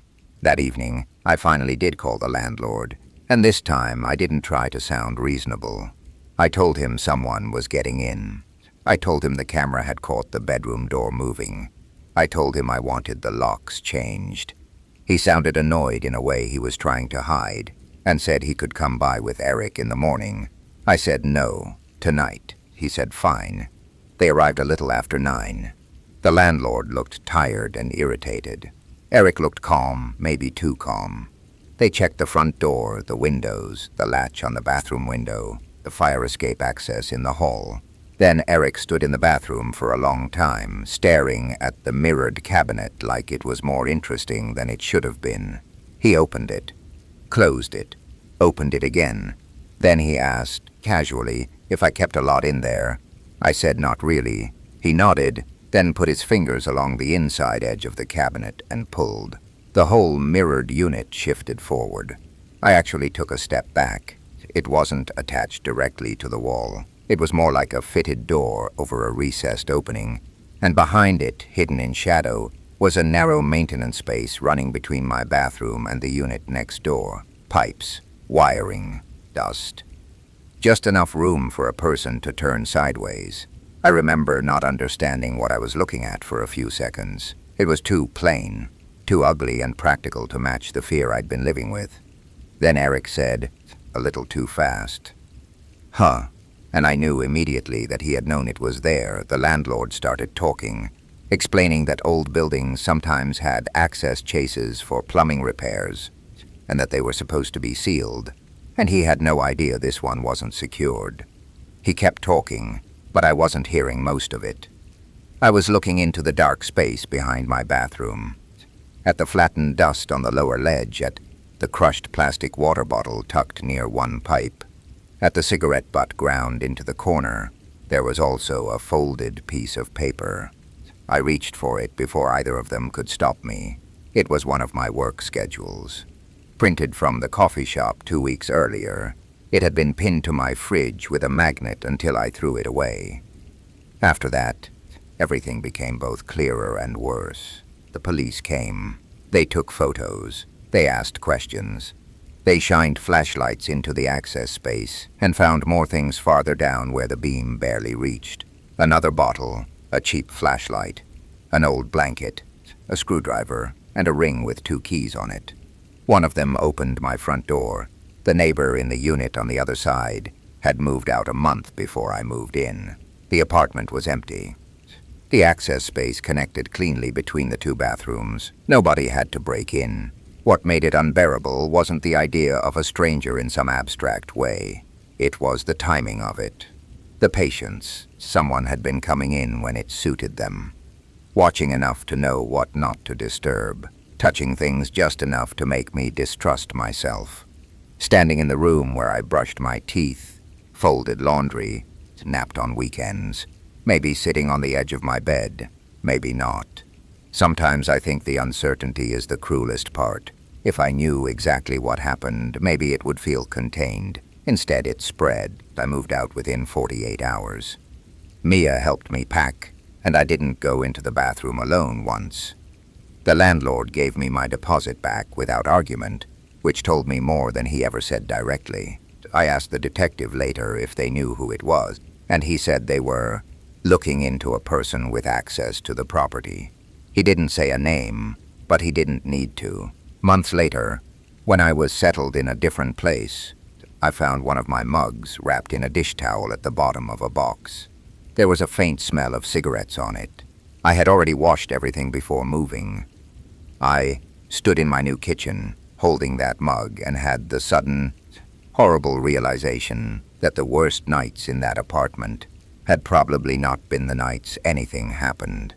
They had probably been the quiet nights, when somebody was close enough to hear the water running in my shower and knew exactly how long I stayed in there. For a while, I worked the night desk at a motel off the highway, about 40 minutes outside the city. It was one of those places people only choose on purpose if they've been driving too long or if they don't want to be remembered.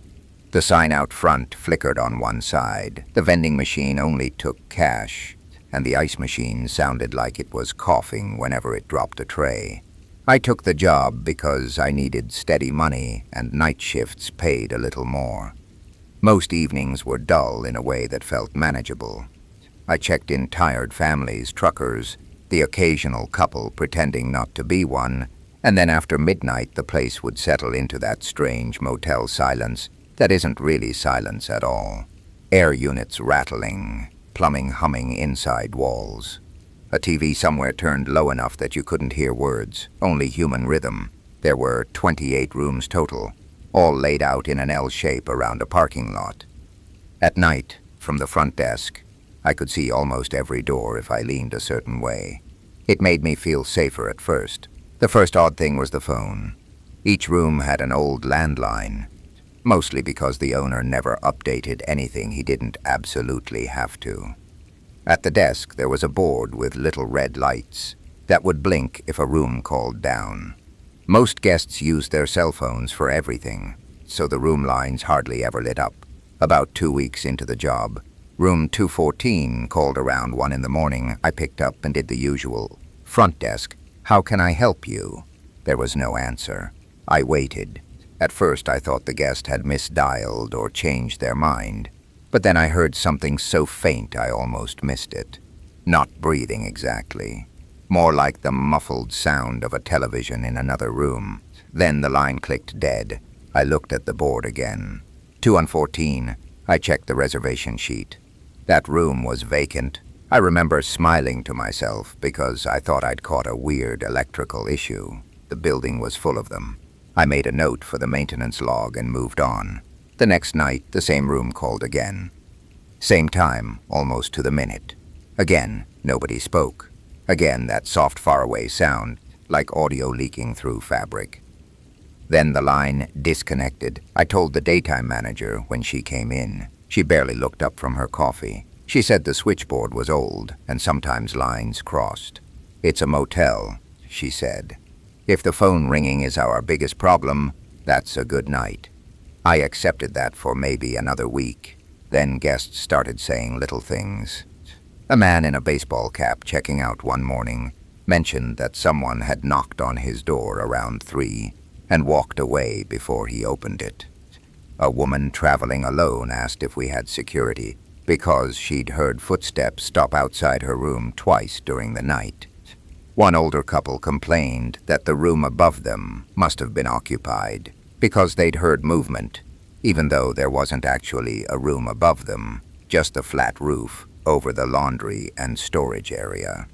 None of it was dramatic enough to connect into a pattern, not right away.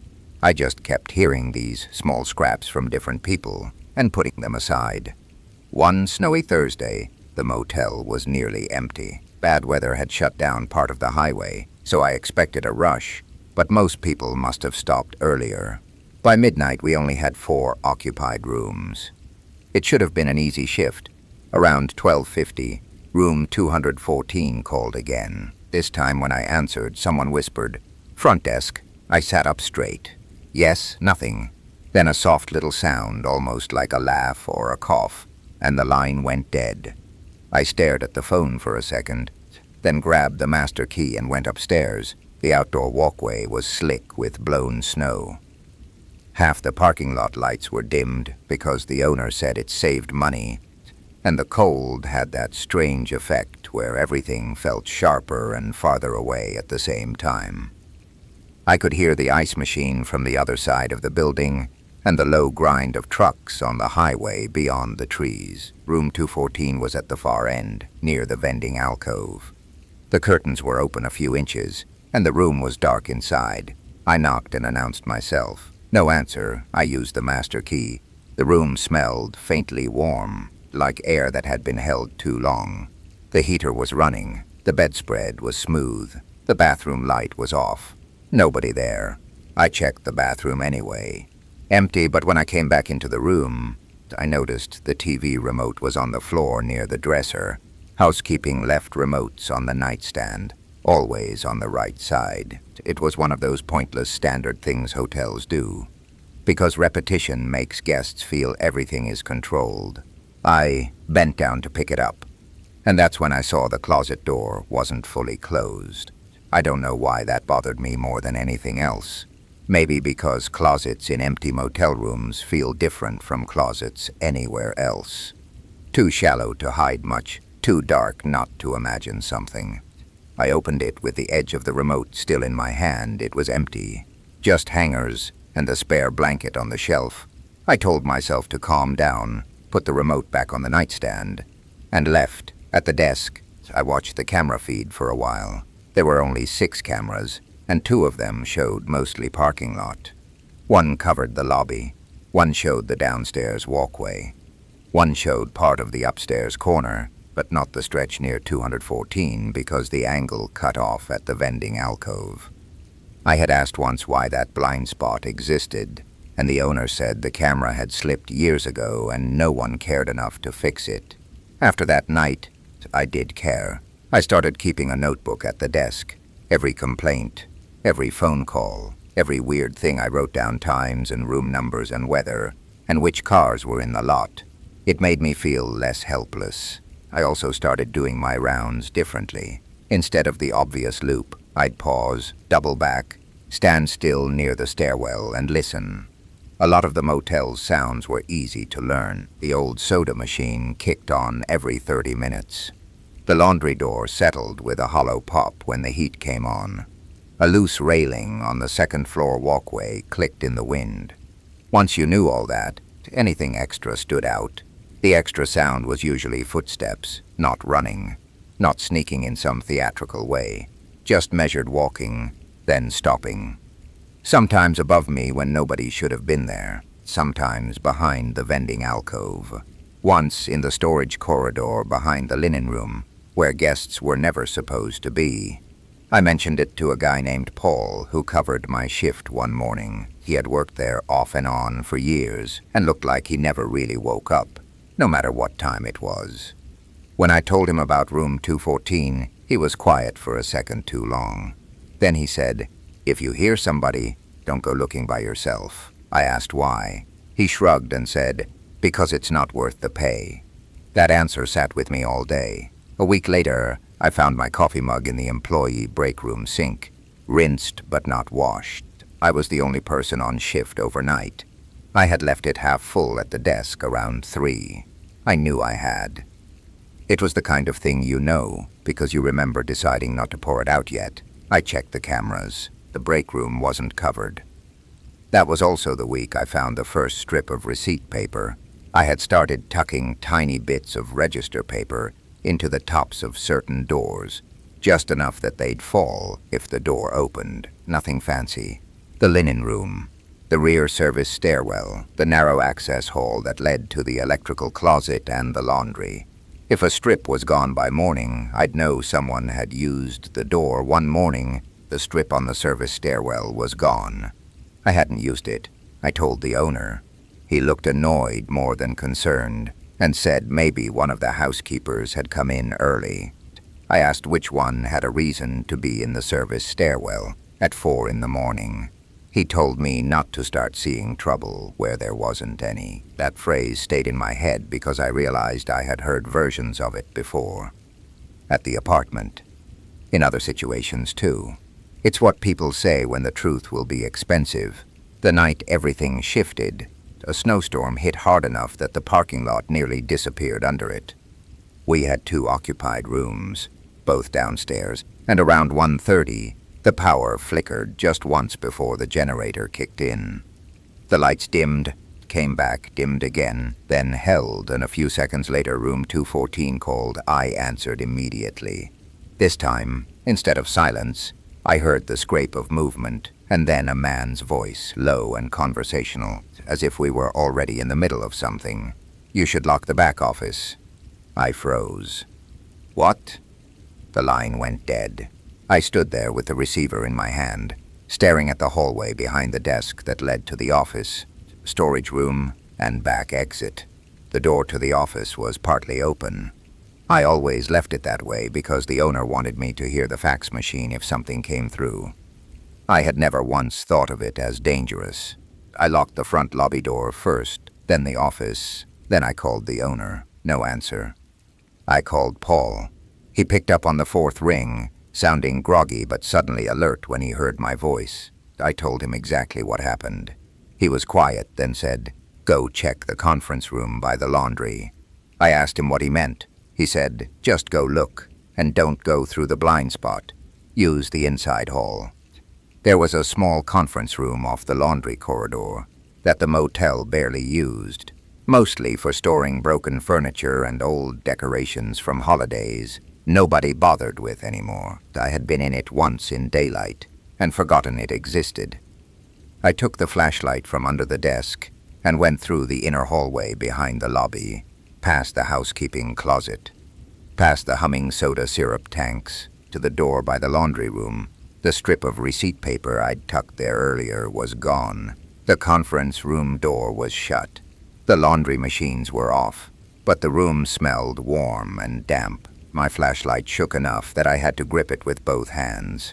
I knocked once on the conference room door and said, "Front desk." No answer. I opened it. At first it just looked messy. Chairs stacked wrong, a rolled carpet leaning against the wall, boxes of old brochures. Then the light passed over a camping cot tucked behind the folded banquet table. There was a blanket on it, a pillow, 2 water bottles, a duffel bag, a mug, a phone charger plugged into the wall. Someone had been living there. My chest got so tight it actually hurt. I backed out and shut the door without stepping inside. I remember the feeling of the doorknob in my hand, cold and slightly sticky from old cleaner. Paul told me to call the police, so I did. What came out afterward was both less dramatic and somehow uglier than what I'd imagined. The owner's son had been staying on the property, on and off, for months. He was in his 30s, dealing with what everyone gently called problems, and the owner had been letting him sleep in the conference room to keep him out of trouble. He had a master key. He knew the camera blind spots. He knew the rhythm of the motel better than anyone because he'd grown up around it. The phone calls from empty rooms happened because he went into vacant rooms and used the landlines. The footsteps were him making rounds that no one had asked him to make. The knocks on guest doors. The break room. The service stairwell. All of it, the owner acted offended that I was upset. He kept saying his son had never hurt anybody. He said it like that was the line that mattered. He never seemed to understand that the damage had already happened in a different way. Guests had slept behind doors a stranger with a master key could open. I had sat alone every night in a lobby where someone moved through the walls of my routine, calling from empty rooms to see how fast I would answer. The police didn't treat it like the movie version of danger either. There was no chase, no confrontation, no neat ending. The son wasn't there when they came. They took statements. The owner promised to change locks and terminate his access. He also asked if I could still cover the rest of my shift. I quit 2 days later, the last night I worked, I was alone again for a couple of hours before dawn. No calls came, no footsteps. The motel felt quieter than it ever had, but not safe. Just emptied out, like a stage after the audience leaves. When I locked the cash drawer at 6 and waited for daylight to flatten the parking lot, I realized what still bothered me most. It wasn't that someone had hidden on the property. It was that other people had known enough to warn me indirectly. Don't go looking by yourself. Lock the back office. It's not worth the pay.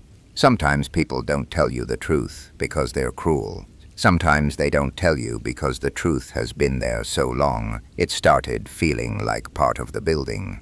After my father had surgery on his hip, I moved back into my childhood home for a month to help him. My mother had died the year before, and the house already felt wrong without her, in ways I couldn't explain to anyone who hadn't been there.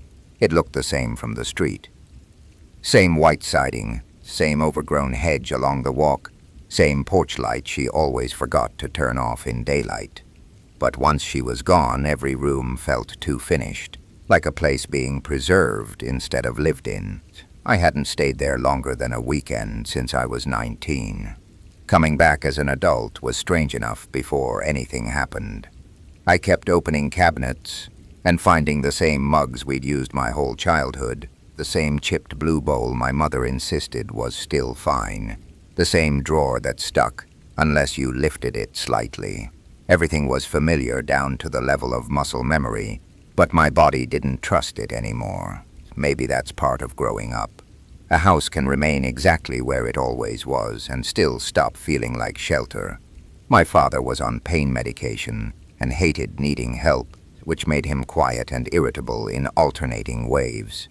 Most of my days were ordinary. I made his meals, helped him get in and out of bed, drove to the pharmacy, answered calls from relatives who sounded relieved I was handling things. At night, after he went to sleep, I would sit at the kitchen table and listen to the house settle around me. It was a much older place than the apartment I'd lived in later, and every sound had history in it. Heat tapping through baseboards, the fridge kicking on, wind worrying the loose corner of a gutter outside my old bedroom. The first thing that felt off happened on my second night there. I came downstairs around midnight for water and found one of the kitchen chairs pulled out from the table at an angle. It wasn't dramatic, but my father always pushed chairs in. He had spent most of my life doing that absent-mindedly after everyone got up, like he couldn't relax if furniture was left untidy. I pushed it back and thought maybe he'd had trouble sitting down earlier. The next morning, the chair was out again. I asked him about it while he drank coffee. He frowned and said he hadn't been in the kitchen during the night. I let it go, then small things started stacking up. The mudroom door would be unlocked when I knew I had checked it. A hallway light I never used would be on in the morning. The radio in the basement, an old one my father kept near his workbench, would be turned low enough that you couldn't hear it until you were halfway down the stairs. Not loud. Just there. I blamed him at first. Medication can make people foggy, and he hated admitting when he forgot things. He blamed me back. We had a couple of pointless arguments about whether I'd left the garage side door open or whether he had. Neither of us believed the other enough to settle it. One afternoon I came home from the grocery store and noticed the back porch screen door was latched from the inside. I had gone out the front. My father was asleep in his chair in the living room. For a few seconds I just stood on the porch with the grocery bags cutting into my fingers, staring at the latch through the mesh. I walked around to the front and went in that way, then asked my father if he had been outside. He said no. There were cigarette butts in a flower pot on the porch. Neither of us smoked. He told me they could have been old. They weren't. They were dry, but fresh enough that the filters were still pale. That night I checked every door twice. I even slid a chair under the mudroom knob, because the lock there had always been weak. I remember feeling childish doing it, but I didn't care. My old bedroom was at the end of the upstairs hall, and from bed I could see part of the staircase through the half-open door. I lay there listening for movement, and finally drifted off sometime after 2. When I woke up, the chair was no longer under the mudroom door. It was in the hallway outside the downstairs bathroom. My first thought was that my father had moved it and simply wasn't remembering.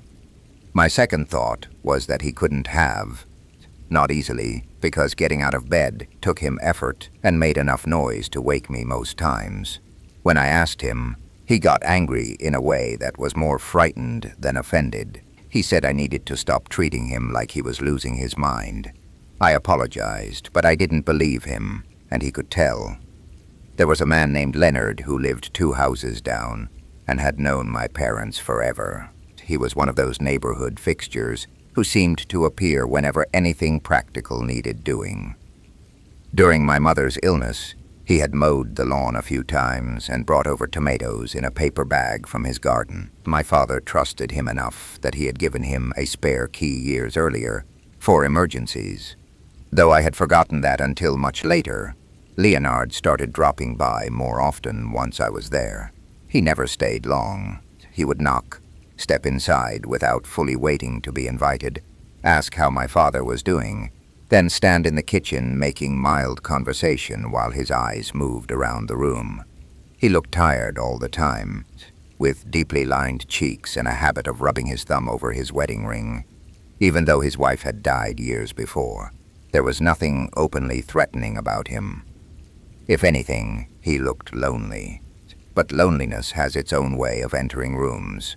One evening, he came by while I was making soup and asked if I wanted him to check the basement storm windows before a freeze that was supposed to come in overnight. I said that was nice of him, but I could handle it. He hesitated just a fraction too long before smiling and saying sure. After he left, I went down to the basement myself. The radio was on again, and one of the little windows near the ceiling was already latched. I hadn't touched it. I stood there in that concrete-smelling half-dark, staring at the workbench and the shelves of paint cans and old tools, and I had the very uncomfortable feeling that somebody else knew the house in active detail. Not just the layout, the habits. Which doors stuck, which light switches were too dim to see from the hall, which steps complained if you put your full weight on them. I started staying up later after that, not with a plan exactly, just resisting sleep. I would sit in the living room with the TV muted and a lamp on low, pretending to read while listening to the spaces between sounds. Around 1 in the morning, everything in the neighborhood would get still enough that I could hear a dog chain rattling 3 yards over, or the distant freight train past the fields. If anything changed in the house, I wanted to know. For 3 nights, nothing happened. On the 4th, I heard the mudroom latch click, not loudly, not like someone trying to force it. Just the soft mechanical sound of a lock being tested by someone who expected it to open. I turned off the lamp immediately.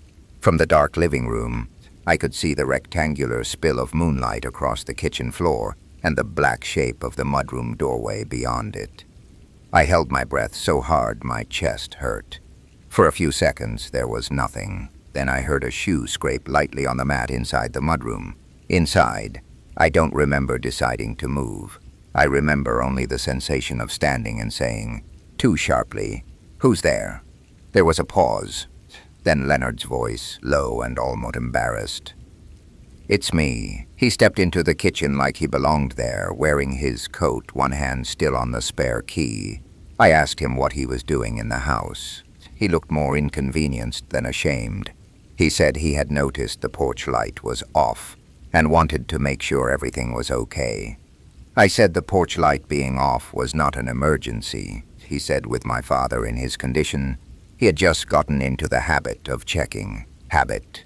That word made my stomach turn. I asked how often he had been doing that. He didn't answer right away, and that told me enough.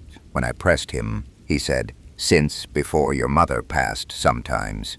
Then he added quickly, "Only when I thought something might be wrong." The room felt so still around us that even the refrigerator hum sounded aggressive. I asked if he had been in the basement. He said yes, sometimes, just to check the windows.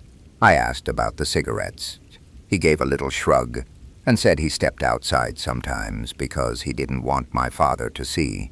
My father had woken up during this and was standing in the hall with his cane, looking smaller than I had ever seen him. He wasn't surprised, not really, just tired. That was maybe the worst moment of all. He knew Leonard had been coming in, maybe not every time, maybe not all the way, but enough that when I turned to him for outrage, I saw resignation instead. Later, after Leonard left and after I had locked every door with a shaking kind of care, my father said he hadn't wanted to tell me because he knew how it would sound. He said after my mother got sick, Leonard started checking in if he saw lights on at odd hours or if the newspaper stayed on the porch. Then after she died, and after my father's own health got worse, the line blurred. Sometimes Leonard would let himself in with groceries. Sometimes he would reset a tripped breaker. Sometimes he would sit at the kitchen table if he thought my father had overslept. It had become normal by inches. I asked if my father wanted that. He didn't answer for a long time. Then he said, "Not always." That sentence has stayed with me because it explained the whole feeling of the house better than anything else. Not always. That is the territory where fear grows best. Not clear danger, not clear safety. Just a familiar thing crossing a line so slowly nobody stops it in time. I took the spare key from Leonard the next day. He gave it back without argument, but he looked at me with something between hurt and blame, as if I were the one making a simple arrangement ugly. I changed the locks before the week was over. What unsettles me now isn't just that he came in at night. It's remembering how many signs I had probably ignored when I was younger. Times I came home from school and smelled cigarette smoke though my parents didn't smoke. Times the basement radio was softly on. Times the porch light had been switched off after my mother forgot it. Maybe all of that had ordinary explanations. Maybe not. Once you realize someone else has been moving through a house you thought belonged only to your family, the past changes shape.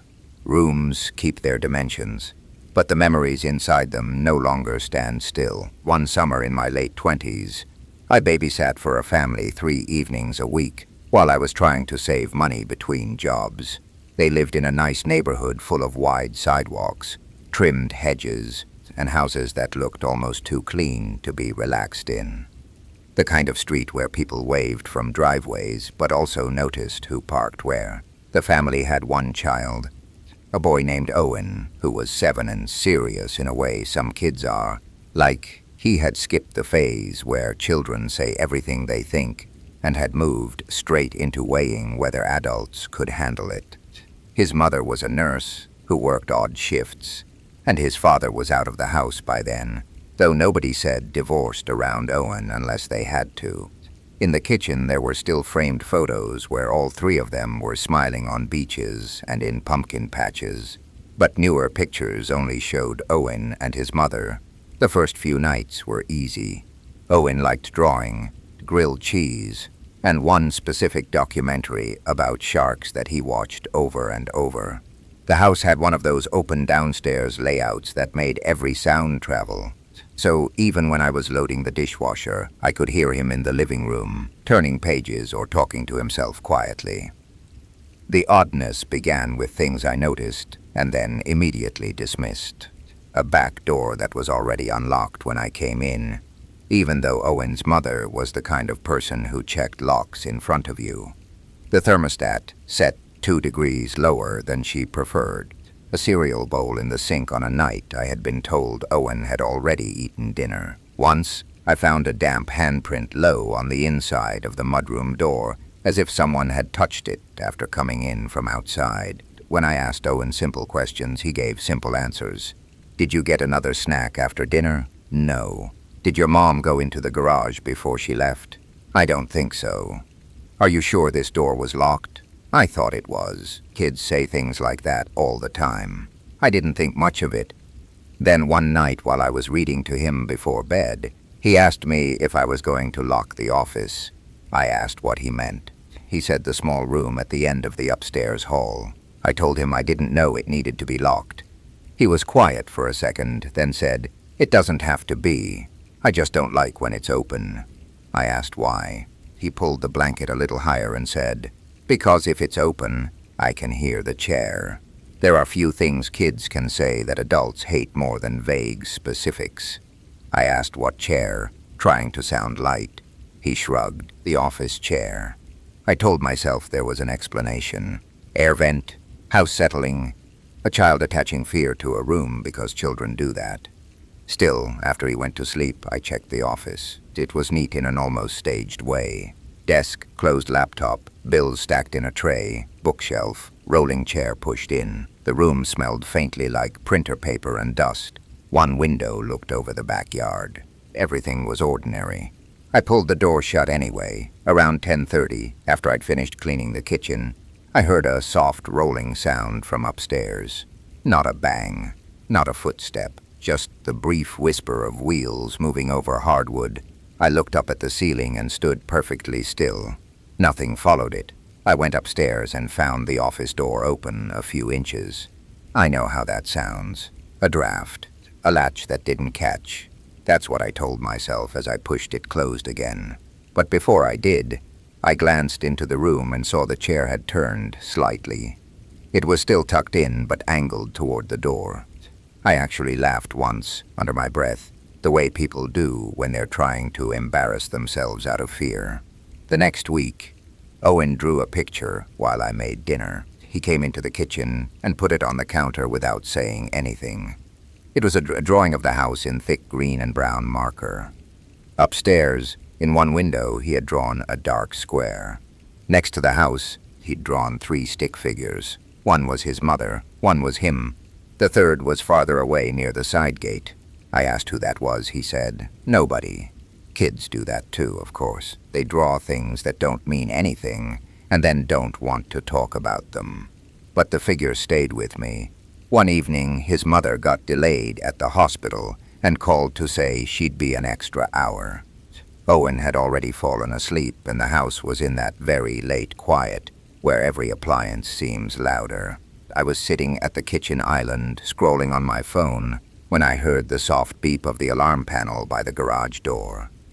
I looked up immediately. The screen had lit up, then gone dark again. I walked over and checked the status. It still said armed stay. I stood there frowning at it, wondering if I'd imagined the beep when I noticed the garage entry door wasn't fully latched. It was closed, but not clicked shut. I pulled it open. The garage was dark. The overhead door was down. The family car was gone with Owen's mother. Everything looked normal except for one thing. There was a folding chair set near the interior door, facing into the house. I didn't recognize it from anywhere inside. I remember my whole scalp going cold. Not my chest, not my stomach, my scalp. Such a strange, physical feeling. I closed and locked the door, then called Owen's mother. No answer. I texted her to call me as soon as she could. Then I took a kitchen knife, which I understand is the most useless scared person move on earth, and checked the downstairs. Closet, pantry, laundry room. Nothing. I did not go into the backyard because I suddenly felt absolutely sure I should not put my back to the house. When Owen's mother finally called back, I told her exactly what I had seen. There was a long silence on the line before she asked if Owen was asleep. I said yes. She exhaled in a way that told me this was not new information. She came home 20 minutes later, pale and moving too carefully. I expected anger or alarm. Instead, she looked tired in a deep way that made me feel guilty just standing there. She asked me to sit down, and then told me her ex-husband still had the old garage code for longer than he should have. She said she had changed it recently after a few incidents, but there were also 2 side gates and a back fence that didn't lock properly. She said he sometimes came by when she wasn't home to drop things off for Owen and didn't always tell her. I asked if he had a key. She said no too quickly. Then she admitted he used to. What came out in pieces over that conversation was worse than if she had just told me he was dangerous in a clear, simple way. Clear danger would have been easier. Instead, it was a swamp of boundaries already crossed and half excused. He missed Owen. He got emotional. He said he didn't trust new people around the house. He wanted to make sure things were okay. He had let himself into the garage a few times. He had once sat in the backyard after midnight because he knew the bedroom light pattern and thought Owen might still be awake. He had not threatened anyone. He had not broken anything. He had just kept appearing in spaces he no longer belonged in. I asked if the office chair thing could have been him. She rubbed her eyes and said she didn't know. I kept babysitting for another 2 weeks because I needed the money, which sounds awful even to me. But necessity makes people accept things they would advise others to run from. During those last 2 weeks, I became hyper-aware of the house, the sound of the side gate, the dim reflection in the kitchen window after dark, the way the office door sometimes seemed not fully shut no matter how firmly I closed it. One night, after Owen was asleep, I turned off all the downstairs lights except the lamp by the couch and sat facing the kitchen instead of the TV. I don't know what made me do that. Maybe instinct, maybe stubbornness. The clock on the microwave said 11:14. The whole first floor was arranged in soft shadows, clean countertops, and silver handles catching just enough light to keep their shape. Then I saw that someone was sitting at the kitchen table, not suddenly. That's the part that gets me. I didn't see a person enter. I just let my eyes rest on the kitchen long enough to realize one of the dark shapes was wrong, too vertical, too deliberate. A man was sitting in one of the dining chairs near the far side of the table, motionless. He had entered through the mudroom at some point while I was in the living room. I still don't know how long he had been there before I noticed him. When I stood up, he stood too. He didn't rush me.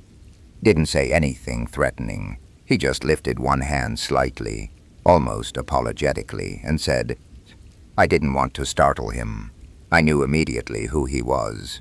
I told him to leave. He looked toward the staircase and then back at me, and there was something so calm about his face that it scared me more than anger would have. He said he just wanted to see Owen sleeping. Like that was a reasonable sentence. Like that was a request denied, not a line already crossed. I told him I was calling the police. Only then did his expression change, not to rage but to disappointment, as if I were making things more serious than necessary. He walked to the mudroom, opened the door, and went out into the dark backyard without another word. I called Owen's mother first, then the police. By the time anyone came, he was gone. After that, she changed the locks, changed the alarm, changed Owen's school pickup password. All the things that should have happened much earlier. I never babysat there again, but I still think about the image of him at the table, sitting quietly in a house that no longer belonged to him, waiting for me to notice him on his terms.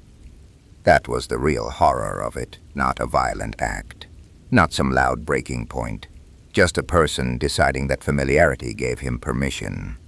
A house can look safe from the street for years while inside it, people are still arguing with the idea that a locked door means no. When I started commuting into the city for work, I took the late train home more often than I should have.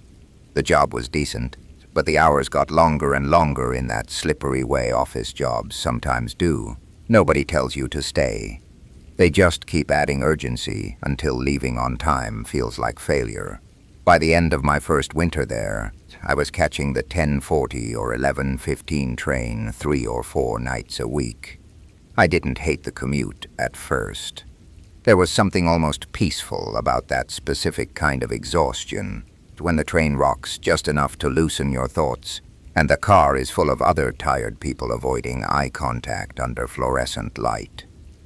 Most nights I sat in the same area, halfway down the third car on the left, because it lined up best with the stairs at my stop. That kind of routine teaches other people your shape before you realize you've become visible. There was a man I started noticing because he seemed to get on at the same station a lot. Mid-40s maybe, dark coat, messenger bag, not remarkable except for the fact that he always looked fully awake, while the rest of us looked half-spent. He would sit a few rows away, never too close, and stare at nothing in particular with the calm focus of someone waiting. The first time he spoke to me, I had fallen asleep and missed the announcement for my stop. He touched the metal pole beside my seat, not me, and said, "This is yours." I jerked awake and looked out the window to see my platform already there. I thanked him, grabbed my bag, and got off just before the doors closed. It was a helpful thing to do. That's all. For a while, that's how I remembered it. A week later, it happened again. Same crushing tiredness. Same voice, a little lower this time, saying, "You're home." I thanked him again. He gave a small nod and stayed on the train. After that, I noticed him more. Not because he did anything obvious, but because once someone crosses the line from stranger to familiar, your brain starts checking for them automatically. Some nights he wasn't there. Some nights he was in another car. Some nights he got off 2 stops before mine, or I thought he did. Memory gets fuzzy when routine takes over and you stop treating each day as separate from the last. That fuzziness is part of why the next stage of things bothered me so much. I couldn't trust the sequence. I would come home and find my doormat slightly crooked. My mailbox key would be in the wrong pocket of my bag, though I always kept it clipped to the same ring. Once I found my apartment door unlocked. I was sure I had locked it that morning. Sure enough that I went through the whole day in my head, trying to pinpoint the exact motion of turning the key. I could almost feel it, but almost is useless when you live alone. A package I'd been expecting showed up inside the building vestibule instead of outside. That seemed like a good thing at first, like maybe a neighbor had pulled it in. Then I realized there was no note, no text from management, nothing to explain how it got there. Another time, I came downstairs to see the lobby light on at 5:30 a.m., which only happened if someone had come through during the night and not fully shut the front door. I started blaming fatigue. Then I started blaming myself for blaming fatigue. I bought more coffee. I tried to sleep earlier.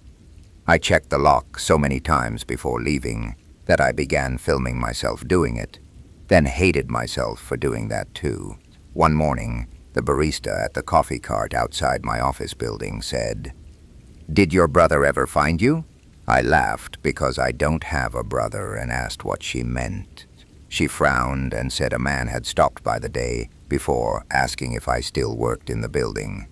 She assumed he was family because he knew my first name and said he was trying to catch me after my train had been delayed. My whole body went still. I asked what he looked like, and even before she described the dark coat and the messenger bag, I knew. I told building security, who nodded in a practiced way and said they'd keep an eye out, which means almost nothing in a place where thousands of people move through the lobby every day. I told myself maybe it was coincidence. Maybe he had overheard my name once. Maybe he had meant nothing by it. But my nervous system had already made a decision. My rational mind was lagging behind. After that, I stopped sleeping on the train. Or tried to. It turns out sleep isn't something you can always command out of your body. If you're tired enough, the mind simply lowers its own lights. I would blink and lose 2 stations. Blink again and realize my head had tilted toward the window. Once I woke up with the undeniable sensation that someone had been standing near my seat moments before, though the aisle was empty. Then came the night that made everything finally line up. It was raining, one of those ugly cold rains that make the train windows reflective, so all you can see is the inside of the car floating over darkness. I got home just after midnight and found the front door of my building propped open with a folded flyer. That happened occasionally when delivery people were careless, so I almost ignored it. But as I stepped into the lobby, I heard the stairwell door closing above me, not slamming. Just the soft thud of a careful person. I looked at the elevator. It was on the 3rd floor, moving up. I lived on 4. I took the elevator anyway, because in moments like that, you don't always make the brave choice or the smart one. Sometimes you make the habitual one. While it rose, I stared at the numbers lighting up and felt so exposed that I nearly hit stop between floors. When the doors opened on 4, the hallway was empty. My apartment was at the end, and the light outside it was on. That light was motion sensitive. It shouldn't have been on until I reached the bend in the hall. I didn't go to my door. I backed into the elevator, went down to the lobby, and called the police from outside in the rain. They came, checked the floor, checked my apartment, found nothing, no broken lock, no person in the stairwell, no evidence that meant anything to them. One officer asked if I might be stressed from work. I wanted to scream.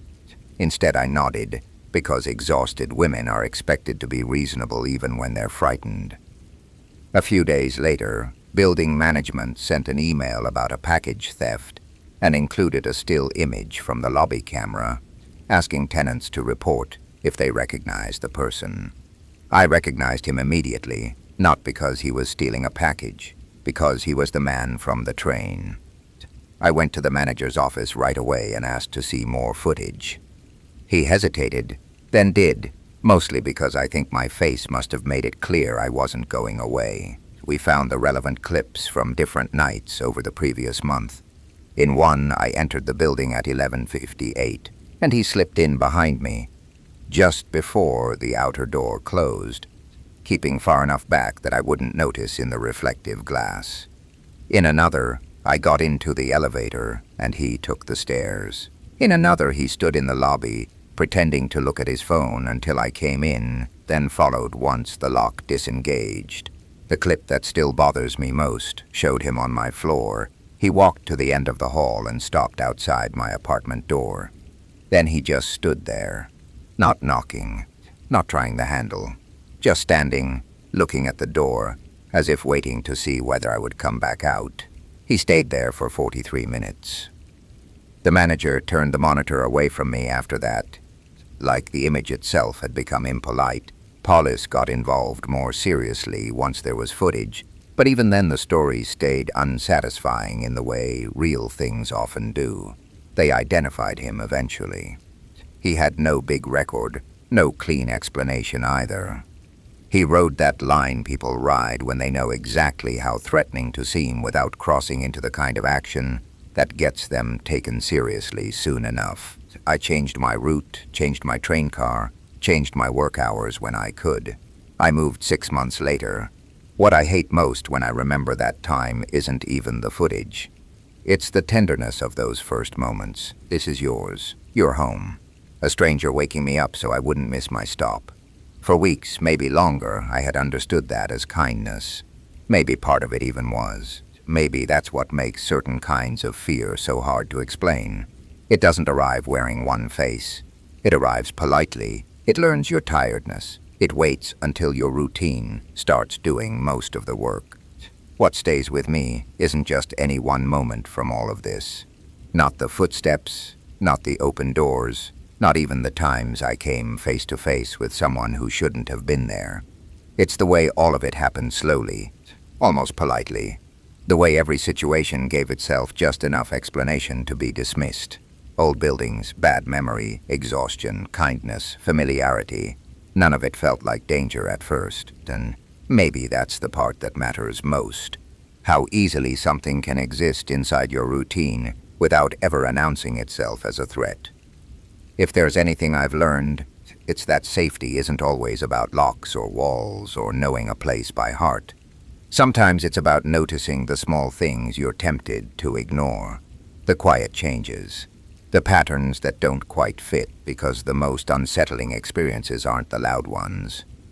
They're the ones that blend in, that wait, that become part of the background until you realize they never should have been there at all.